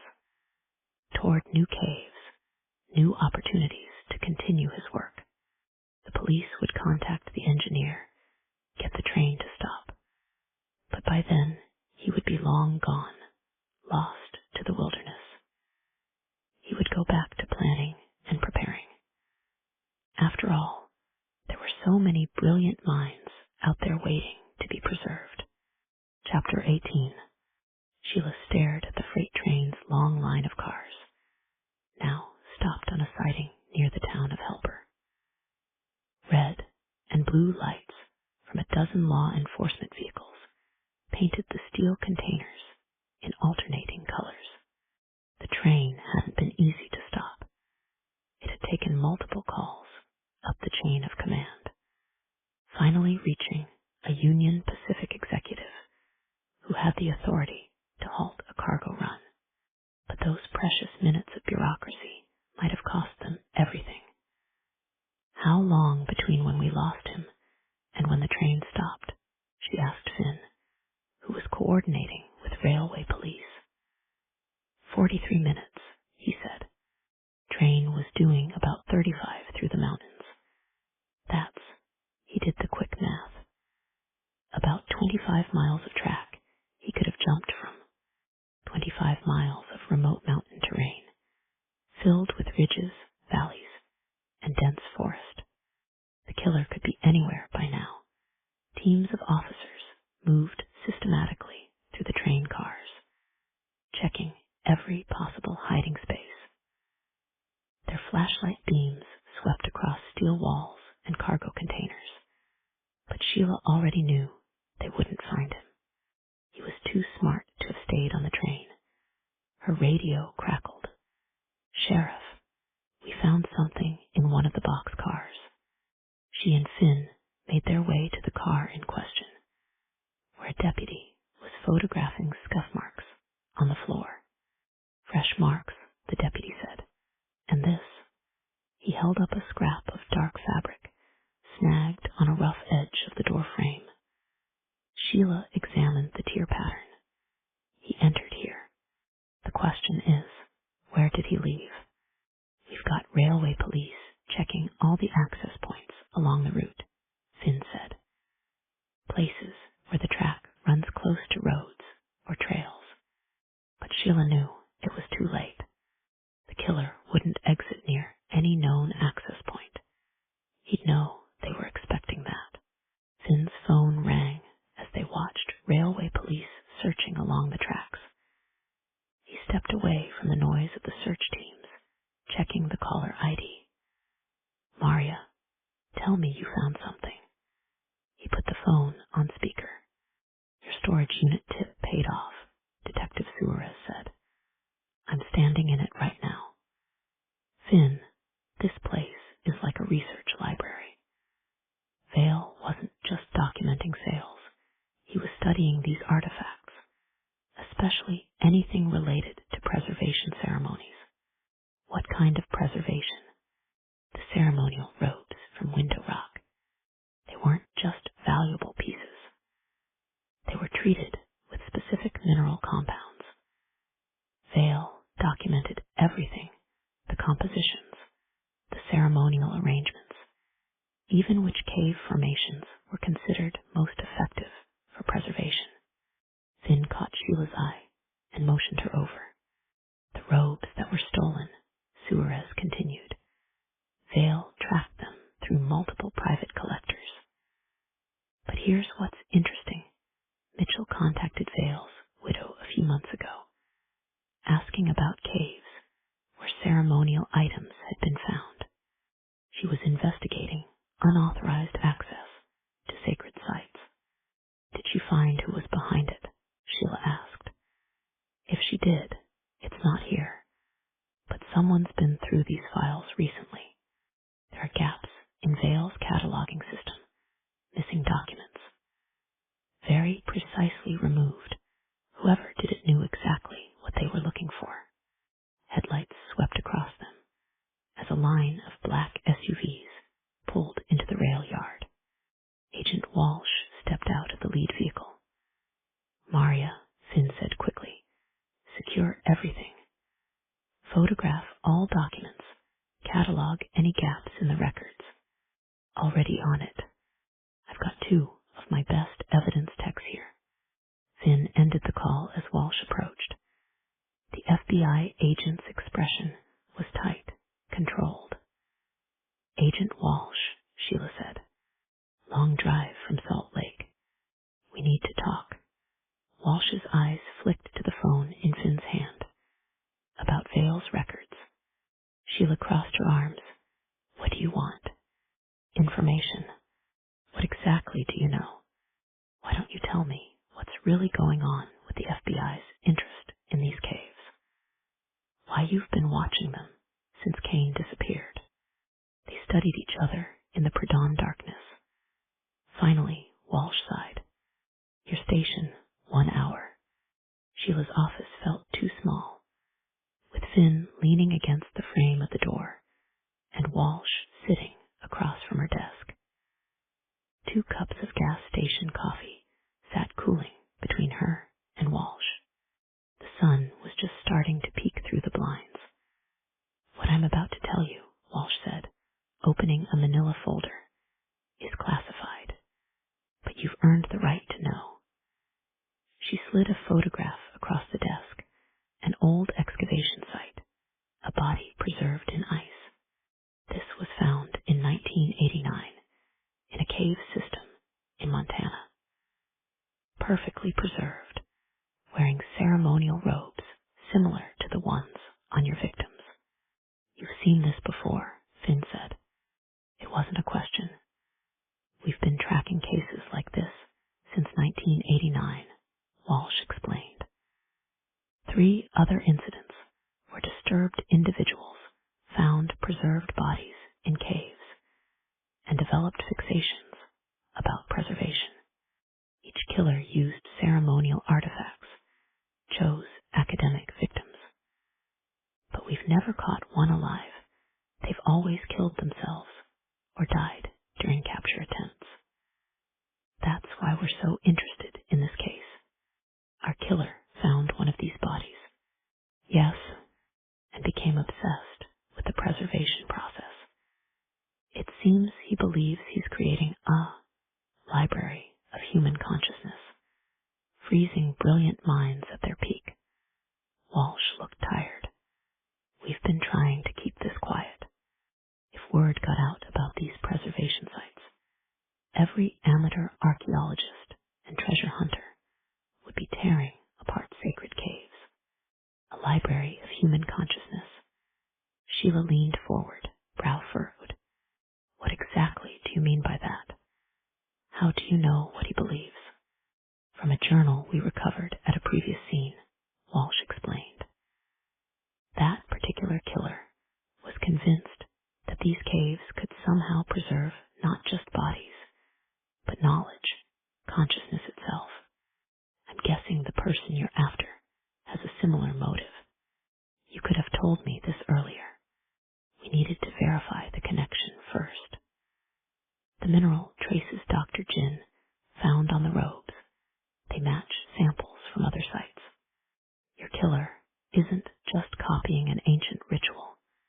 He's trying to perfect it. Sheila absorbed this. Finally, pieces were falling into place. The killer's obsession with academics, the precise positioning, the careful selection of caves. Vale's records, Sheila said. What do they tell us? He documented the private collectors who bought pieces of the Window Rock collection. One of them was particularly interested in preservation ceremonies, spent years studying the mineral properties of ceremonial textiles. Walsh pulled out another document.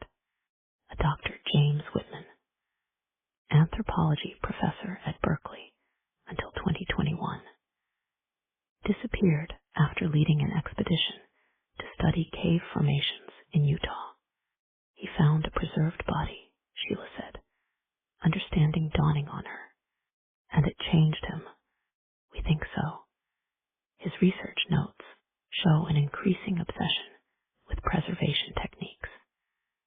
He believed these ancient cultures had discovered discovered a way to maintain consciousness through specific combinations of minerals, cold, and ceremonial practices. Whitman is our killer. Walsh nodded. His knowledge of cave systems, his academic background, his access to ceremonial artifacts, it all fits. We've been tracking his movements, but he's careful. Changes vehicles, uses elaborate disguises. Until now, Sheila said, he's getting sloppy, desperate, because we've contaminated his sacred spaces. The FBI's presence in the ice caves forced him to find new locations, rush his preparations. Sheila thought of Rachel Harper, how quickly the killer had moved to take her. So what's the plan? We've identified other academics who match his victim profile. People studying cultural preservation, indigenous ceremonies. We're monitoring them, but he's already proved he can get to protected targets. He'll need a new location, Sheila said. Somewhere cold, isolated, with the right mineral content. Walsh pulled out a map. We've identified 3 possible cave systems that match his requirements, all within a day's drive of where he abandoned the train. That sounds promising, Finn said. Walsh spread her hands across the map, her expression shadowed in the harsh office lighting. Unfortunately, these caves span hundreds of miles of wilderness. Some haven't been properly surveyed since the 1950s. The mineral content matches what Whitman needs, but actually finding him, she shook her head. It would be like looking for a ghost in a graveyard. There must be something more we can do, Sheila pressed. Some way to track him, predict where he'll go next. Whitman's spent years studying these systems. Walsh gathered her papers with precise movements. For now, all we can do is protect potential targets and wait for him to make a mistake, like he did with Rachel Harper. Sheila's voice carried an edge that made Walsh pause. How many more bodies are we willing to risk while we wait? I understand your frustration, Sheriff, but Whitman's too smart to leave us an easy trail. He's been planning this for years, the ceremonial robes, the preservation techniques, the cave locations, everything carefully chosen. Walsh stood, straightening her jacket. We'll keep you updated on any developments. After Walsh left, silence settled over the office like a heavy blanket. Sheila stayed at her desk, staring at crime scene photos spread across its surface. Mitchell's body arranged with ceremonial precision. Cain preserved in his icy chamber.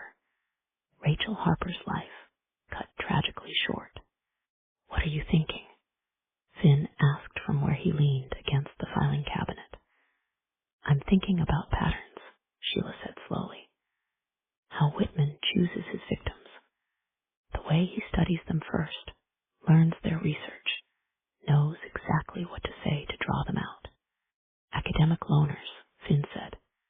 People whose work isolates them, makes them vulnerable, driven by curiosity. Sheila picked up Mitchell's preliminary autopsy report. He offers them something they can't resist, evidence that supports their theories, validates their research. Sheila's office felt like a confessional in the early morning light. Crime scene photos spread across her desk, like tarot cards telling a dark future. She rubbed her tired eyes, the weight of 3 murders pressing down on her shoulders. Let's lay it out, she said to Finn. All of it, from the beginning. Finn settled into the chair across from her, his face etched with exhaustion. Okay, we know Whitman found a preserved body in a cave system years ago. Someone ancient, frozen in ceremonial robes. The discovery changed him. It became an obsession. Sheila continued, sorting through the photos. He believed these caves weren't just burial sites, they were preservation chambers, places where ancient cultures maintained not just bodies, but consciousness itself. The robes were key, Finn added, not just ceremonial clothing, but specially prepared garments, treated with specific minerals that supposedly helped with the preservation process. He picked up one of Dr. Jin's reports. That's why he spent years tracking down pieces from the Window Rock collection. These weren't just valuable artifacts, they were tools for his mission. Sheila nodded, morning sunlight catching the silver in her hair. He saw himself as a preservationist, choosing brilliant minds, researchers, who studied how cultures maintain their traditions through time. Kane, Mitchell, Harper, they all focused on cultural preservation, on understanding how ancient knowledge survives. But he didn't just kill them. Finn's voice was quiet. He thought he was saving them, preserving their consciousness at its peak, using the same methods he believed ancient cultures had perfected. The mineral content in the caves, the precise temperature, the ceremonial arrangements, everything had to be perfect. Sheila spread out the victims' academic papers. He studied them first, learned their work, understood their passions, then offered them exactly the kind of discovery they couldn't resist. Evidence that would validate their research, Finn said.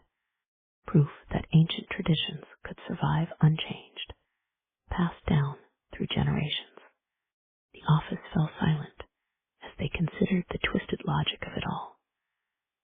Outside, Coldwater stirred to life, unaware of the darkness that had taken root in their mountain caves.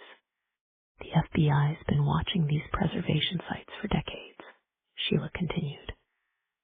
Other bodies found, other killers obsessed with the same ritual. But Whitman's different, more methodical, more dedicated to the authenticity of the process. Until we forced him to rush, Finn added. Contaminated his sacred space in the ice caves, made him desperate enough to grab Rachel Harper without proper preparation. Sheila stood, moving to her evidence board. He believes he's creating some kind of library of consciousness, preserving minds that understand the importance of cultural memory. Each victim is carefully chosen for their insight into how traditions endure, and arranged in ceremonial robes, positioned according to ancient burial practices. Finn joined her at the board, complete with the mineral treatments he thinks will maintain their consciousness through time. A killer who sees himself as a curator, Sheila said softly, selecting brilliant minds to guide future generations, using methods he learned from a frozen body in a cave, methods he spent years trying to perfect. The sun climbed higher, painting the mountains beyond her window in shades of promise and threat. Somewhere in those peaks, James Whitman was planning his next preservation, choosing another mind to add to his frozen collection. That's why the FBI can't stop him, Sheila said. They're treating him like a standard serial killer, but he doesn't think like one. He sees himself as a guardian of ancient wisdom, ensuring certain kinds of knowledge survive. By turning researchers into ceremonial sacrifices, Finn added grimly, preserved in caves like the ones they spent their lives studying. Sunlight spilled across Sheila's desk like liquid gold, catching dust motes that danced in the air between her and Finn. The silence felt heavy, charged with the weight of possibilities just out of reach. We could recheck Vale's connections, Finn suggested, his voice carrying the weariness of too many dead ends. or track Whitman's movements before he went off the grid. Maybe there's something we missed, but Sheila barely heard him. Her mind kept circling back to the victims, to the terrible precision with which Whitman had arranged their bodies. The ceremonial robes, the careful positioning, everything a twisted reflection of ancient wisdom he'd learned from a frozen corpse in a cave. The storage unit records, Finn continued, or Keeling's old contacts. Someone must have helped Whitman acquire those artifacts. It's not enough, Sheila said quietly. The mountain peaks beyond her window seemed to mock her with their ancient silence, their countless hidden caves. He's always one step ahead, Finn. While we chase paper trails, he's already choosing his next victim. She stood, needing to move, to escape the confines of her office with its crime scene photos and unanswered questions. The weight of 3 deaths pressed down on her shoulders. Kane, Mitchell, Harper. Each one carefully selected, studied, preserved in chambers of ice and stone. I need some air, she said. Need to clear my head. Finn watched her with understanding in his tired eyes. Want company? She shook her head. No, I think I need to be by myself. The words hung in the air between them. Are you sure that's a good idea? Finn asked quietly. Given what happened with your truck, he was referring to the man who had hijacked her truck just a few days ago, but not before threatening both her father's life and Star's if she didn't stop investigating the same departmental corruption her mother had started looking into and been killed over. I'll be careful, she said. I'll check my vehicle, make sure nobody's following me. They won't sneak up on me again. Finn looked clearly uneasy about this, but he didn't argue. You be careful, too, Sheila said. Until this whole situation's settled, we all need to stay on our toes. Finn nodded, Roger that. Sheila gathered her keys and went out, hoping that a little fresh air would clear her head, hoping the case wasn't as bleak as it felt at the moment. Chapter 19. Sheila drove through Coldwater's quiet streets, squinting against the sunlight. She had no destination in mind, just the need to move, to escape the suffocating weight of case files and crime scene photos. The truck seemed to have a mind of its own, carrying her past familiar landmarks. The high school where she'd trained after classes, her father's gym where she'd learned to fight, the diner where she and Natalie used to share pie and secrets. The cemetery appeared ahead, its wrought iron gates catching the light like ancient sentinels. She hadn't planned to come here, but something in her had known all along where she was headed. The truck's tires crunched on gravel as she turned into the entrance, following the winding path up the gentle slope, where generations of Coldwater's dead kept their silent vigil. Here, among the weathered headstones and whispering pines, both her sister and mother rested. Their graves lay side by side, Natalie's marker still bright and new, Henrietta's worn by a decade of mountain winters. Sheila hadn't visited in weeks, and she felt a pang of guilt at the realization, even though she knew neither her mother nor her sister would have held it against her. She parked the truck and sat for a moment, watching early morning shadows stretch across the carefully tended grass. Up here, the mountains filled the horizon. The day was beginning to warm, but Sheila felt a deeper chill, the kind that came from knowing a killer walked free while she chased leads that led nowhere, the kind that whispered of more victims to come, more bodies arranged with ceremonial precision in chambers of ice and stone. She reached for her door handle, drawn to the wisdom that sometimes found her here, among the memories of those she'd lost. The grass was still damp with morning dew as Sheila made her way up the gentle slope. Granite markers caught the early light, casting long shadows across carefully tended plots where Coldwater's dead kept their endless vigil. The mountains loomed behind her, ancient and indifferent, hiding their caves like dark secrets.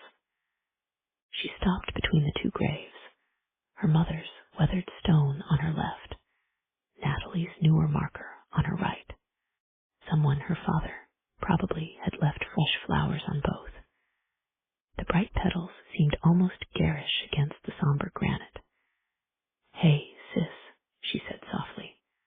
"Mom." The words felt strange in her mouth, like pebbles. "Sorry, it's been a while." The morning breeze stirred her hair, carrying the scent of pine and mountain sage. Below, Coldwater was coming fully awake, but up here the silence held steady, broken only by the occasional call of a morning bird. "I could use some advice," she continued, "about keeping people safe." Her throat tightened. "I've got this kid now, Star. She's 14, tough as nails on the outside, but," she thought of Star's vulnerability, hidden beneath layers of defensive armor. "She trusts me to protect her. And Dad's involved now, too, helping me dig into Mom's case. Then there's Finn." She trailed off, remembering the man who'd been in her truck, warning her to back off or risk those she loved. The threat had been clear: keep pushing, and someone would pay the price. "How did you do it, Mom?" Balance the truth against the cost. Her mother had died for investigating corruption, leaving behind a family that would never fully heal. And Natalie, "You always tried to protect everyone. You looked after me so much after Mom died. And then I was the very reason you got shot, the very reason you ended up in that wheelchair." And an image flashed in her mind. Natalie's lifeless body lying on the floor of her cabin, dead of a self-inflicted gunshot wound. Sheila pushed it away. "I've got 2 cases now," she said, sinking to sit cross-legged between the graves. "A killer who turns people into frozen exhibits, and a department rot that goes back decades. And in both cases, other people's lives are in my hands." Her voice cracked slightly.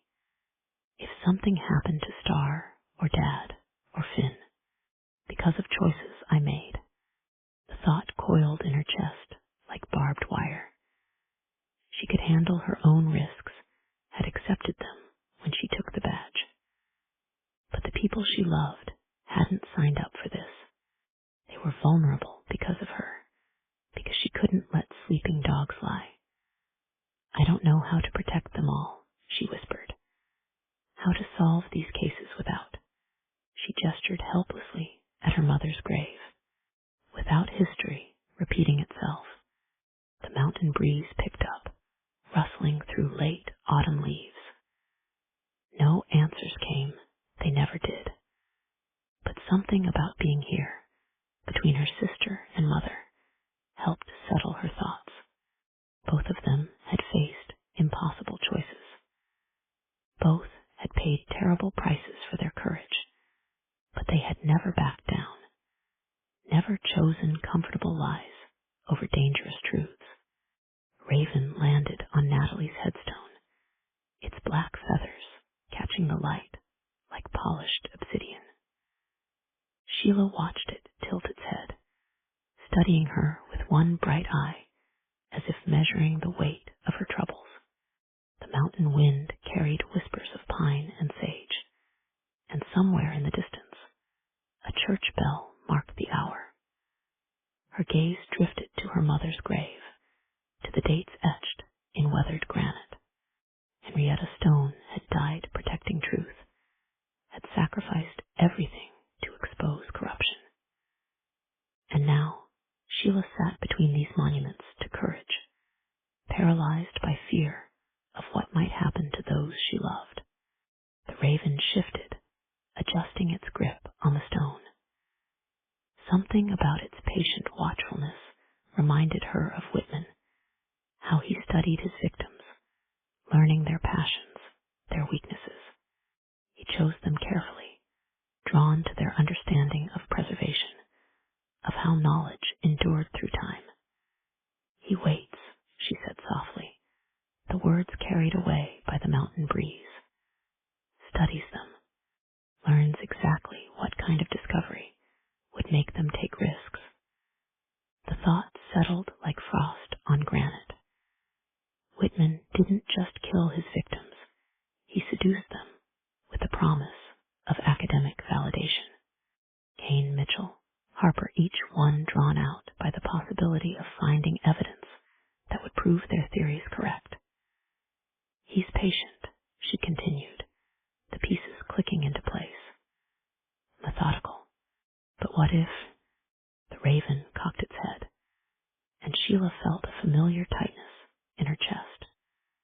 The same feeling she'd had before major kickboxing fights, when everything narrowed to a single point of clarity. What if we didn't wait for him to choose?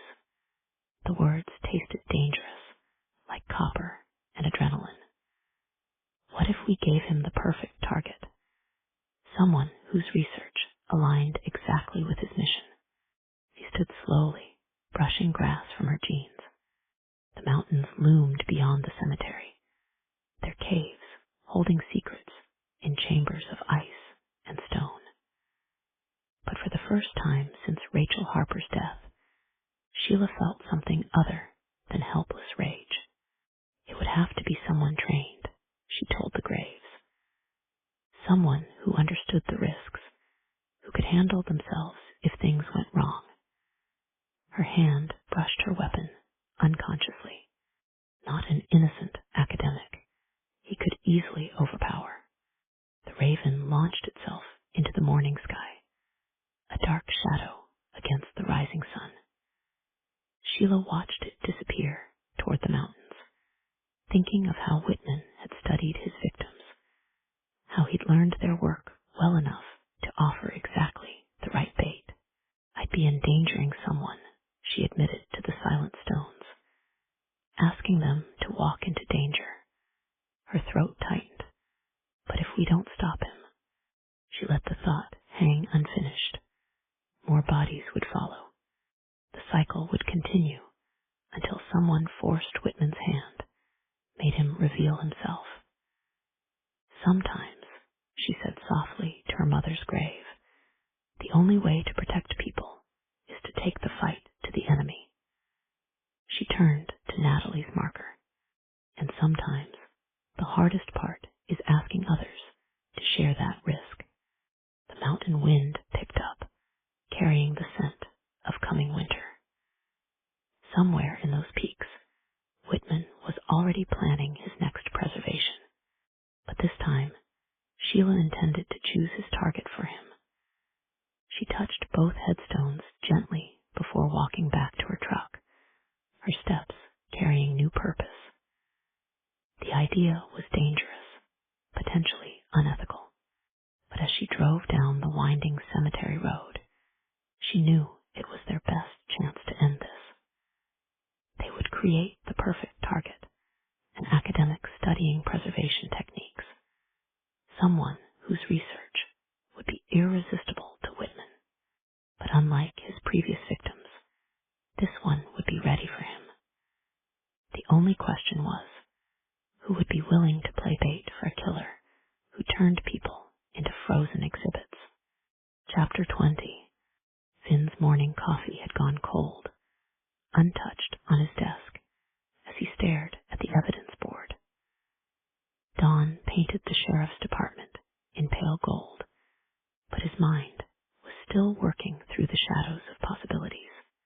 Walsh's files lay spread before him, geological surveys, cave locations, victim profiles that seemed to mock their inability to prevent the latest death. The sound of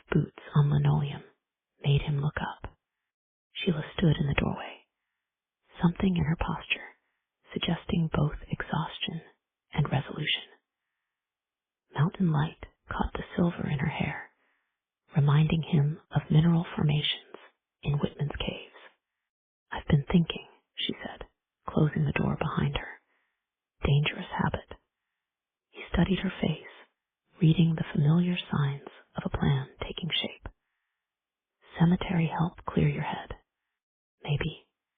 She moved to the evidence board, her fingers trailing across photos of the victims. Kane, Mitchell, Harper. We've been looking at this wrong.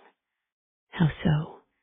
We're trying to predict where he'll strike next, what cave system he'll choose. She turned to face him. But the caves are secondary. It's the victims that matter, finding the right minds to preserve. Finn felt tension gather between his shoulders. You have an idea. We create the perfect target. Someone whose work aligns exactly with what Whitman's trying to achieve. Research into cultural preservation, traditional knowledge. She paused, watching his reaction. Someone he won't be able to resist, using a researcher as bait. The words felt heavy in the quiet office. That's risky, Sheila. Look what happened to Harper. Not a real researcher. Her voice carried steel beneath its surface. Someone with training. Someone who can handle themselves if things go wrong. Understanding dawned like the sun, climbing Coldwater's mountains. An undercover operation. We build the perfect academic profile. The right publications, the right research focus. Make our candidate irresistible to him. She moved to his desk, picked up his cold coffee. But this time, when he makes contact, we'll be ready. Finn stood, energy replacing his earlier fatigue. It could work, but we'd need someone who could sell it completely. The academic language, the research methodology. I know. Sheila set the coffee down, turned back to the evidence board. And they'd have to understand the risks. Whitman's smart, patient. He'll study them before making contact. Morning light streamed through the office windows, warming the room. Outside, Coldwater was fully awake now, unaware of the trap being planned in the quiet of the sheriff's department. Walsh won't like it, Finn said quietly. Walsh wants to wait until Whitman makes a mistake. Steel crept back into Sheila's voice. I'm done waiting for more bodies to show up in those caves. Finn watched Sheila move through moats that danced in the sunlight, her shadow stretching across the evidence board where victims' faces stared back with frozen serenity. The office felt charged with dangerous potential, like the air before a mountain storm. We'd need to be thorough, he said, his voice cutting through layers of golden light and unspoken risks. Create a complete academic history, publications, conference presentations, a digital footprint he can verify. Everything has to be perfect. Sheila's fingers traced the edge of Rachel Harper's photo, lingering on the last victim they'd failed to save. He'll research everything, dissertation committee, grant applications, even social media presence. Morning traffic hummed beyond their windows, the sound of a world moving forward, while they planned to trap a killer who turned people into frozen exhibits.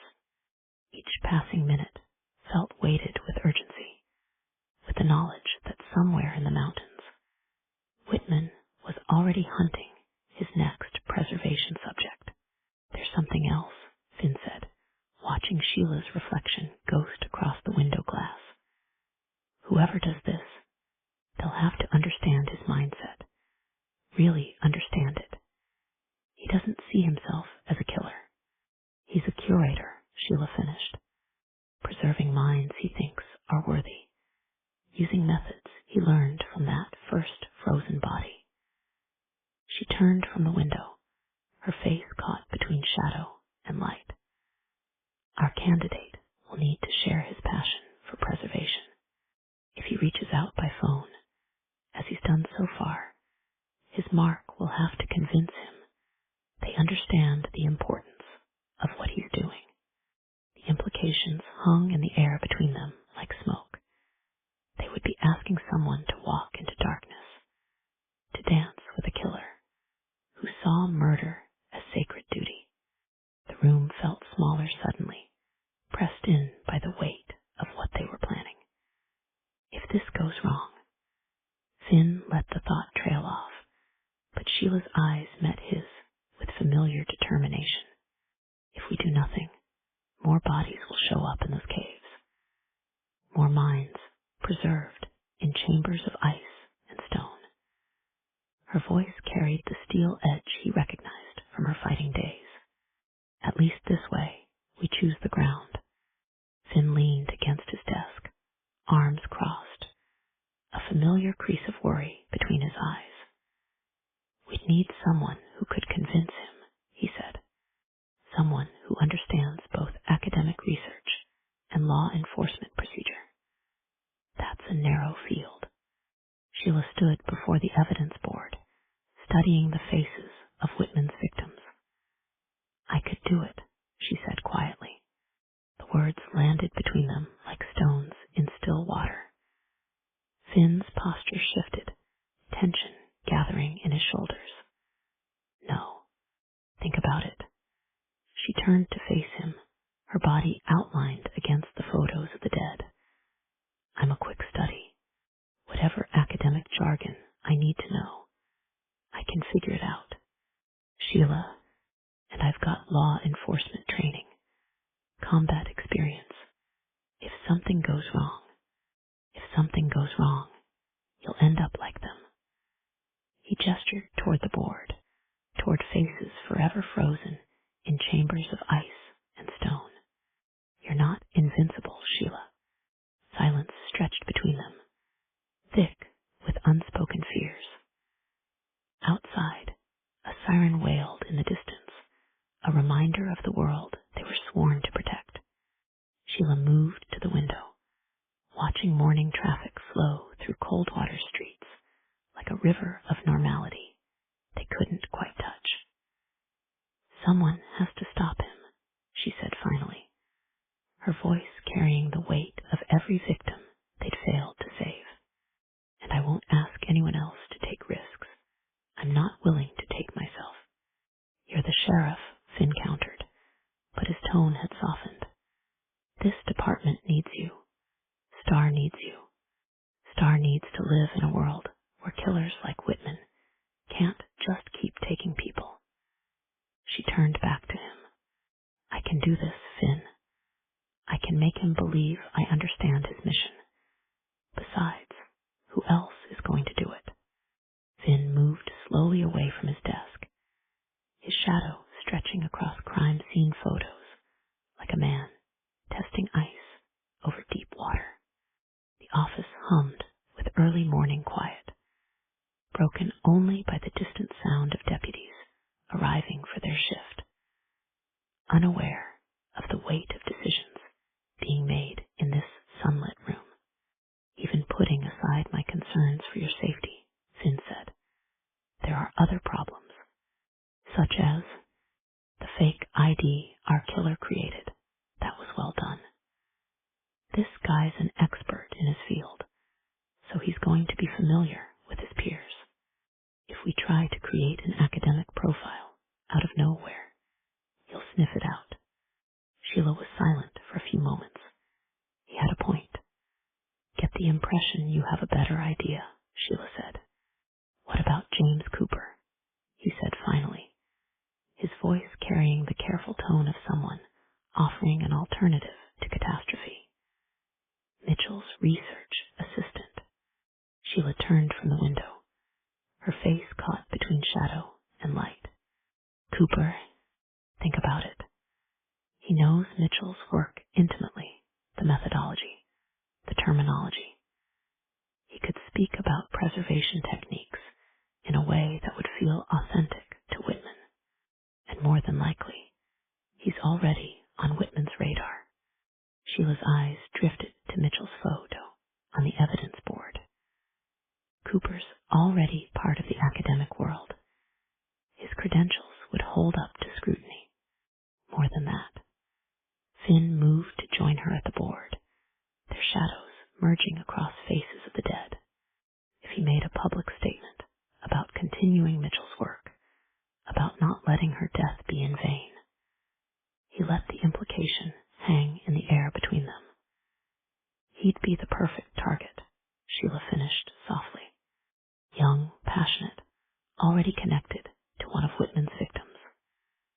Determined to carry on research that Whitman considers sacred, the office fell quiet as they considered the possibility.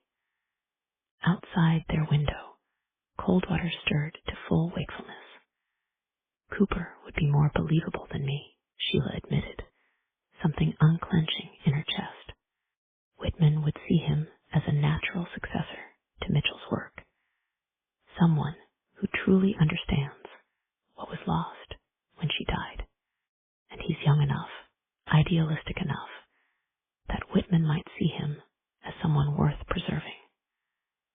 Finn's voice carried the weight of what they were considering, using Cooper as bait for a killer who turned people into frozen exhibits. If something goes wrong, Sheila began. A few moments ago, she'd been more than ready to take the risks on herself. But asking someone else to sign up for those same risks was a different matter entirely. Sheila studied Mitchell's photo, remembering Cooper's devastation when he'd learned of her death. He loved her work, she said quietly, believed in what she was trying to preserve, enough to risk becoming Whitman's next preservation subject. Sheila considered the magnitude of what they would be asking. Cooper was barely out of graduate school, his whole academic career ahead of him. But he was also their best chance to stop Whitman. Only one way to find out, she said, reaching for her keys. Chapter 21. Hell no, Cooper said, pushing back from his desk so violently that papers scattered across his cramped university office like startled birds. Light filtering through Venetian blinds striped his face in bands of shadow that emphasized the fear in his eyes. Sheila stayed where she was, leaning against a bookshelf lined with anthropological texts and carefully labeled binders, Mitchell's research, preserved with an assistant's devotion. The small office smelled of old coffee and printer ink, the familiar perfume of academic dedication. Just hear us out, she said quietly. Beside her, Finn remained silent, his presence solid and steady against the waves of Cooper's panic. Hear you out. You want me to basically announce myself as bait for a serial killer. Cooper's voice cracked slightly, betraying his youth. His laptop cast blue light across scattered papers, drafts of articles he'd been working on, attempts to continue Mitchell's work, even after her death. A killer who arranges his victims in ceremonial robes and freezes them in caves. We would have eyes on you the whole time, Finn said. Every precaution, every safeguard. Cooper laughed, a brittle sound that seemed to shatter against the office walls. Outside his window, students crossed the quad in carefree groups, their normalcy a stark contrast to the tension filling this small academic space. Dr. Mitchell trusted me with her research, he said, his voice dropping to almost a whisper. Asked me to protect her work, not die for it. Sheila moved closer to his desk, sunlight catching the silver in her hair. Don't you see? It has to be you, James. You understand what she was trying to preserve. The importance of protecting traditional knowledge. Cooper's eyes drifted to a framed photo on his desk, Mitchell, at a dig site, her face alight with discovery. The same passion for preservation that had ultimately led to her death. The silence stretched between them, charged with the weight of what they were asking for him to walk willingly into darkness, to become bait for the killer who had stolen his mentor's life. "You don't understand," Cooper said finally. "I see her every night in my dreams. The way they found her, arranged like some kind of specimen." His fingers traced the edge of Mitchell's photo, trembling slightly, like she was just another artifact to be preserved. Sheila moved closer, her shadow merging with the striped patterns on his desk. "And now we're offering you the opportunity to give her justice, to put a stop to this. You really think you'll buy it? Just because I was her assistant. You'll buy it because you understand what she was trying to protect," Sheila said. "The importance of preserving traditional knowledge, of keeping certain wisdom alive." Silence filled the office again, broken only by the distant sound of a campus bell marking the hour. Cooper's eyes drifted to Mitchell's photo, to the passion in her face as she examined ancient artifacts, the same passion that had drawn Whitman's attention. "If I did this," he said finally, each word careful as footsteps on thin ice, "what exactly would you want me to do?" "Make a public statement," Finn explained, "about continuing her work, about not letting her death stop the research she believed in. Bait for a killer who turns people into frozen exhibits." Cooper's hands splayed across his desk, pressing against papers filled with Mitchell's methodology, her insights, her dreams of preservation. "And if he takes it, if he comes for me, we'll be there," Sheila promised. "Every step, every moment. You won't face him alone." Cooper stared at Mitchell's photo for a long moment, his reflection ghosting across the glass like a man balanced on the edge of a decision that could cost him everything. "She believed some knowledge was worth dying for," he said finally, his voice steady despite the fear evident in his eyes. That preserving certain truths mattered more than personal safety. He looked up at Sheila, sunlight catching tears he refused to let fall. "I always thought that was academic bravery, until he killed her for it." The office held its breath, waiting for his decision. Outside, life continued its normal rhythm, but in here, time seemed suspended between heartbeats. "I'll do it," Cooper said softly, his hand still resting on Mitchell's photo. "Not because I'm brave, but because she'd want her death to mean something, to help stop him." Sheila nodded slowly, understanding the weight of what he was agreeing to. "We'll start planning immediately." He looked up at them. "Just promise me one thing." "What's that?" "When you catch him, make sure he knows that knowledge isn't preserved by killing the people who study it." The light of the rising sun crept across Cooper's backyard like a cautious animal, casting long shadows from the scattered research papers that covered his patio table. The mountains loomed behind him, a dark wall holding secrets in chambers of stone and ice. He hunched over his laptop as he tried to find words that would draw a killer's attention. "Not too academic," Sheila said from where she sat across from him, steam rising from her coffee cup like morning mist. "Make it personal, about Mitchell." Cooper nodded, though his hands still trembled slightly. They'd been at this for hours, crafting the perfect statement, one that would catch Whitman's eye without seeming artificial. The air held a bite of coming winter, and somewhere in the distance, a morning dove called out to the breaking day. "What about this?" He cleared his throat, reading from the screen. "Dr. Mitchell understood something fundamental about how knowledge survives through time. Her work wasn't just about documenting traditions. It was about protecting wisdom that modern society has forgotten how to value. Finn emerged from the house with fresh coffee. Good. Now make it about continuing her mission. Cooper's fingers moved across keys, dancing with possibilities that could cost him his life. The mountains watched with ancient indifference as another piece of their trap took shape in the growing light of dawn. Sheila's phone began to ring. It occurred to her that it had rung earlier, but she'd barely noticed because she'd been so focused on coaching Cooper.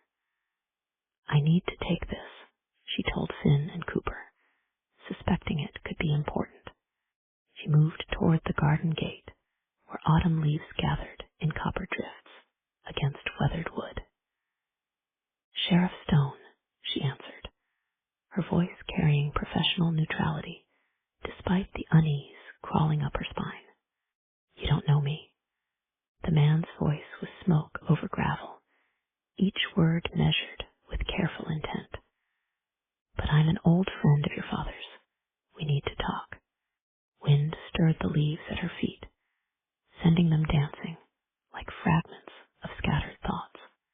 Behind her, she could hear Cooper and Finn still discussing the statement, their voices muffled by distance and growing tension. About what?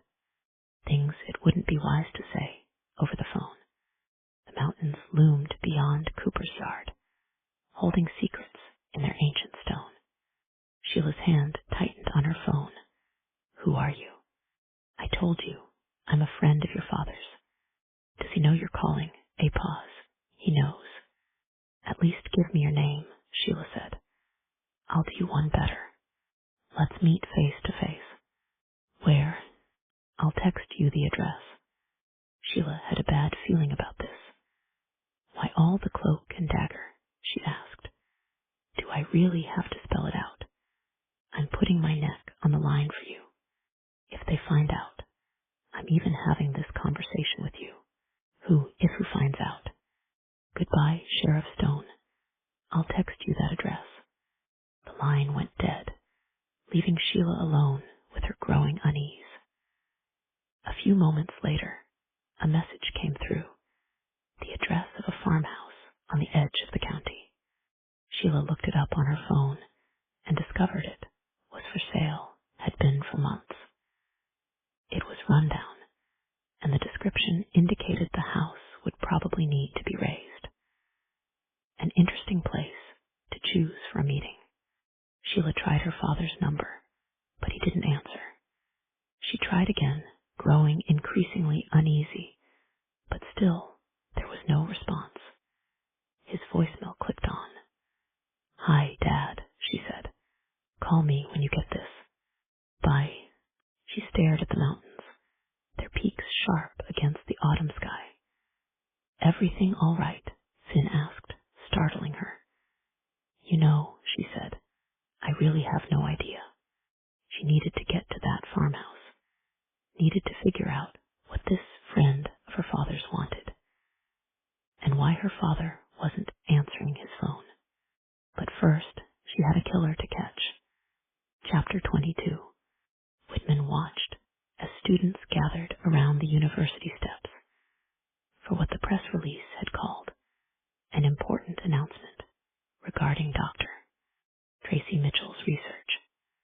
He stood at the edge of the crowd, a ghost among the living, maintaining a careful distance. He'd been monitoring academic message boards, conference schedules, and department newsletters, his usual methods for identifying potential minds worth preserving, when Cooper's press announcement caught his attention. The young researcher's determination to honor Mitchell's legacy had struck a chord that resonated like crystal struck by winter wind. He knew it was dangerous showing up at such an event, but he couldn't resist.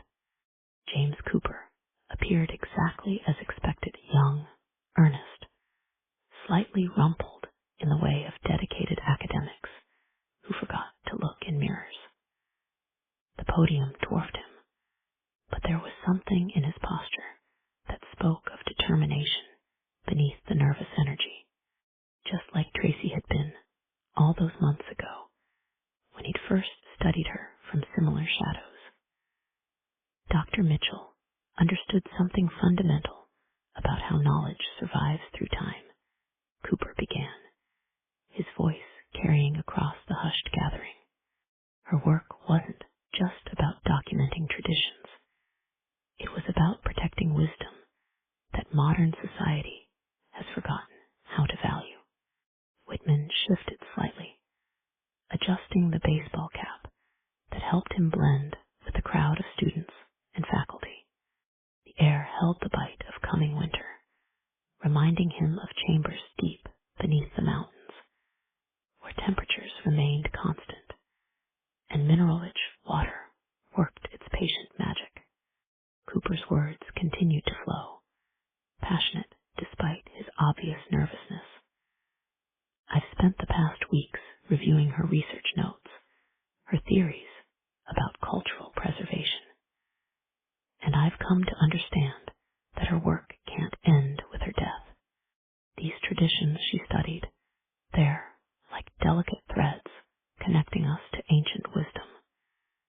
If we don't preserve them, yes, Whitman thought, warmth spreading through his chest, you understand, just like she did. The federal presence was obvious if you knew where to look. Agent Walsh stood near the building's entrance, trying too hard to appear casual. Two others, probably tactical team members, lounged on a bench, their attention too focused for genuine relaxation. They were watching for him, expecting him to appear like some movie villain to snatch their bait in broad daylight. Amateur theatrics. True preservation required patience, preparation, proper conditions.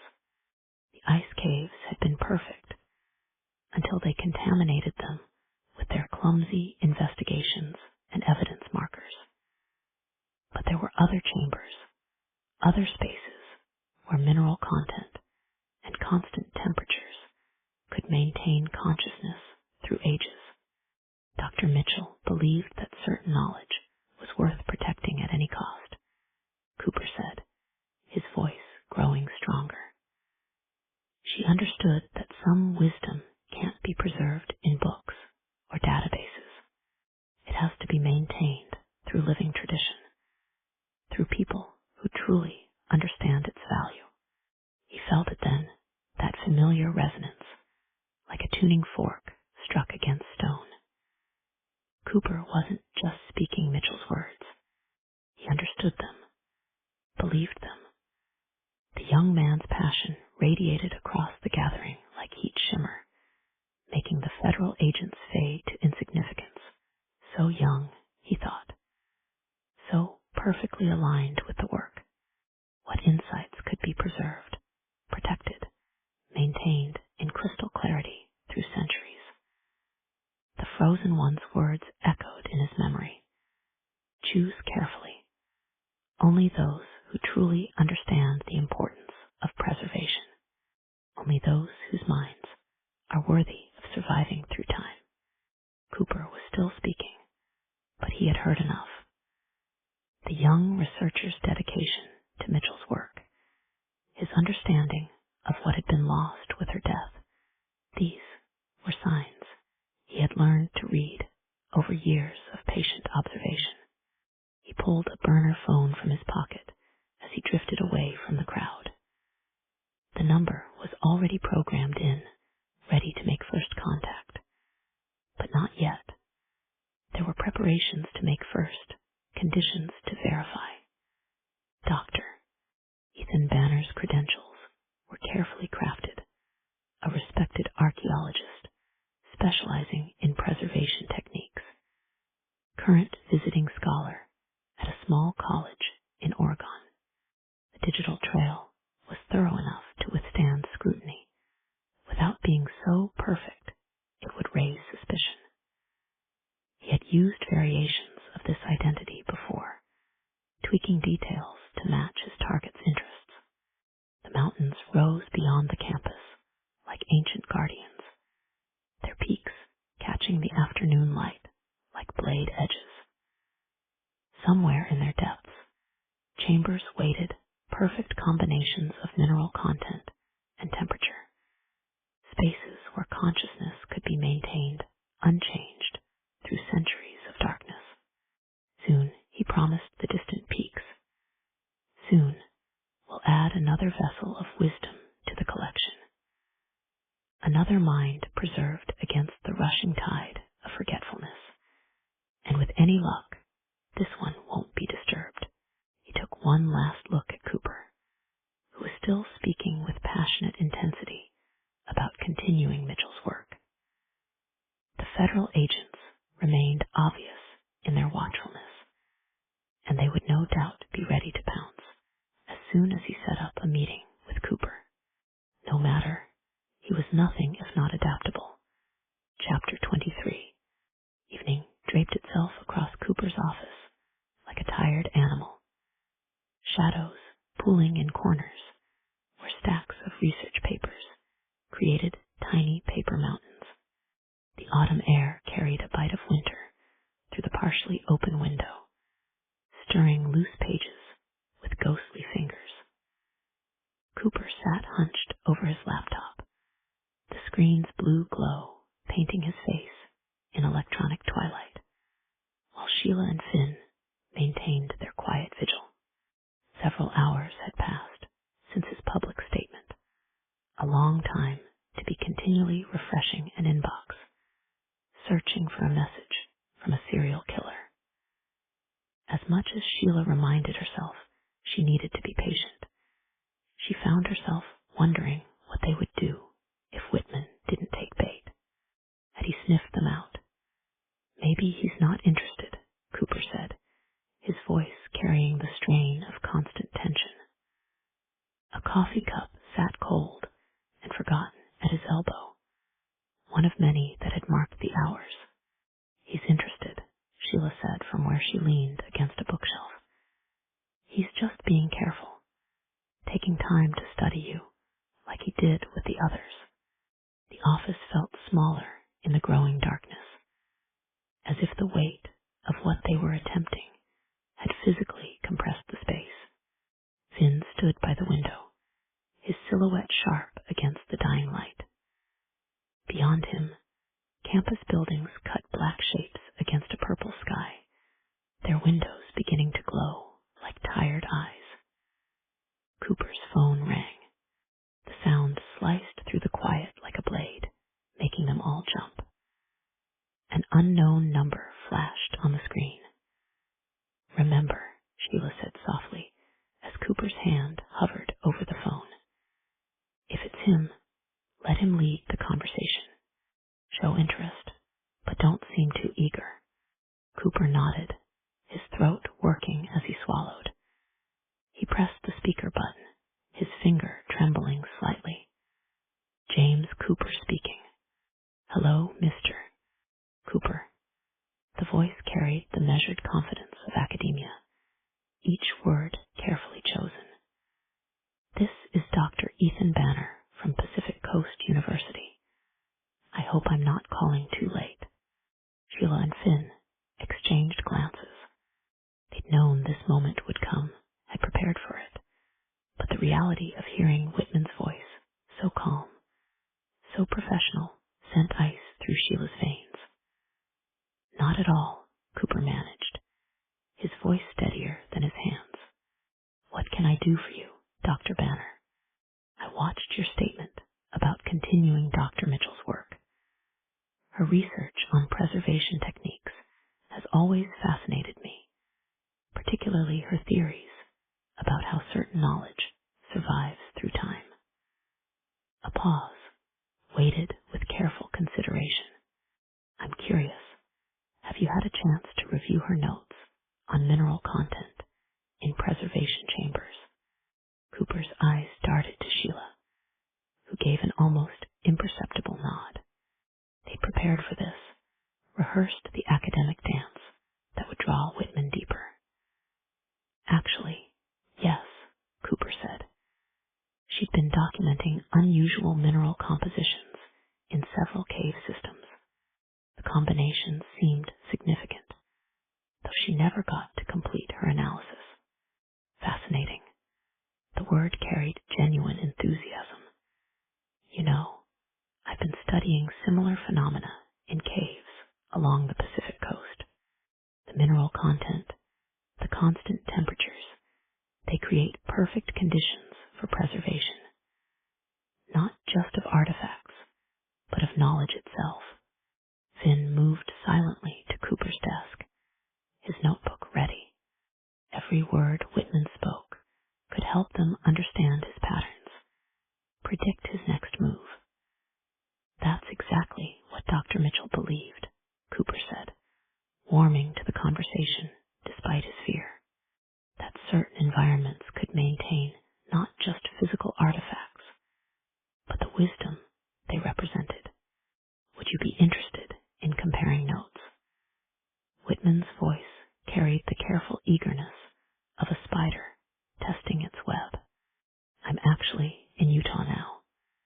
Perhaps we could meet to discuss our research. The trap was baited, the hook set. Cooper looked to Sheila again, his face pale in the laptop's glow. I'd like that, he said. Doctor, Mitchell always said sharing knowledge was crucial to preservation. Indeed she did. Something darker crept into Whitman's tone, like shadows deepening at dusk. I'll shoot you an email. We have much to discuss, Mr. Cooper. Much to preserve. The line went dead, leaving them in silence, broken only by the soft whir of Cooper's laptop fan. Minutes stretched like pulled taffy until Cooper's email chimed. His hands shook as he opened the message. He wants to meet tonight. Says he's found something in the geological surveys that matches Dr. Mitchell's notes perfectly. Wants to show me before he flies back to Oregon tomorrow. Sheila moved closer, reading over his shoulder. The email was perfectly crafted, professional enthusiasm masking deadly intent. A location just outside the city, private enough for academic discussion. Time suggested, 11 p.m. Letting you see it in darkness, Finn said quietly. When the formations are most visible by lamplight. Cooper's face had gone ashen. It's happening so fast. That's good, Sheila said, though her own pulse raced with the accelerated timeline. He's eager, less careful. Gives us an advantage. We'll go over some self-defense techniques just to be extra cautious. Is that really necessary? Cooper asked, looking worried. Standard procedure, Sheila said. The truth, though, was that nothing about this was standard. As she met Finn's eyes across the darkened office, she saw her own concern mirrored there. They'd expected more time to prepare, to set up surveillance and backup.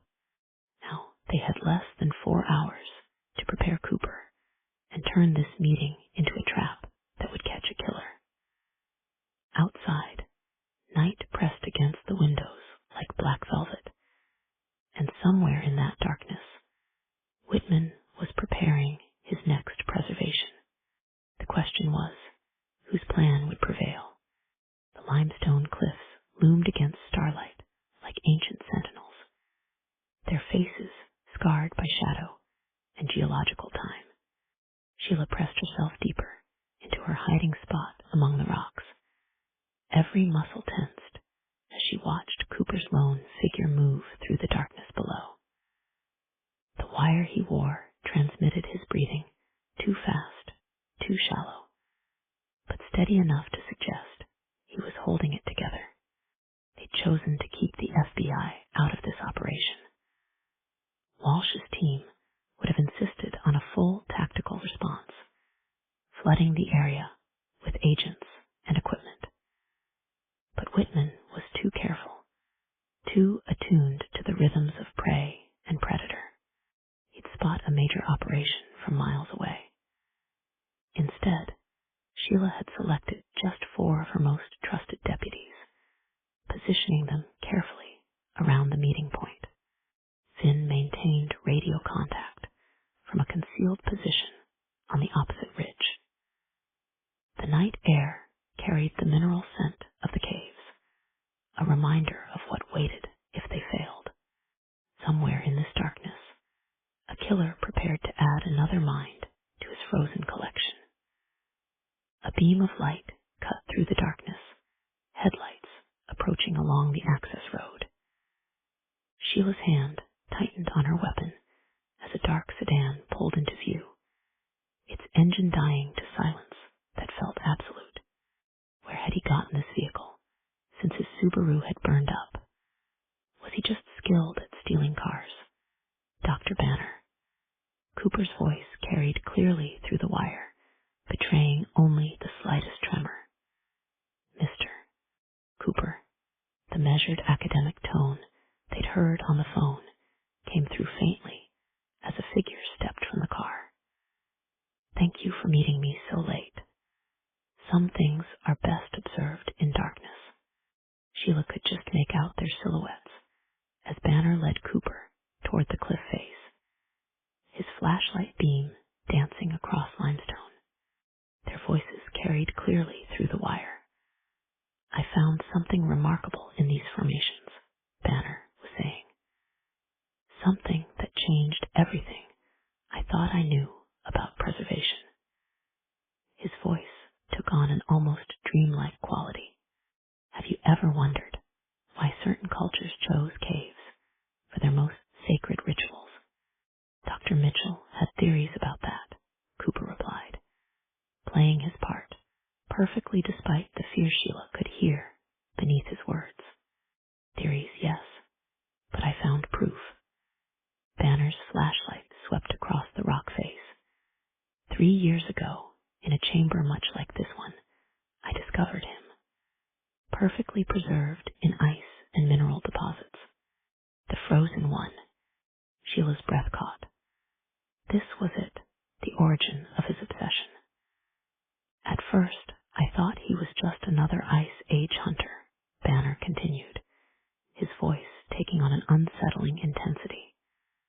But then he spoke to me, showed me things about civilizations lost to time, about how certain knowledge could be preserved, maintained unchanged through centuries of darkness. Through the wire, Sheila heard Cooper's breathing quicken. He spoke to you. They preserved their wisest ones, Banner said, moving closer to Cooper. Not just their bodies, but their consciousness. The minerals in these caves, combined with the constant cold. His voice dropped to an almost tender whisper. They create perfect vessels, waiting to be awakened when humanity is ready for their wisdom. Sheila watched the two begin moving. Almost time. They just had to wait until Banner and Cooper got a little closer, stepping into the pinch point where she and Finn were waiting opposite 2 other officers. Suddenly, Banner's arm shot out, wrapping around Cooper's throat. The flash of a blade caught starlight. I know you're out there, Banner called, his voice hardening. Show yourselves, or he dies right here. Damn it, Sheila muttered. Through her scope, she could see the knife pressed against Cooper's jugular. No clean shot. You have 30 seconds, Banner called. Clear out, all of you, or we find out how quickly someone can bleed out in the cold. Dr. Banner, Sheila called back, keeping her voice steady. You know we can't do that. Then his death is on your hands. Cooper's breathing came rapid and shallow through the wire. Sheila watched his hands, remembering how they'd practiced this, the self-defense moves she taught him, just in case. The frozen one showed you the way, didn't he? Sheila said, trying to keep Banner talking. Showed you how to preserve knowledge through time. Don't mock me, You're not a believer. Come on, James, Sheila thought, creeping closer, keeping the pair of men in her sights. You're gonna have to help me out. It's going to be all right, James, she called. Just remember what we talked about. Don't play games, Banner shouted. I'll kill him, you know I will. You're okay, James, Sheila continued, ignoring Banner. Just stay calm and stick to what we talked about. What the hell are you? Banner began. But before he could finish, Cooper attacked just as Sheila had taught him to do. Elbow to solar plexus, heel to instep, twist away from the blade. Banner staggered, his grip loosening just enough. Cooper broke free and dove aside. Sheila fired, but Banner was already running for the cave entrance, disappearing into darkness. All units converge. Sheila's voice carried rage and command in equal measure as she gave chase, her flashlight beam bouncing wildly across uneven ground. Suspect heading east into the cave. The cave mouth swallowed Sheila like a cold throat, darkness rushing in to replace starlight. Her flashlight beam caught crystalline formations that sparkled like frozen tears, while her boots clenched against limestone grit that had waited eons to record her passage. Somewhere ahead, Banner's footsteps echoed off ancient stone, each sound multiplied by the cave's acoustics, until it seemed like a dozen men fled through the darkness. But Sheila knew better. He'd studied his patterns, walked through the chambers where he'd left his frozen offerings to time. The mineral tang in the air grew stronger as she pushed deeper, reminding her of other caves, other victims arranged with ceremonial precision in spaces chosen for their preservative properties. Dr. Banner, she called, letting her voice carry through the tunnels. The cave caught her words and threw them back, distorted by stone and distance. Or should I call you Professor Whitman? James Whitman from Berkeley. The footsteps ahead faltered for just a moment. I've seen your work, she continued, ducking under a low arch that sparkled with moisture. The care you take with each preservation, the attention to mineral content, to temperature, to ceremonial positioning. Her flashlight beam caught a fork in the passage. Without hesitation, she took the right branch, the one that led deeper, colder. The frozen one taught you well, didn't he? You don't understand. His voice seemed to come from everywhere and nowhere, the cave's acoustics making location impossible. This isn't about death. It's about preservation, protection. Sheila moved carefully now, testing each step.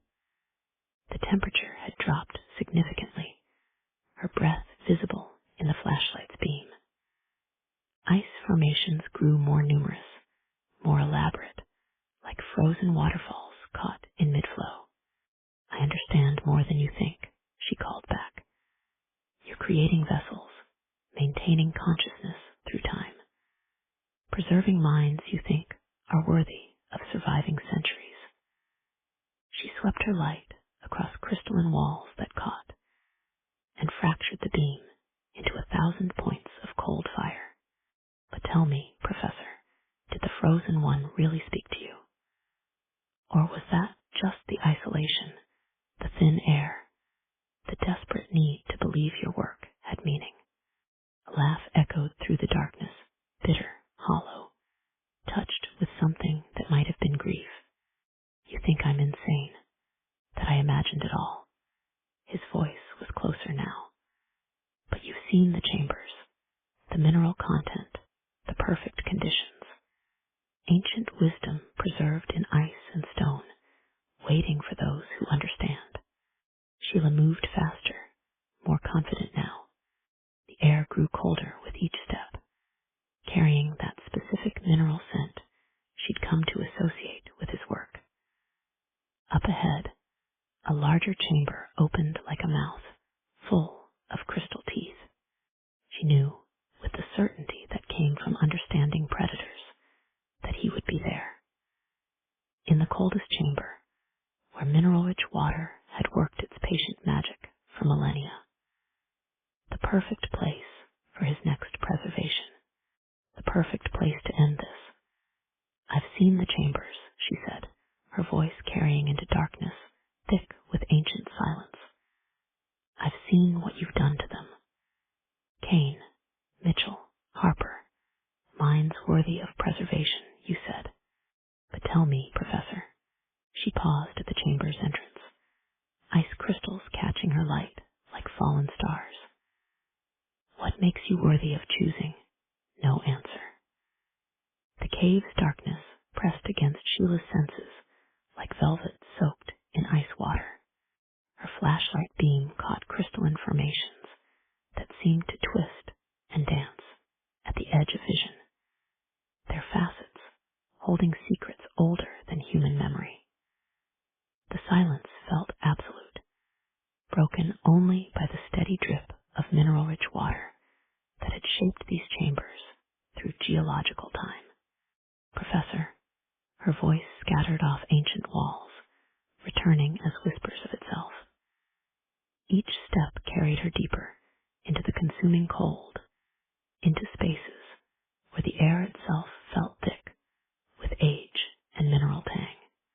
The great chamber opened before her like a cathedral carved by patient water, its ceiling lost to darkness despite her light. Ice formations caught her beam and shattered it into countless points of cold fire, creating an illusion of stars trapped in stone. The temperature here had dropped significantly. This was where the cave's breath pooled, where winter never surrendered its hold. Her light found him at last, and the sight stole her breath more surely than the chamber's chill.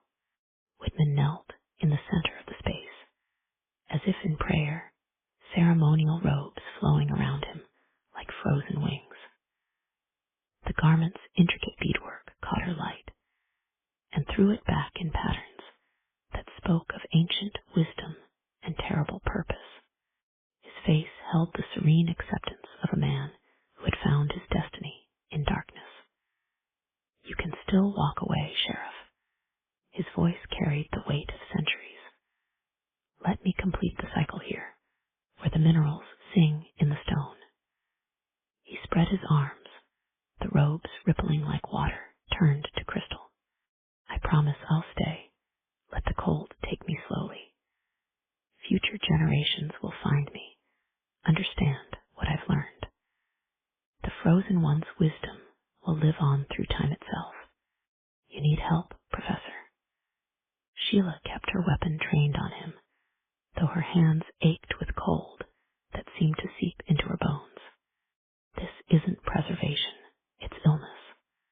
The voices you heard, the wisdom you think you're protecting.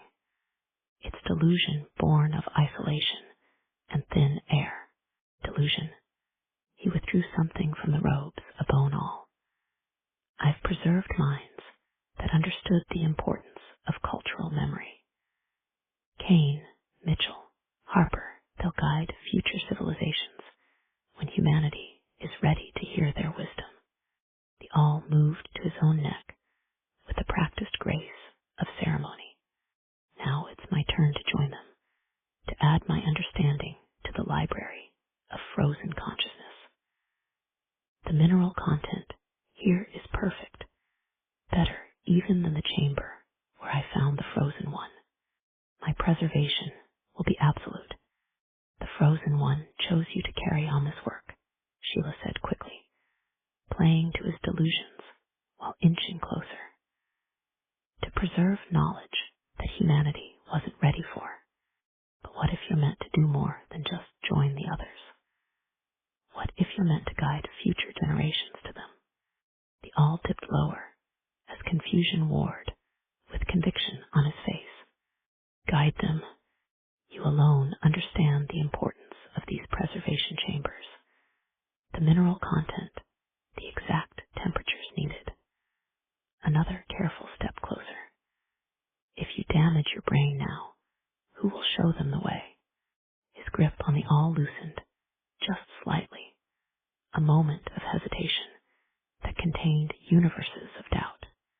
Sheila moved with the fluid grace of a fighter, her body remembering lessons learned in darker places than this. The awl clattered against stone as she struck, spinning away into shadows while they grappled on the chamber floor. Whitman fought with the strength of madness, but Sheila had the weight of justice and training behind her. The ceremonial robes tangled around them as they struggled, beadwork catching the dropped flashlight's beam and throwing fractured patterns across the chamber's crystalline walls.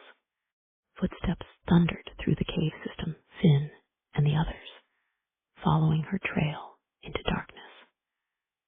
Their lights joined hers, turning the chamber into a chaos of shadow and brilliance as they helped subdue the struggling killer. The ceremonial robes spread across the chamber floor like spilled ink, their patterns now just evidence rather than sacred vestments. You don't understand, Whitman gasped as they secured his hands.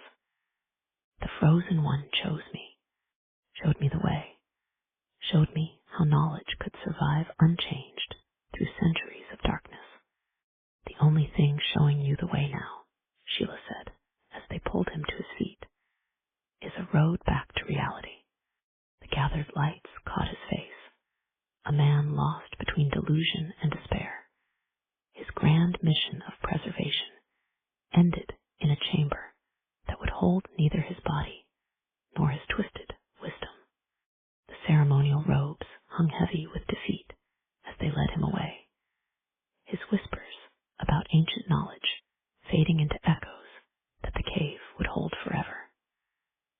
Behind them, water continued its patient work, mineral-rich drops falling like time itself into darkness that had waited eons for this moment, and would wait eons more for whatever came next. The chamber's cold seemed to follow them out, as if the cave itself understood that this story of preservation and madness had finally reached its end. Chapter 24. The sheriff's department interview room felt too small for the weight of what they'd uncovered. Crime scene photos covered one wall. Kane, Mitchell, and Harper in their ceremonial robes, arranged in chambers of ice and stone. The opposite wall held images from Whitman's cabin, shelves of anthropological texts, detailed maps of cave systems, and notebooks filled with careful documentation of mineral content and temperature readings. Discovering his cabin hadn't been easy. After finding a gas station receipt in his pocket, they'd accessed the camera footage from the gas station, which showed him heading west on Sheen Street. Just down the road from the gas station was a bank, but Whitman didn't reach the bank until several hours later, which suggested he may have stopped at a property between those two locations. There were only a few options, among them an off-grid cabin set well back from the road, a cabin that had been rented out to someone matching Whitman's description. The delusion appears to have started 3 years ago, Doctor, Helen Kravitz said, arranging her case notes on the table. The department's consulting psychiatrist had just finished her initial evaluation of Whitman. Beyond the room's windows, the late night had become early morning, though none of them felt ready for sleep. He was already unstable, isolated, obsessive, prone to finding patterns that weren't there. The high altitude, thin air, and extended solitude in the caves created perfect conditions for a psychotic break. And the frozen body he found, Sheila asked. He still wore the clothes from their confrontation in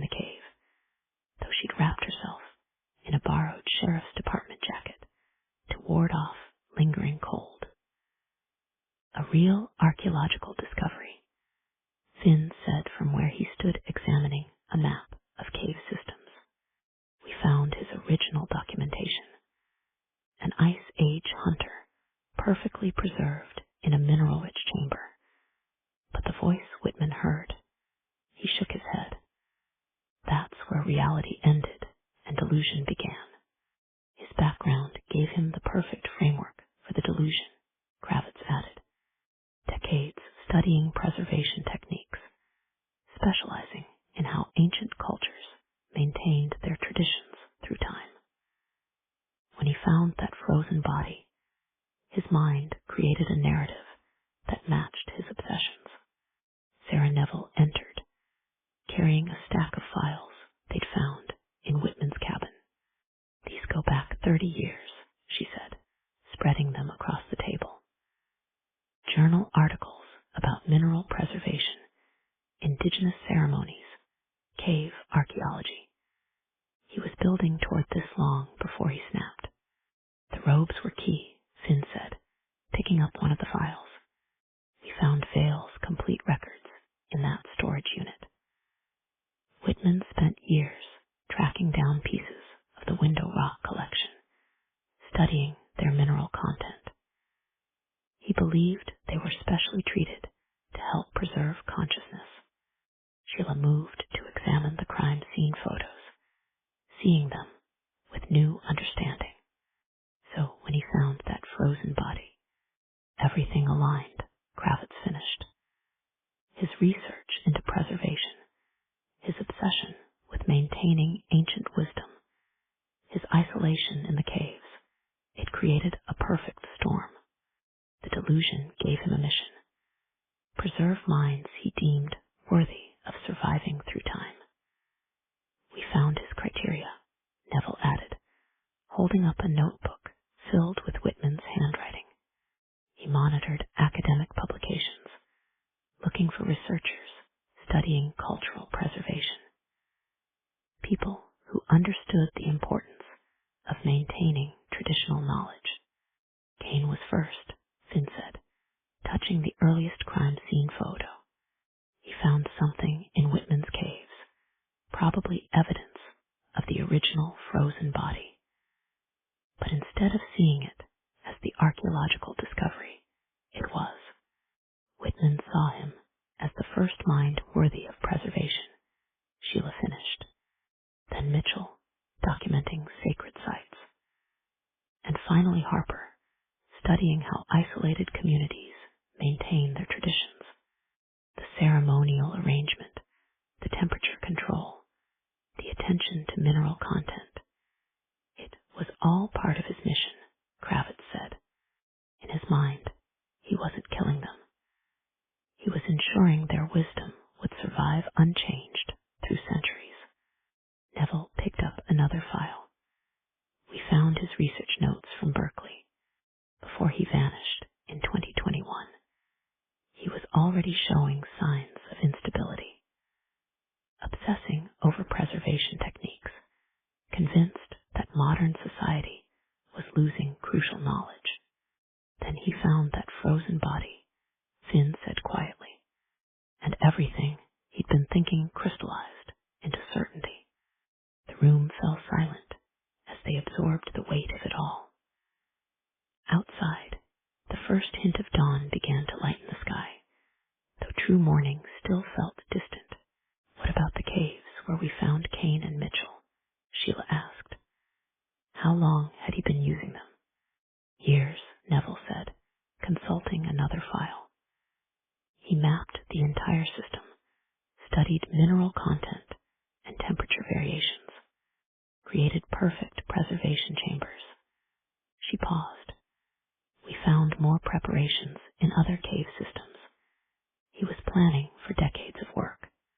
A library of consciousness, Kravitz said. That's how he saw it.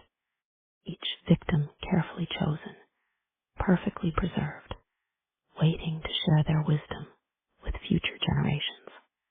Sheila stared at the photos, at faces forever frozen in chambers of ice and stone.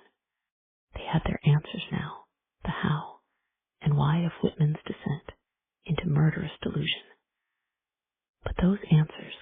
bring back the lives he'd taken in his twisted mission of preservation. "What happens to him now?" she asked quietly. "Psychiatric evaluation," Kravitz replied. "Treatment. He'll likely never be free again, but maybe we can help him find his way back to reality." Light began to seep through the windows, painting the crime scene photos in shades of dawn. Somewhere in a secure facility, James Whitman waited in darkness.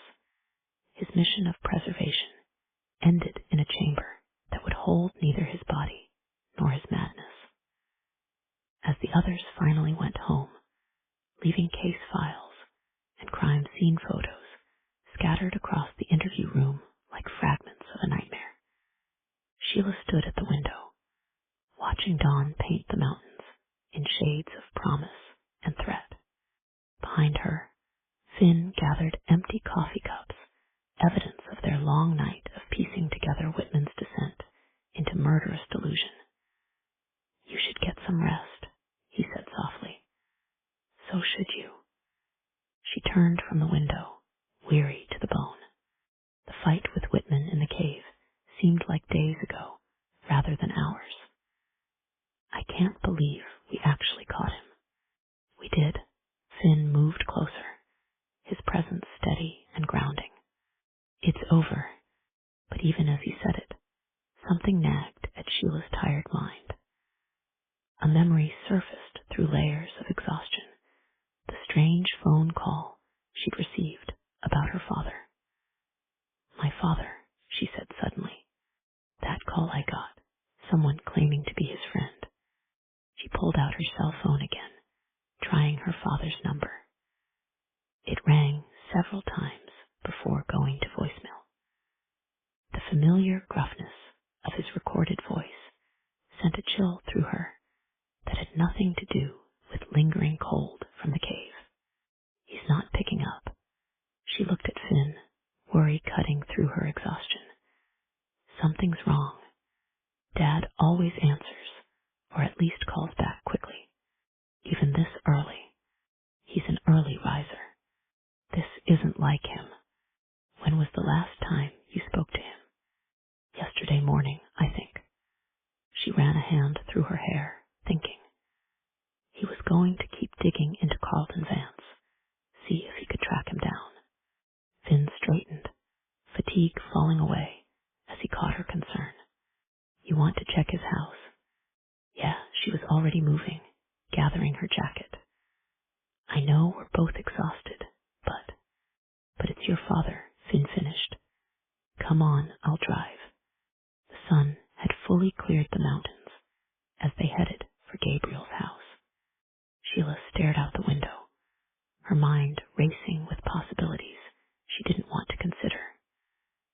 "Tell me about the call again," Finn said as they turned onto the road leading to her father's place, the one from his supposed friend. He wouldn't give his name, said he had information, but couldn't discuss it over the phone.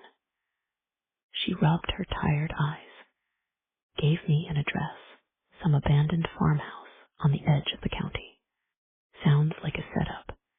Yeah, she watched familiar landmarks slide past, each one bringing them closer to answers she wasn't sure she wanted. But for what? Gabriel's house sat silently, the mountains rising behind it like weathered guardians. His truck stood in the gravel drive exactly where it always did, and nothing seemed immediately out of place. But something about the stillness felt wrong to Sheila, a silence too complete for a house that should have held her father's presence. "His truck's here," Finn said quietly, drawing his weapon as they approached the front door. "And his gym bag's on the porch," Sheila added, unholstering her own gun. The worn duffel sat propped against the wall where Gabriel always left it after training. He made it home at some point. The door was unlocked. It swung open at her touch, revealing the familiar interior wrapped in morning shadows. Everything looked normal at first. Gabriel's boots by the yesterday's coffee cup on the kitchen counter, his reading glasses folded beside the morning paper. Then she saw it. The chair is lying on its side in the living room. The lamp knocked off the side table, its shade cracked. Most telling of all, the faint scuff marks on the hardwood floor, like someone had been dragged. Sheila. Finn's voice was tight with controlled tension. Over here. He stood by the overturned chair, his flashlight beam illuminating a harsh truth, a smear of blood on the wall. Not enough blood to suggest a fatal wound, but enough to confirm their fears. Gabriel had been taken, and he hadn't gone quietly.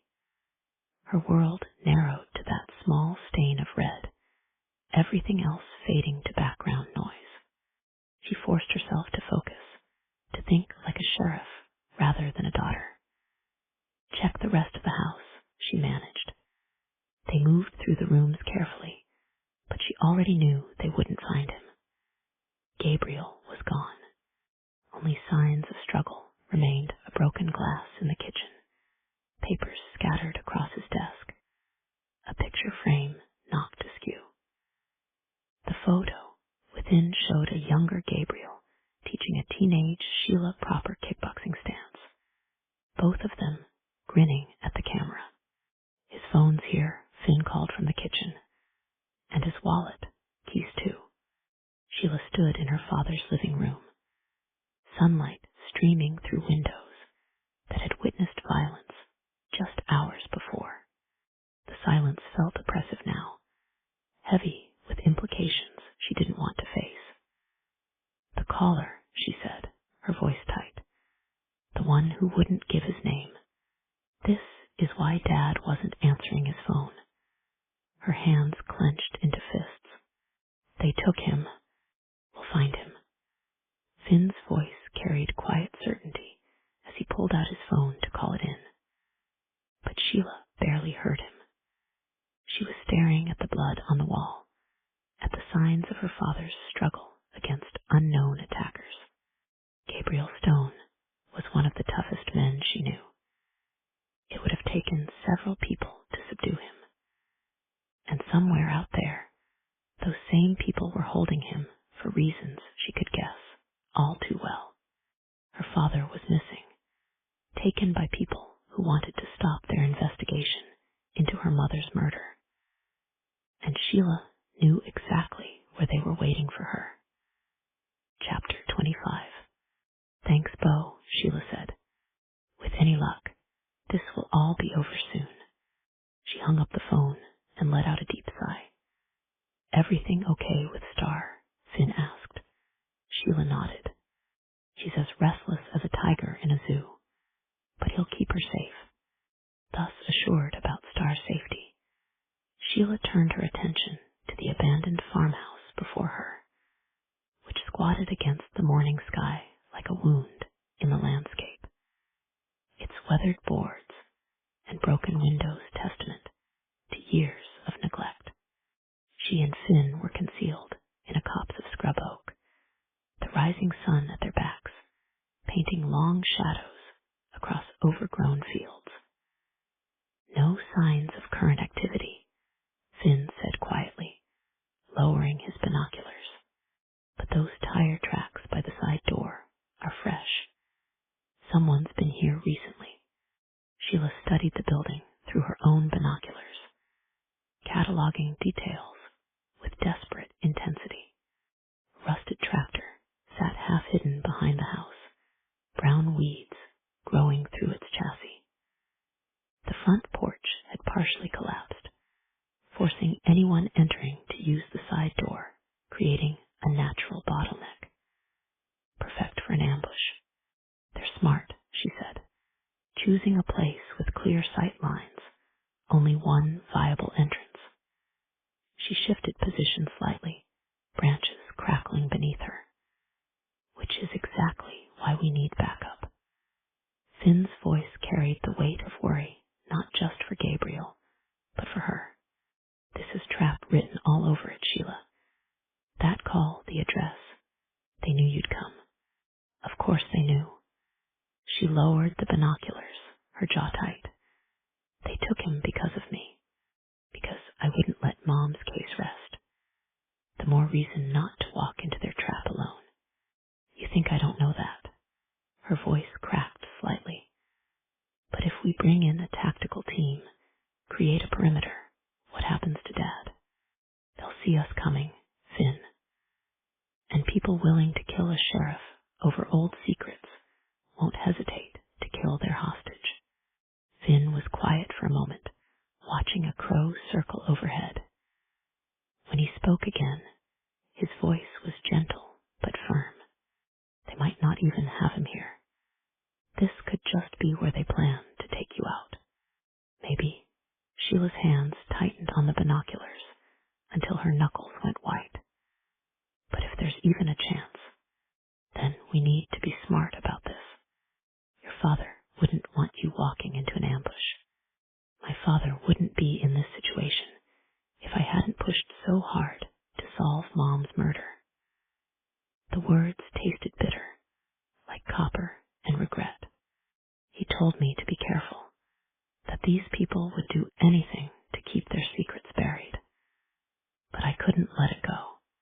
Tears gathered in her eyes. He tried to warn me, she continued. Said some questions were too dangerous to ask.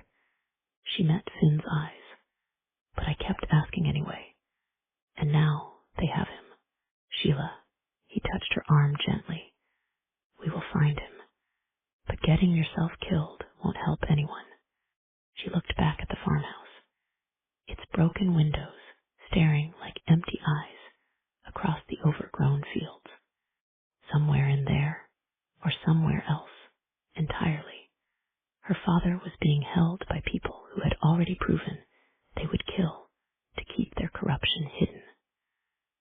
I can't wait for backup, she said finally. Can't risk them moving him, or worse. She turned to Finn, her face set with the same determination he'd seen before her biggest fights. But I'm not asking you to come with me. Like hell you're not. His voice carried equal parts exasperation and loyalty. You really think I'd let you do this alone? Finn, no, do you want to go in there? Fine, but we do it together, and we do it smart. He pulled out his phone. At least let me tell Sarah where we are. If things go wrong. Sheila nodded slowly.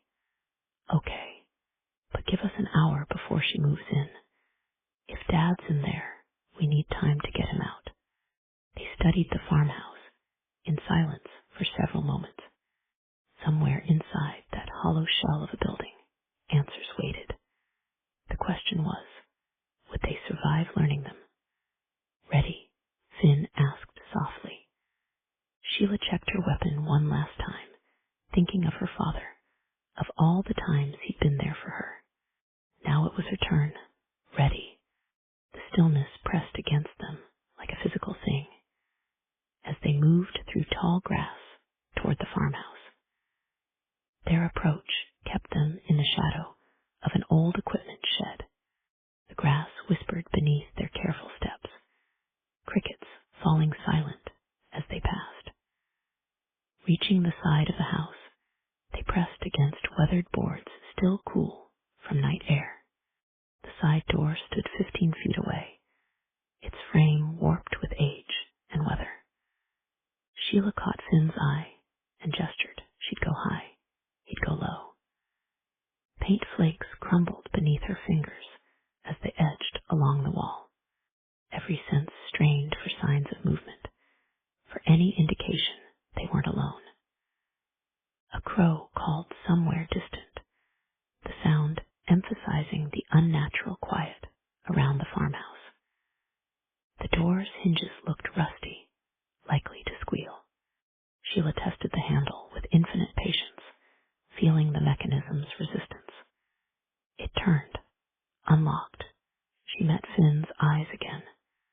Too easy, or exactly what they'd expected to find. The door opened with only the faintest whisper of wood against wood. Stale air washed over them carrying the scent of abandonment. They moved inside like smoke, clearing the small mudroom. The kitchen beyond bore signs of recent use, fresh boot prints in decades of dust. A cabinet door left slightly ajar. Light filtered through filthy windows, painting patterns across a scarred linoleum floor. Every surface held a thick layer of grime, except for one chair, pulled away from the table. Recently used. Finn gestured toward the front room. More boot prints led that way, along with something else, a darker trail, like something wet had been dragged across the floor. Sheila's throat tightened as she recognized what it probably was. Blood. They moved forward, sweeping each corner, each shadow. The front room opened before them, revealing an old sofa sitting against one wall, its fabric rotted by time and weather. More chairs had been arranged facing it, their positions suggesting an interrogation setup. Dark stains marked the floor near the chairs. Fresh stains. A floorboard creaked overhead. They both froze, weapons trained toward the ceiling. Another creak, deliberate this time. Someone moving above them. Sheila's eyes found the staircase leading to the upper floor. More blood drops marked the steps. She took a step toward the stairs, but Finn's hand caught her arm. His eyes carried a clear message. This is exactly what they want. She nodded slightly. I know. They moved toward the staircase together, every board beneath their feet a potential betrayal. The blood drops led upward into shadow. Sheila took the first step, testing her weight against aged wood. No sound. She moved higher, Finn close behind, both of them pressed against the wall where the boards would be most stable. Another creak from above, closer now. Pale light filtered through broken windows at the top of the stairs, casting strange shadows across walls stained by years of neglect. The blood trail continued, turning left at the landing. Sheila paused at the top step, listening. Nothing but the hollow sound of wind through empty rooms. There was a door on the right. Sheila quietly tried the handle, but it was locked. She considered kicking it open, but the blood trail led to the master bedroom at the end of the hall. That was her priority. Sheila's hands felt slick on her weapon as she and Finn approached the master bedroom.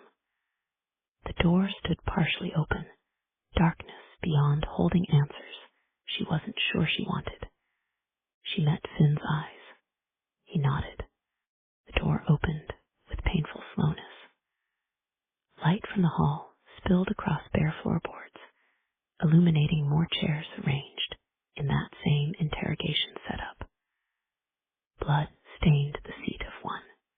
Brass casings caught the light, scattered near the wall like fallen coins. The room was empty. That's far enough, Sheriff Stone. The voice came from behind them. They spun, but too late. The muzzles of 3 rifles pointed at them from the hallway. The men must have been hiding in the locked room, waiting for Sheila and Finn to pass. Sheila inwardly cursed herself for not clearing that room. Her worry for her father had clouded her judgment, compromised her training. Was he already dead? Weapons on the floor, the voice commanded. Slowly, Sheila's mind raced, calculating angles, possibilities. Now, Sheriff, unless you want to make this harder than it needs to be. She set her weapon down, watching Finn do the same from the corner of her eye. 3 men in dark clothing advanced into the room, their faces hidden by ski masks. Where's my father? Sheila demanded, trying to keep her voice steady. He's alive. The speaker seemed to be in charge. For now, which is more than I can say for you two if you don't cooperate. You really think you can kill a sheriff and her deputy without consequences? Wouldn't be the first time someone died investigating things they shouldn't. The rifle gestured toward the master bedroom. Move. Chapter 26. The master bedroom's floorboards creaked beneath their feet as they were forced inside. Late morning light filtered through windows hazed by decades of grime, catching dust motes that danced like falling ash. The leader moved into the room behind them, rifle steady. Turn around, he commanded. Slowly, the accent hit Sheila like a physical blow. That same lilting Irish inflection she'd heard in her truck just days ago, when a stranger had slipped into her backseat and threatened everyone she loved. Her hands clenched involuntarily as she turned. The ski mask couldn't hide the coldness in his eyes, the professional detachment of someone accustomed to violence. This was the man who'd threatened Star, who'd promised to kill her father if Sheila didn't back off. And now he had Gabriel. Was Star safe? Surely Beau Pratt's wouldn't let anyone near her. Then again, he was only one man. You, she said, voice tight with fury. The one from my truck. Ah, you remember. His tone carried a hint of amusement beneath that deadly calm. I did warn you, Sheriff. Told you what would happen if you kept pushing. The rifle barrel never wavered. But you just couldn't let it go, could you? Where's my father? Worried about him now. Should have thought of that before you started digging into things that don't concern you. Like Cartland Vance. Who is he? The man gestured to one of his men. Check them for backup weapons. Phones, too.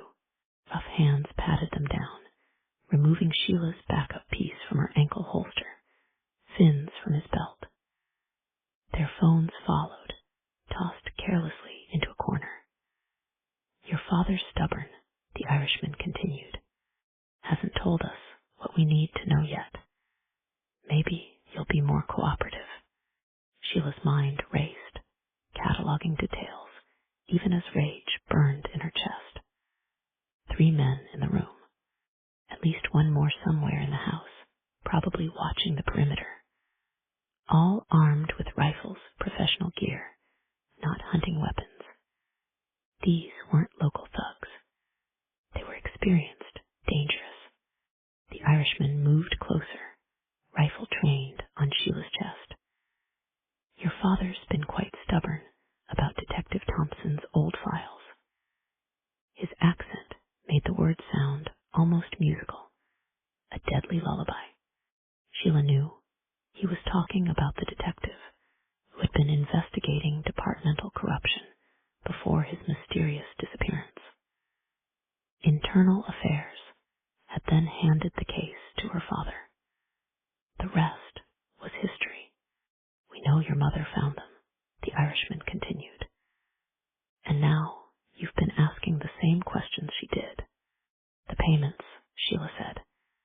Money moving through the department. That's what Thompson was investigating before he disappeared. Smart girl. He gestured toward one of the chairs with his rifle. Sit. Those files implicated someone powerful, she continued, remaining standing. Someone who could make a detective disappear without consequences. Someone who could order a hit on my mother and have it covered up for a decade. The Irishman's eyes crinkled behind his mask, a smile without humor. And yet here you are, still digging. Just like Detective Thompson, just like your mother. He moved even closer. Your father understood after your mother died, knew when to let sleeping dogs lie. But you just couldn't help yourself, could you? The money, Sheila pressed. Where was it coming from? What's Meridian Holdings? Sit down, Sheriff Stone. The rifle nudged her chest. We have some things to discuss about the importance family, about what happens to people who don't know when to stop asking questions. Was it drug money? She ignored the rifle. Or something bigger? Must have been significant to justify killing a detective. Last warning. The accent thickened with threat. Sit, or we start with your deputy here. One of the other men pressed his rifle against Finn's temple. She had no choice. She sat. Good. The Irishman pulled another chair close, sitting across from her while keeping the rifle trained at her chest. Now then, who else knows what you've been investigating? Nobody. See, I don't believe that. Your father's been asking questions about Carlton Vance, making calls. Who's he been talking to? Sheila's pulse quickened. They knew about Vance, about her father's attempts to track him down. I told you, nobody else knows. What about Meridian Holdings? The name hung in the air like smoke. Who else have you told about it? She kept her face carefully blank, though her mind raced. They were worried enough to grab her father, to set this trap, which meant she and Gabriel had been getting close to something important. Last chance, Sheriff. The Irishman nodded to one of his men, who produced a set of pliers. Who else knows? Finn tensed beside her as the man approached him with the pliers. His eyes met hers, steady despite what was coming. Wait, Sheila's voice cracked. Just wait. I'm not a patient man, Sheriff Stone. The Irishman leaned forward. And my employers are even less patient. So let's try again. Who else knows about Vance? About Meridian Holdings? The man with the pliers grabbed Finn's hand, forcing his fingers straight. Nobody knows. The words burst from her. I swear, we've been careful, kept everything between us. You're lying. The Irishman's voice carried absolute certainty. Your father's been making calls, reaching out to old contacts. Names keep coming up, people who shouldn't be mentioned. We need to know who he's talked to. The pliers touched Finn's index finger. Start with the thumbnails, the Irishman said casually. More nerve endings. Please, Sheila said, her voice raw. I swear we haven't told anyone else. Just Finn, and only because I trust him with my life. The pliers hovered over Finn's nail. Sweat beaded on his forehead, but he remained silent, stoic. Dad was careful, she continued. We both were. We knew what happened to people who talked about this. The Irishman studied her for a long moment, his eyes cold behind the mask. Finally, he nodded, and the man with the pliers stepped back. I believe you, he said quietly. Your father's not stupid. He learned that lesson with your mother. He stood, adjusting his grip on the rifle. Finish it, he told one of his men. Make it clean. Ice flooded Sheila's veins. This was it, they were going to die here, in this dusty room that already held too much violence. Wait, she called as he turned to leave. Why? Why did Mom have to die? He paused in the doorway, considering. Your mother was an accountant, good with numbers. She started tracking discrepancies in the department's finances, money from drug seizures, federal grants, asset forfeitures, millions disappearing over decades. He turned back slightly. But it wasn't just the money. It was where it went. Meridian Holdings, Sheila said softly. A shell company. But look deeper, and you find something bigger. Judges taking bribes to dismiss cases. Politicians ensuring certain investigations go nowhere. Evidence disappearing from lockup. A whole system, carefully built over 30 years. His accent made the words sound almost poetic. Your mother followed the money, found names that should have stayed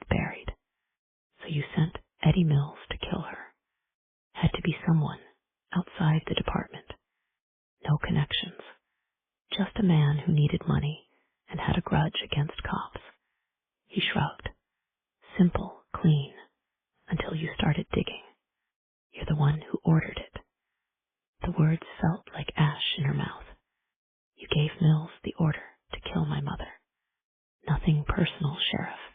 Just business. He started to turn away again. Your mother couldn't let it go, just like you. And now what? You kill us too. Like I said, nothing personal. But systems only work when the right people stay quiet. He nodded to his men. Goodbye, Sheriff Stone. Wait, Sheila's voice cracked. My father, where is he? The Irishman paused in the doorway. You'll see him soon enough. The words carried finality, a death sentence wrapped in soft accent. No, the word came out as barely a whisper. You didn't. But he was already gone, boots echoing down the hall, leaving his men to finish their work. Sheila found Finn's hand, feeling the warmth of his skin against hers. His fingers squeezed once, a final gesture of comfort, of solidarity.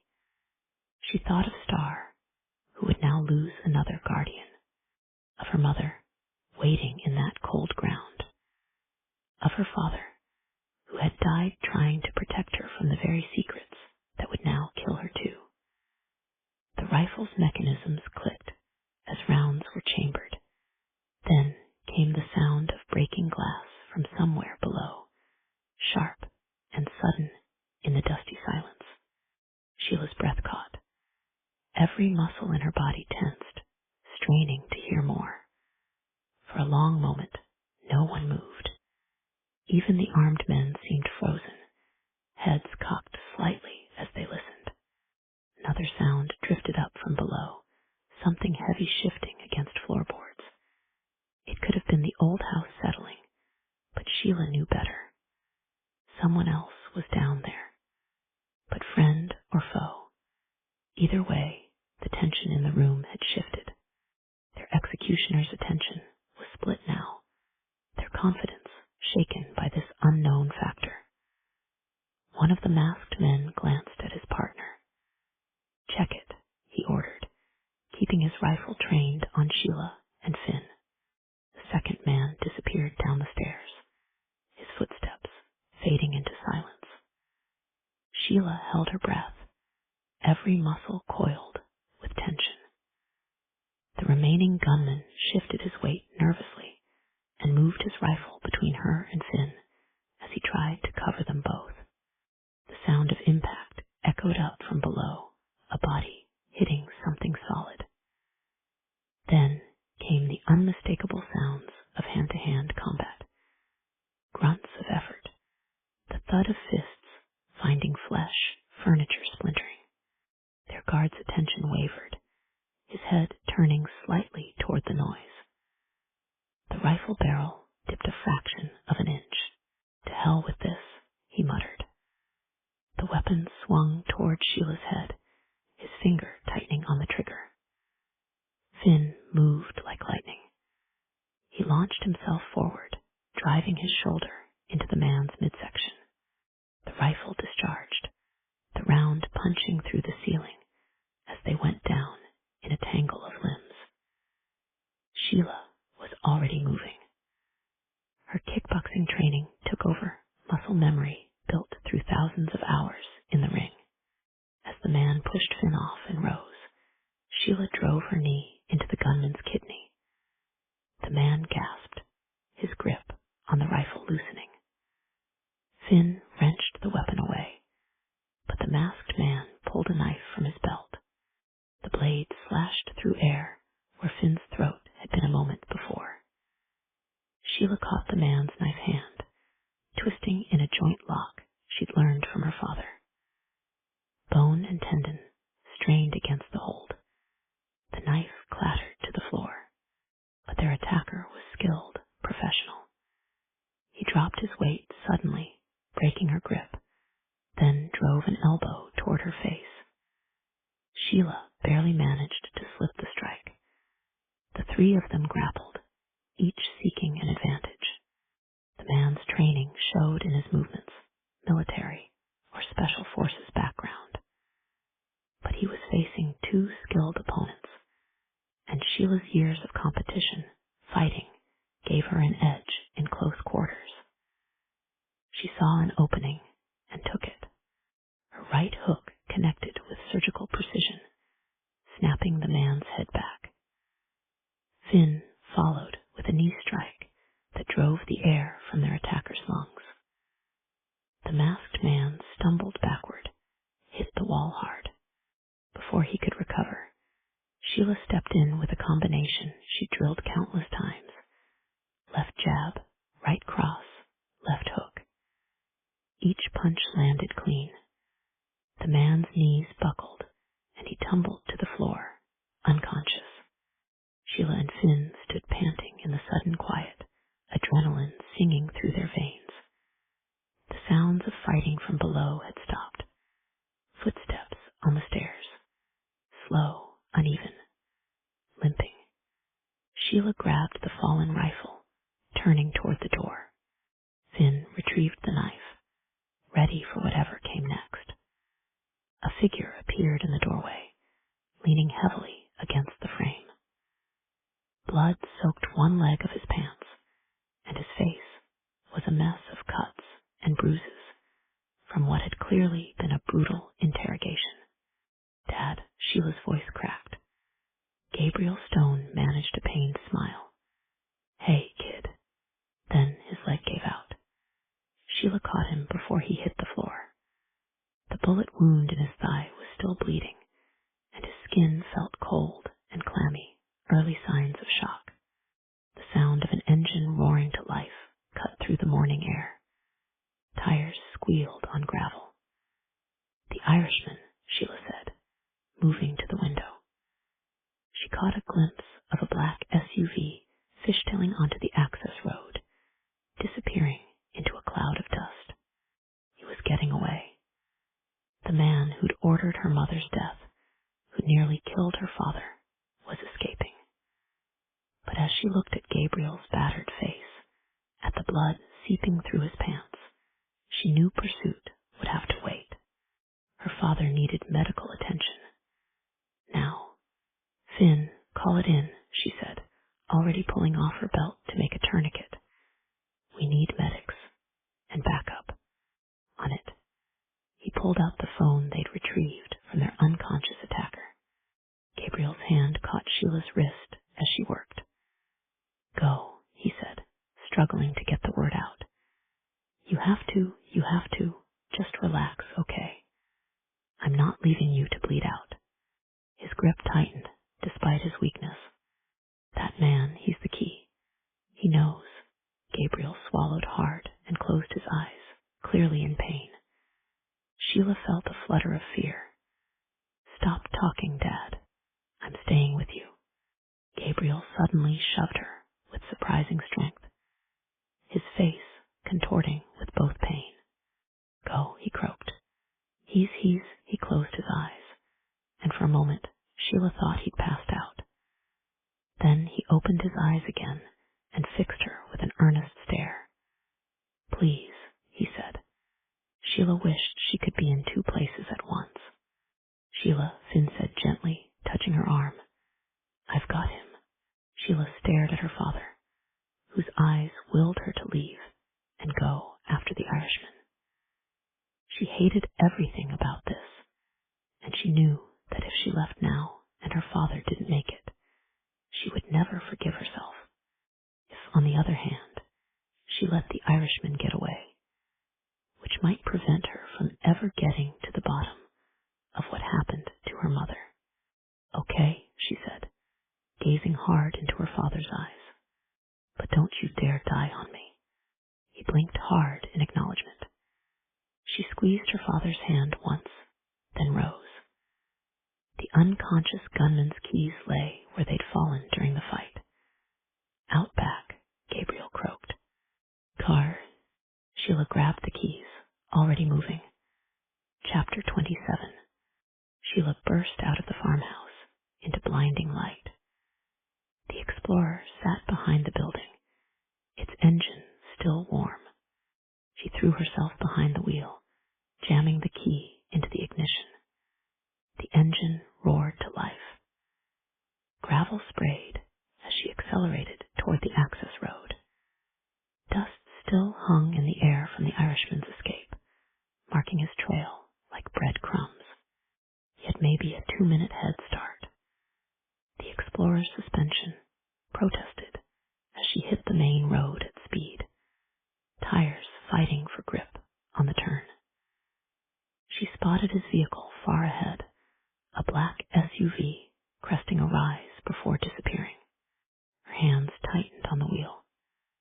This man had ordered her mother's death, had nearly killed her father, had spent decades protecting a system of corruption that had let drug traffickers walk free, sent innocent people to prison, and lined the pockets of corrupt officials with millions in seized assets, destroying countless lives in the process.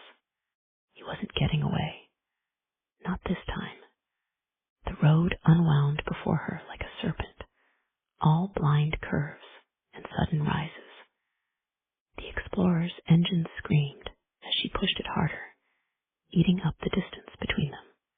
Her pursuit training kicked in, anticipating his moves, watching for opportunities. There, his SUV appeared again, closer now.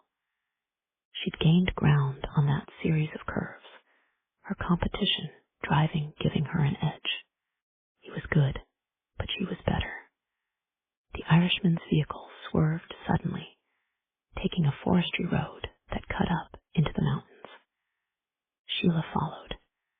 Trees closed in on both sides, branches scraping against metal as the road narrowed. Her quarry was getting desperate. These roads were a maze, easy to get lost in, but they also had fewer escape routes. If she could just stay with him. The SUV fishtailed on a sharp turn, kicking up a cloud of dust and pine needles. Sheila pressed the accelerator harder, closing the gap. She could see him now through the rear window, his face in the mirror as he realized she was gaining. The road grew steeper, rougher. The chase had become a game of skill and nerve, each curve a test of who would break first. Sheila didn't intend to break at all. The chase wound higher into the mountains, each turn bringing them closer to disaster. The Irishman took a curve too fast, his SUV's back end sliding toward the drop-off. Rocks clattered into the void, but somehow he maintained control. Sheila stayed with him. She knew these roads, had driven them countless times during searches and pursuits. The Irishman might be professional, but this was her territory. Up ahead, the road split. One branch continued climbing, while the other curved back toward the valley. The Irishman's brake lights flashed as he approached the fork, trying to decide. Sheila saw her chance. She accelerated hard, closing the final distance between them. The Irishman started to take the higher road, then changed his mind at the last second. The maneuver cost him speed and stability. Their vehicles touched, just a tap, metal kissing metal, at 40 miles per hour. The Irishman's SUV shuddered, its tires losing purchase on loose gravel. He overcorrected, fighting for control. The guard rail never stood a chance. Metal screamed as his vehicle broke through, but instead of plunging into the void, it rolled down a steep embankment. The SUV tumbled once, twice, before coming to rest against a stand of pines 30 feet below the road. Sheila slammed the Explorer into the park and drew her recovered weapon. Steam rose from the Irishman's crumpled vehicle, its windows shattered. No movement inside. She worked her way down the slope carefully, boots sliding on screen. The SUV's frame had buckled from the impact, its doors crushed, but the driver's side window was completely gone.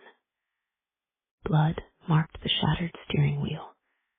The Irishman was nowhere to be seen. A broken trail through the underbrush showed where he dragged himself away from the wreck. More blood stained leaves and rocks. He was hurt, but followed the trail, weapon ready. The ground grew steeper, forcing her to pick her way between granite outcroppings. The Irishman was heading for Box Canyon. Either he didn't know the terrain, or he was setting up an ambush. Either way, this would end here. A twig snapped somewhere ahead. She pressed herself against a boulder, listening. Nothing but wind through pine needles and the distant cry of a hawk. The blood trail ended at a jumble of fallen rocks. Perfect cover for an ambush. Sheila studied the terrain, looking for another approach. There, a game trail that would let her circle behind his position. She began picking her way along the narrow path, every sense straining for signs of movement. The Irishman was injured, probably desperate. That made him unpredictable. A pebble clattered down the slope behind her. She spun, but too late. The Irishman hit her like a freight train, sending them both tumbling down the rocky incline. Her weapon went flying as they grappled. Despite his injuries, his grip was like iron as they rolled to a stop on a narrow ledge. Blood ran down his face from a gash in his forehead. His mask was gone, revealing features sharp as broken glass. One arm hung useless, probably broken in the crash. But his good hand held a knife, which she was desperately holding at bay as he leaned down on her. "Should have let it go, Sheriff," he gasped, using all his weight to force the knife down, closer and closer to her throat. The ledge crumbled slightly beneath them, distracting the Irishman for just a moment. Harley kicked him, pushing him away. She crawled back, and they both rose to their feet. Then the Irishman came at her again. Despite his wounds, he knew how to fight. His strikes were precise, economical, the clear results of many hours of training. But Sheila was no slouch herself. She had spent her life in rings and dojos, learning the language of combat from masters like her father. She caught his knife hand in a joint lock, just as she had with his man in the farmhouse. This time she didn't let go.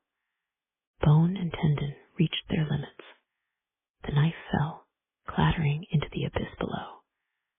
A headbutt caught her by surprise, sending her stumbling backward. The ledge crumbled at her heel, rocks tumbling into empty space. The Irishman pressed his advantage as he tried to shove her over the edge. Sheila was ready, however. She ducked, driving her fist into his ribs. As he staggered, she followed with a combination that would have made her father proud. The Irishman went down hard, blood spraying from his nose. She pinned him against the rock face, forearm across his throat. "Carlton Vance," she growled. "Who is he?" The Irishman laughed, blood staining his teeth. "After all this, that's what you want to know. Tell me." Vance was internal affairs, back when the system was first being built. He saw what was happening, judges taking bribes, evidence disappearing, drug money vanishing between seizure and processing. But instead of fighting it, he coughed, spitting blood. He decided to manage it, make it efficient, professional. He was dirty from the start. He was smart, created Meridian Holdings as a shell company to move the money, set up the whole structure. Another wet laugh. "Your father, that old pitbull, worked under him in IA. He realized your mother was asking the wrong people the wrong questions, so he sent Eddie Mills to keep her quiet. And Tommy, Vance sent him to kill me. Had to tie up loose ends. You were getting too close, asking too many questions. Just like Thompson did, just like your mother. Where's Vance now? Gone, retired to some island with no extradition. But the system he built, The Irishman's eyes gleamed with something like pride. That lives on, too big to fall now. Too many powerful people involved. We'll see about that. She shifted her grip, preparing to drag him back to the road. Come on. There's a prison jumpsuit with your name on it. His good hand suddenly caught a loose rock. Like hell there is, he said. He swung the rock at her head, but Sheila had been ready for one last attempt. She caught his wrist, using his own momentum to slam his hand against the cliff face. The rock fell from nerveless fingers. He lay back and laughed mirthlessly. Just kill me, why don't you? Tell them we fought, and I took a little tumble over the cliff. My life's over anyway. She studied him, her eyes narrowing. You never told me your name. He stared back at her, saying nothing. She thought of something he'd said earlier. Your father, that old pit bull. Hadn't that been Gabriel's nickname and the pit bull? You're Carlton Vance, aren't you? She asked. The pieces were clicking into place.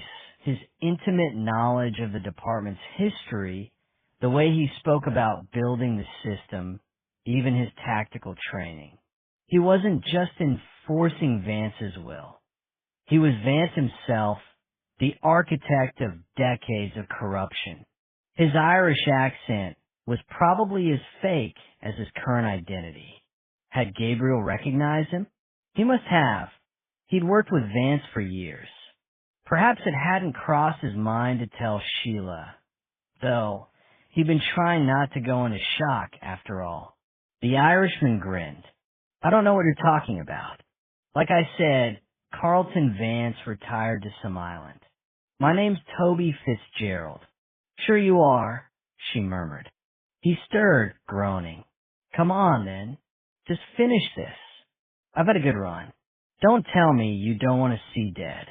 This might come as a surprise to you, she said, but I'm not like you. She rolled him over onto his stomach, despite his protests, and cuffed him. You're going to face justice, she said. Tell a jury exactly what you did. Every murder, every cover-up. The other will never let that happen. He didn't resist as she pulled him to his feet. The system protects its own. Maybe. She started guiding him carefully back up the slope. But the system's never dealt with someone like me before. Chapter 28. The smell of antiseptic competed with the smell of flowers, creating an odd cocktail of scents. Gabriel Stone lay propped against white pillows, his weathered face marked by cuts and bruises that stood out starkly against bleached sheets. Tubes snaked from his arm to hanging bags of fluids and antibiotics. Sheila sat in the visitor's chair beside him, watching the steady rise and fall of his chest. The bullet wound in his thigh had been cleaned and stitched, though the doctor said he'd likely walk with a limp for several months. Better than not walking at all. You should be sleeping, she said softly. Too much to talk about. His voice was rough, scraped raw by hours of interrogation before she'd found him. You got him. Yeah. She leaned forward, elbows on her knees. The man who ordered Mom's death. The one who's been protecting this corrupt system for decades. She studied her father's face. Carlton Vance. Gabriel nodded slowly, his face showing no surprise. I would have told you before you went after him, but it took all I had just to convince you to go after him. His identity didn't seem quite so important at the moment. He's calling himself Toby Fitzgerald now. Claims Vance retired to some island paradise.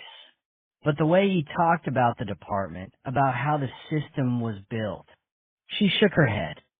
He knows too much. Things only someone on the inside would understand. Silence stretched between them, broken only by the soft beep of medical monitors. Outside the window, afternoon sunlight painted Salt Lake City in shades of gold and shadow. I should have told you sooner, Gabriel said finally. His voice carried the weight of decades of regret. About Vance. About everything. Then tell me now. He shifted against the pillows, grimacing at the movement. I worked under him in internal affairs. Back when it all started, he seemed like this crusader for justice, investigating corrupt cops, building cases against dirty judges. A bitter laugh escaped him. It took me too long to realize he wasn't fighting corruption. He was organizing it. Meridian Holdings, Sheila said. The shell company he created to move the money. That was just the start. Drug seizures, evidence tampering, witness intimidation. He turned it all into a system. Professional. Efficient. Gabriel's jaw tightened. By the time I understood what was happening, I was already compromised. He made sure of that. What do you mean? Little things at first. Losing evidence that would hurt certain cases. Overlooking disciplinary issues for officers who played along. He wouldn't meet her eyes. Then bigger things. Money started appearing in my account. Bonuses I couldn't explain. By the time her mother started asking questions. You were trapped. I tried to warn her. Told her to drop it. That some things were better left alone. His voice cracked. But she was like you. Couldn't let injustice stand, no matter the cost. So when Vance sent Eddie Mills, tears gathered in his eyes. I had no idea about that. You have to believe me.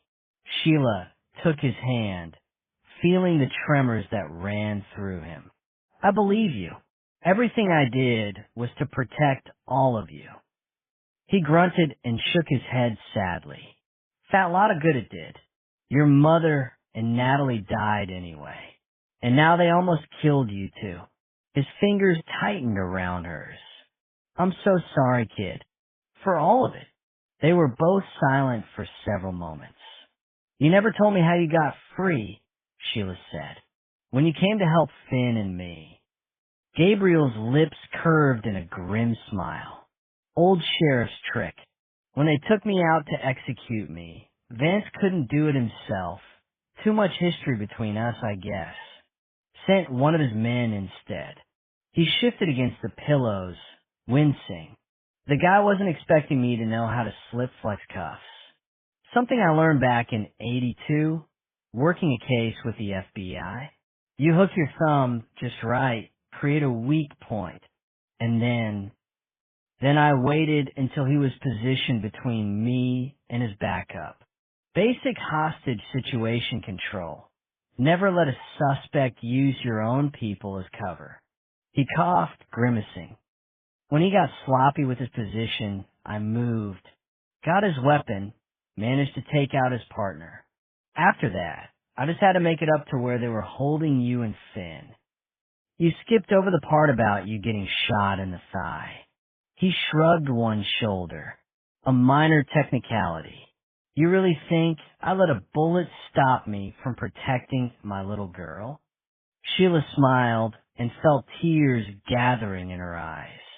Before she could say anything, however, a knock at the door distracted her. Finn stood in the doorway, his face bright with barely contained excitement. Tommy's awake, he said without preamble, and he's ready to talk. Sheila felt her father's hand tighten. The department plant? He's out of the coma. Came to about an hour ago. Doctor says his cognitive function appears normal. Finn moved into the room, closing the door behind him. The first thing he did was ask for protective custody. Says he'll tell us everything. Who ordered him to kill you? How deep the corruption goes? All of it. Does anyone else know he's awake? Gabriel asked. Just his doctor and 2 deputies I trust. Sarah's with him now. Finn pulled out his phone, showing them a video. On the screen, Tommy lay in his hospital bed, pale but alert. His voice was weak but clear as he spoke to the camera. I, Thomas James Weber, being of sound mind, want to make a full statement about corruption in the Coldwater County Sheriff's Department. He's scared, Sheila observed, watching Tommy's face on the screen. Really scared. Should be, Gabriel said. The people he's about to expose, they don't take kindly to loose ends. That's why he's smart to talk now, Finn said. His statement is already being recorded and secured in multiple locations. Even if something happens to him, the truth still comes out.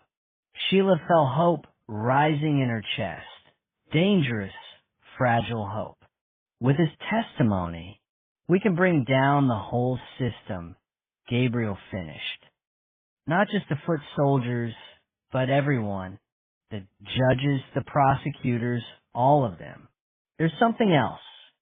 Finn's eyes gleamed. He says he can prove Vance ordered both Thompson's murder and your mother's. Says he has documentation going back decades. Meticulously kept records of every bribe, every cover-up, every case that was buried. Names, dates, dollar amounts. He even has recordings of meetings where judges and prosecutors openly discussed which cases to bury. The kind of evidence that not even the most expensive lawyers can explain away. Sheila sank back in her chair, exhausted. After all these years of chasing shadows, of watching killers walk free while good people died, finally they had what they needed. Real evidence. Testimony from someone on the inside. We'll need to move fast, Gabriel said. Once word gets out that Tommy's talking. Already on it, Finn assured him. Sarah's coordinating with the FBI. Not Walsh's team, but agents we trust. Tommy's being moved to a secure location tonight. Federal marshals will handle protective custody. Finn's smile carried fierce satisfaction. They can't bury this one, Gabe. Not this time. Sheila watched her father absorb this, seeing decades of guilt and fear begin to lift from his shoulders. Mom would be proud, she said softly, of both of us. Gabriel's eyes filled with tears he didn't try to hide. She always believed the truth would come out eventually. That justice was worth any price. He squeezed her hand. Looks like she was right. Justice is coming, Sheila agreed. For Mom, for Thompson, for everyone they've hurt. She looked at Finn. How soon can we take Tommy's full statement? As soon as you're ready. He's asking for you specifically. Says he wants to tell you everything face to face. She stood, checking her weapon out of habit. Then let's not keep him waiting. Dad, you rest. Let the doctors do their job. Be careful, Gabriel said. Even with Tommy's testimony, these people are still dangerous. I know. She bent to kiss his forehead. But they're not as dangerous as the truth. And that's all coming out now. She left her father's room with Finn beside her, their steps carrying new purpose. Outside, afternoon sunlight painted Salt Lake City in shades of gold and promise. Somewhere in a secure hospital room, a man waited to tell the truth that would bring down decades of corruption. It wasn't over yet, but for the first time since losing her mother, Sheila felt the balance shifting. Justice wasn't just possible now, it was inevitable. Time to hear Tommy's story. Time to gather the final pieces of evidence. Time to bring it all into the light. Epilogue. Spring sunlight spilled across Sheila's backyard like honey, catching the frost that sparkled on fallen leaves. The mountains rose behind her house, their peaks still dusted with winter snow. But that snow would be gone soon. Winter was fading, and spring was here, full of promise and new life. A fire pit crackled nearby, pushing back the March chill as voices and laughter filled the crisp air. Gabriel stood at the grill, arguing good-naturedly with Deputy Baxter about the proper way to cook steaks. Gabriel's limp was barely noticeable now as he gestured with his tongs, though he still used a cane for longer walks. 6 months of physical therapy had worked wonders, as had the lifting of decades of guilt and secrets. Star sat cross-legged on the deck, working on an art project with Sarah Neville's help. The girl had bloomed in the past months, her initial wariness replaced by quiet confidence. She'd made honor roll last semester, joined the debate team, started taking kickboxing classes at Gabriel's gym. The change in her was remarkable. "You're hovering," Finn said, appearing at Sheila's side with 2 cups of hot chocolate. Steam rose from the mugs like spirits in the autumn air. Just taking all in, she accepted the hot chocolate, breathing in its warmth. "Sometimes I still can't believe how much has changed." And it had changed dramatically. Tommy's testimony had blown the corruption case wide open. He'd provided documentation going back 20 years, naming names, detailing bribes and cover-ups. 3 judges had been indicted. A dozen officers faced charges.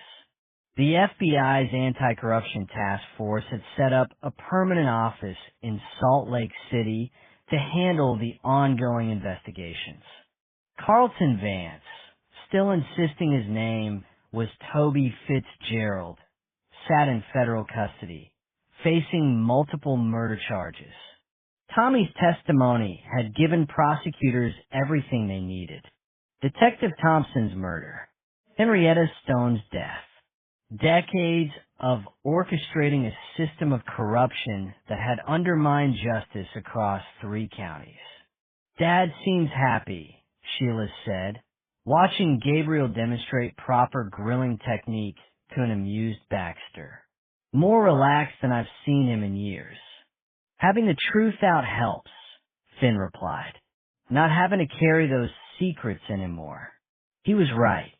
Gabriel had provided his own testimony about his years in internal affairs, about the slow corruption of a system he'd once believed in. His cooperation, combined with his efforts to protect evidence after Henrietta's death, had earned him immunity. More importantly, it had earned him peace.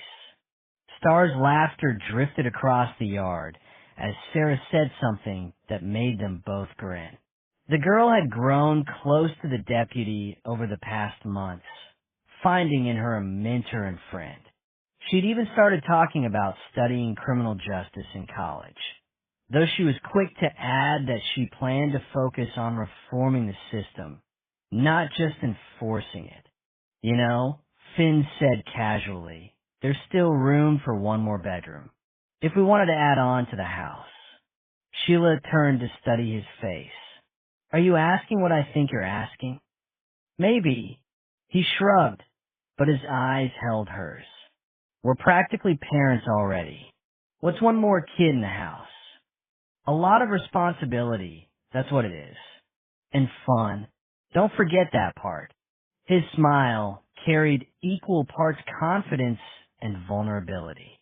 "Would it help if we made things between us more official?" Before she could respond, Gabriel called out, "If you 2 are done making eyes at each other, these steaks aren't going to eat themselves." They gathered around the patio table, family by blood and by choice. Sarah had brought her famous potato salad. Star set out the plates and silverware with dutiful attention. Gabriel said grace, his voice carrying gratitude that had nothing to do with food. Sheila looked around the table at these people she loved, at her father, finally free of old guilt, at Star, growing into herself with each passing day, at Sarah, who had become such an integral part of their strange family.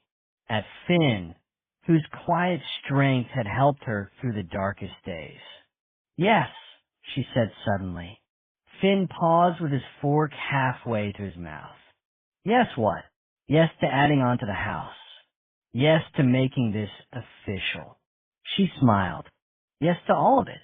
Understanding dawned on his face, joy replacing confusion.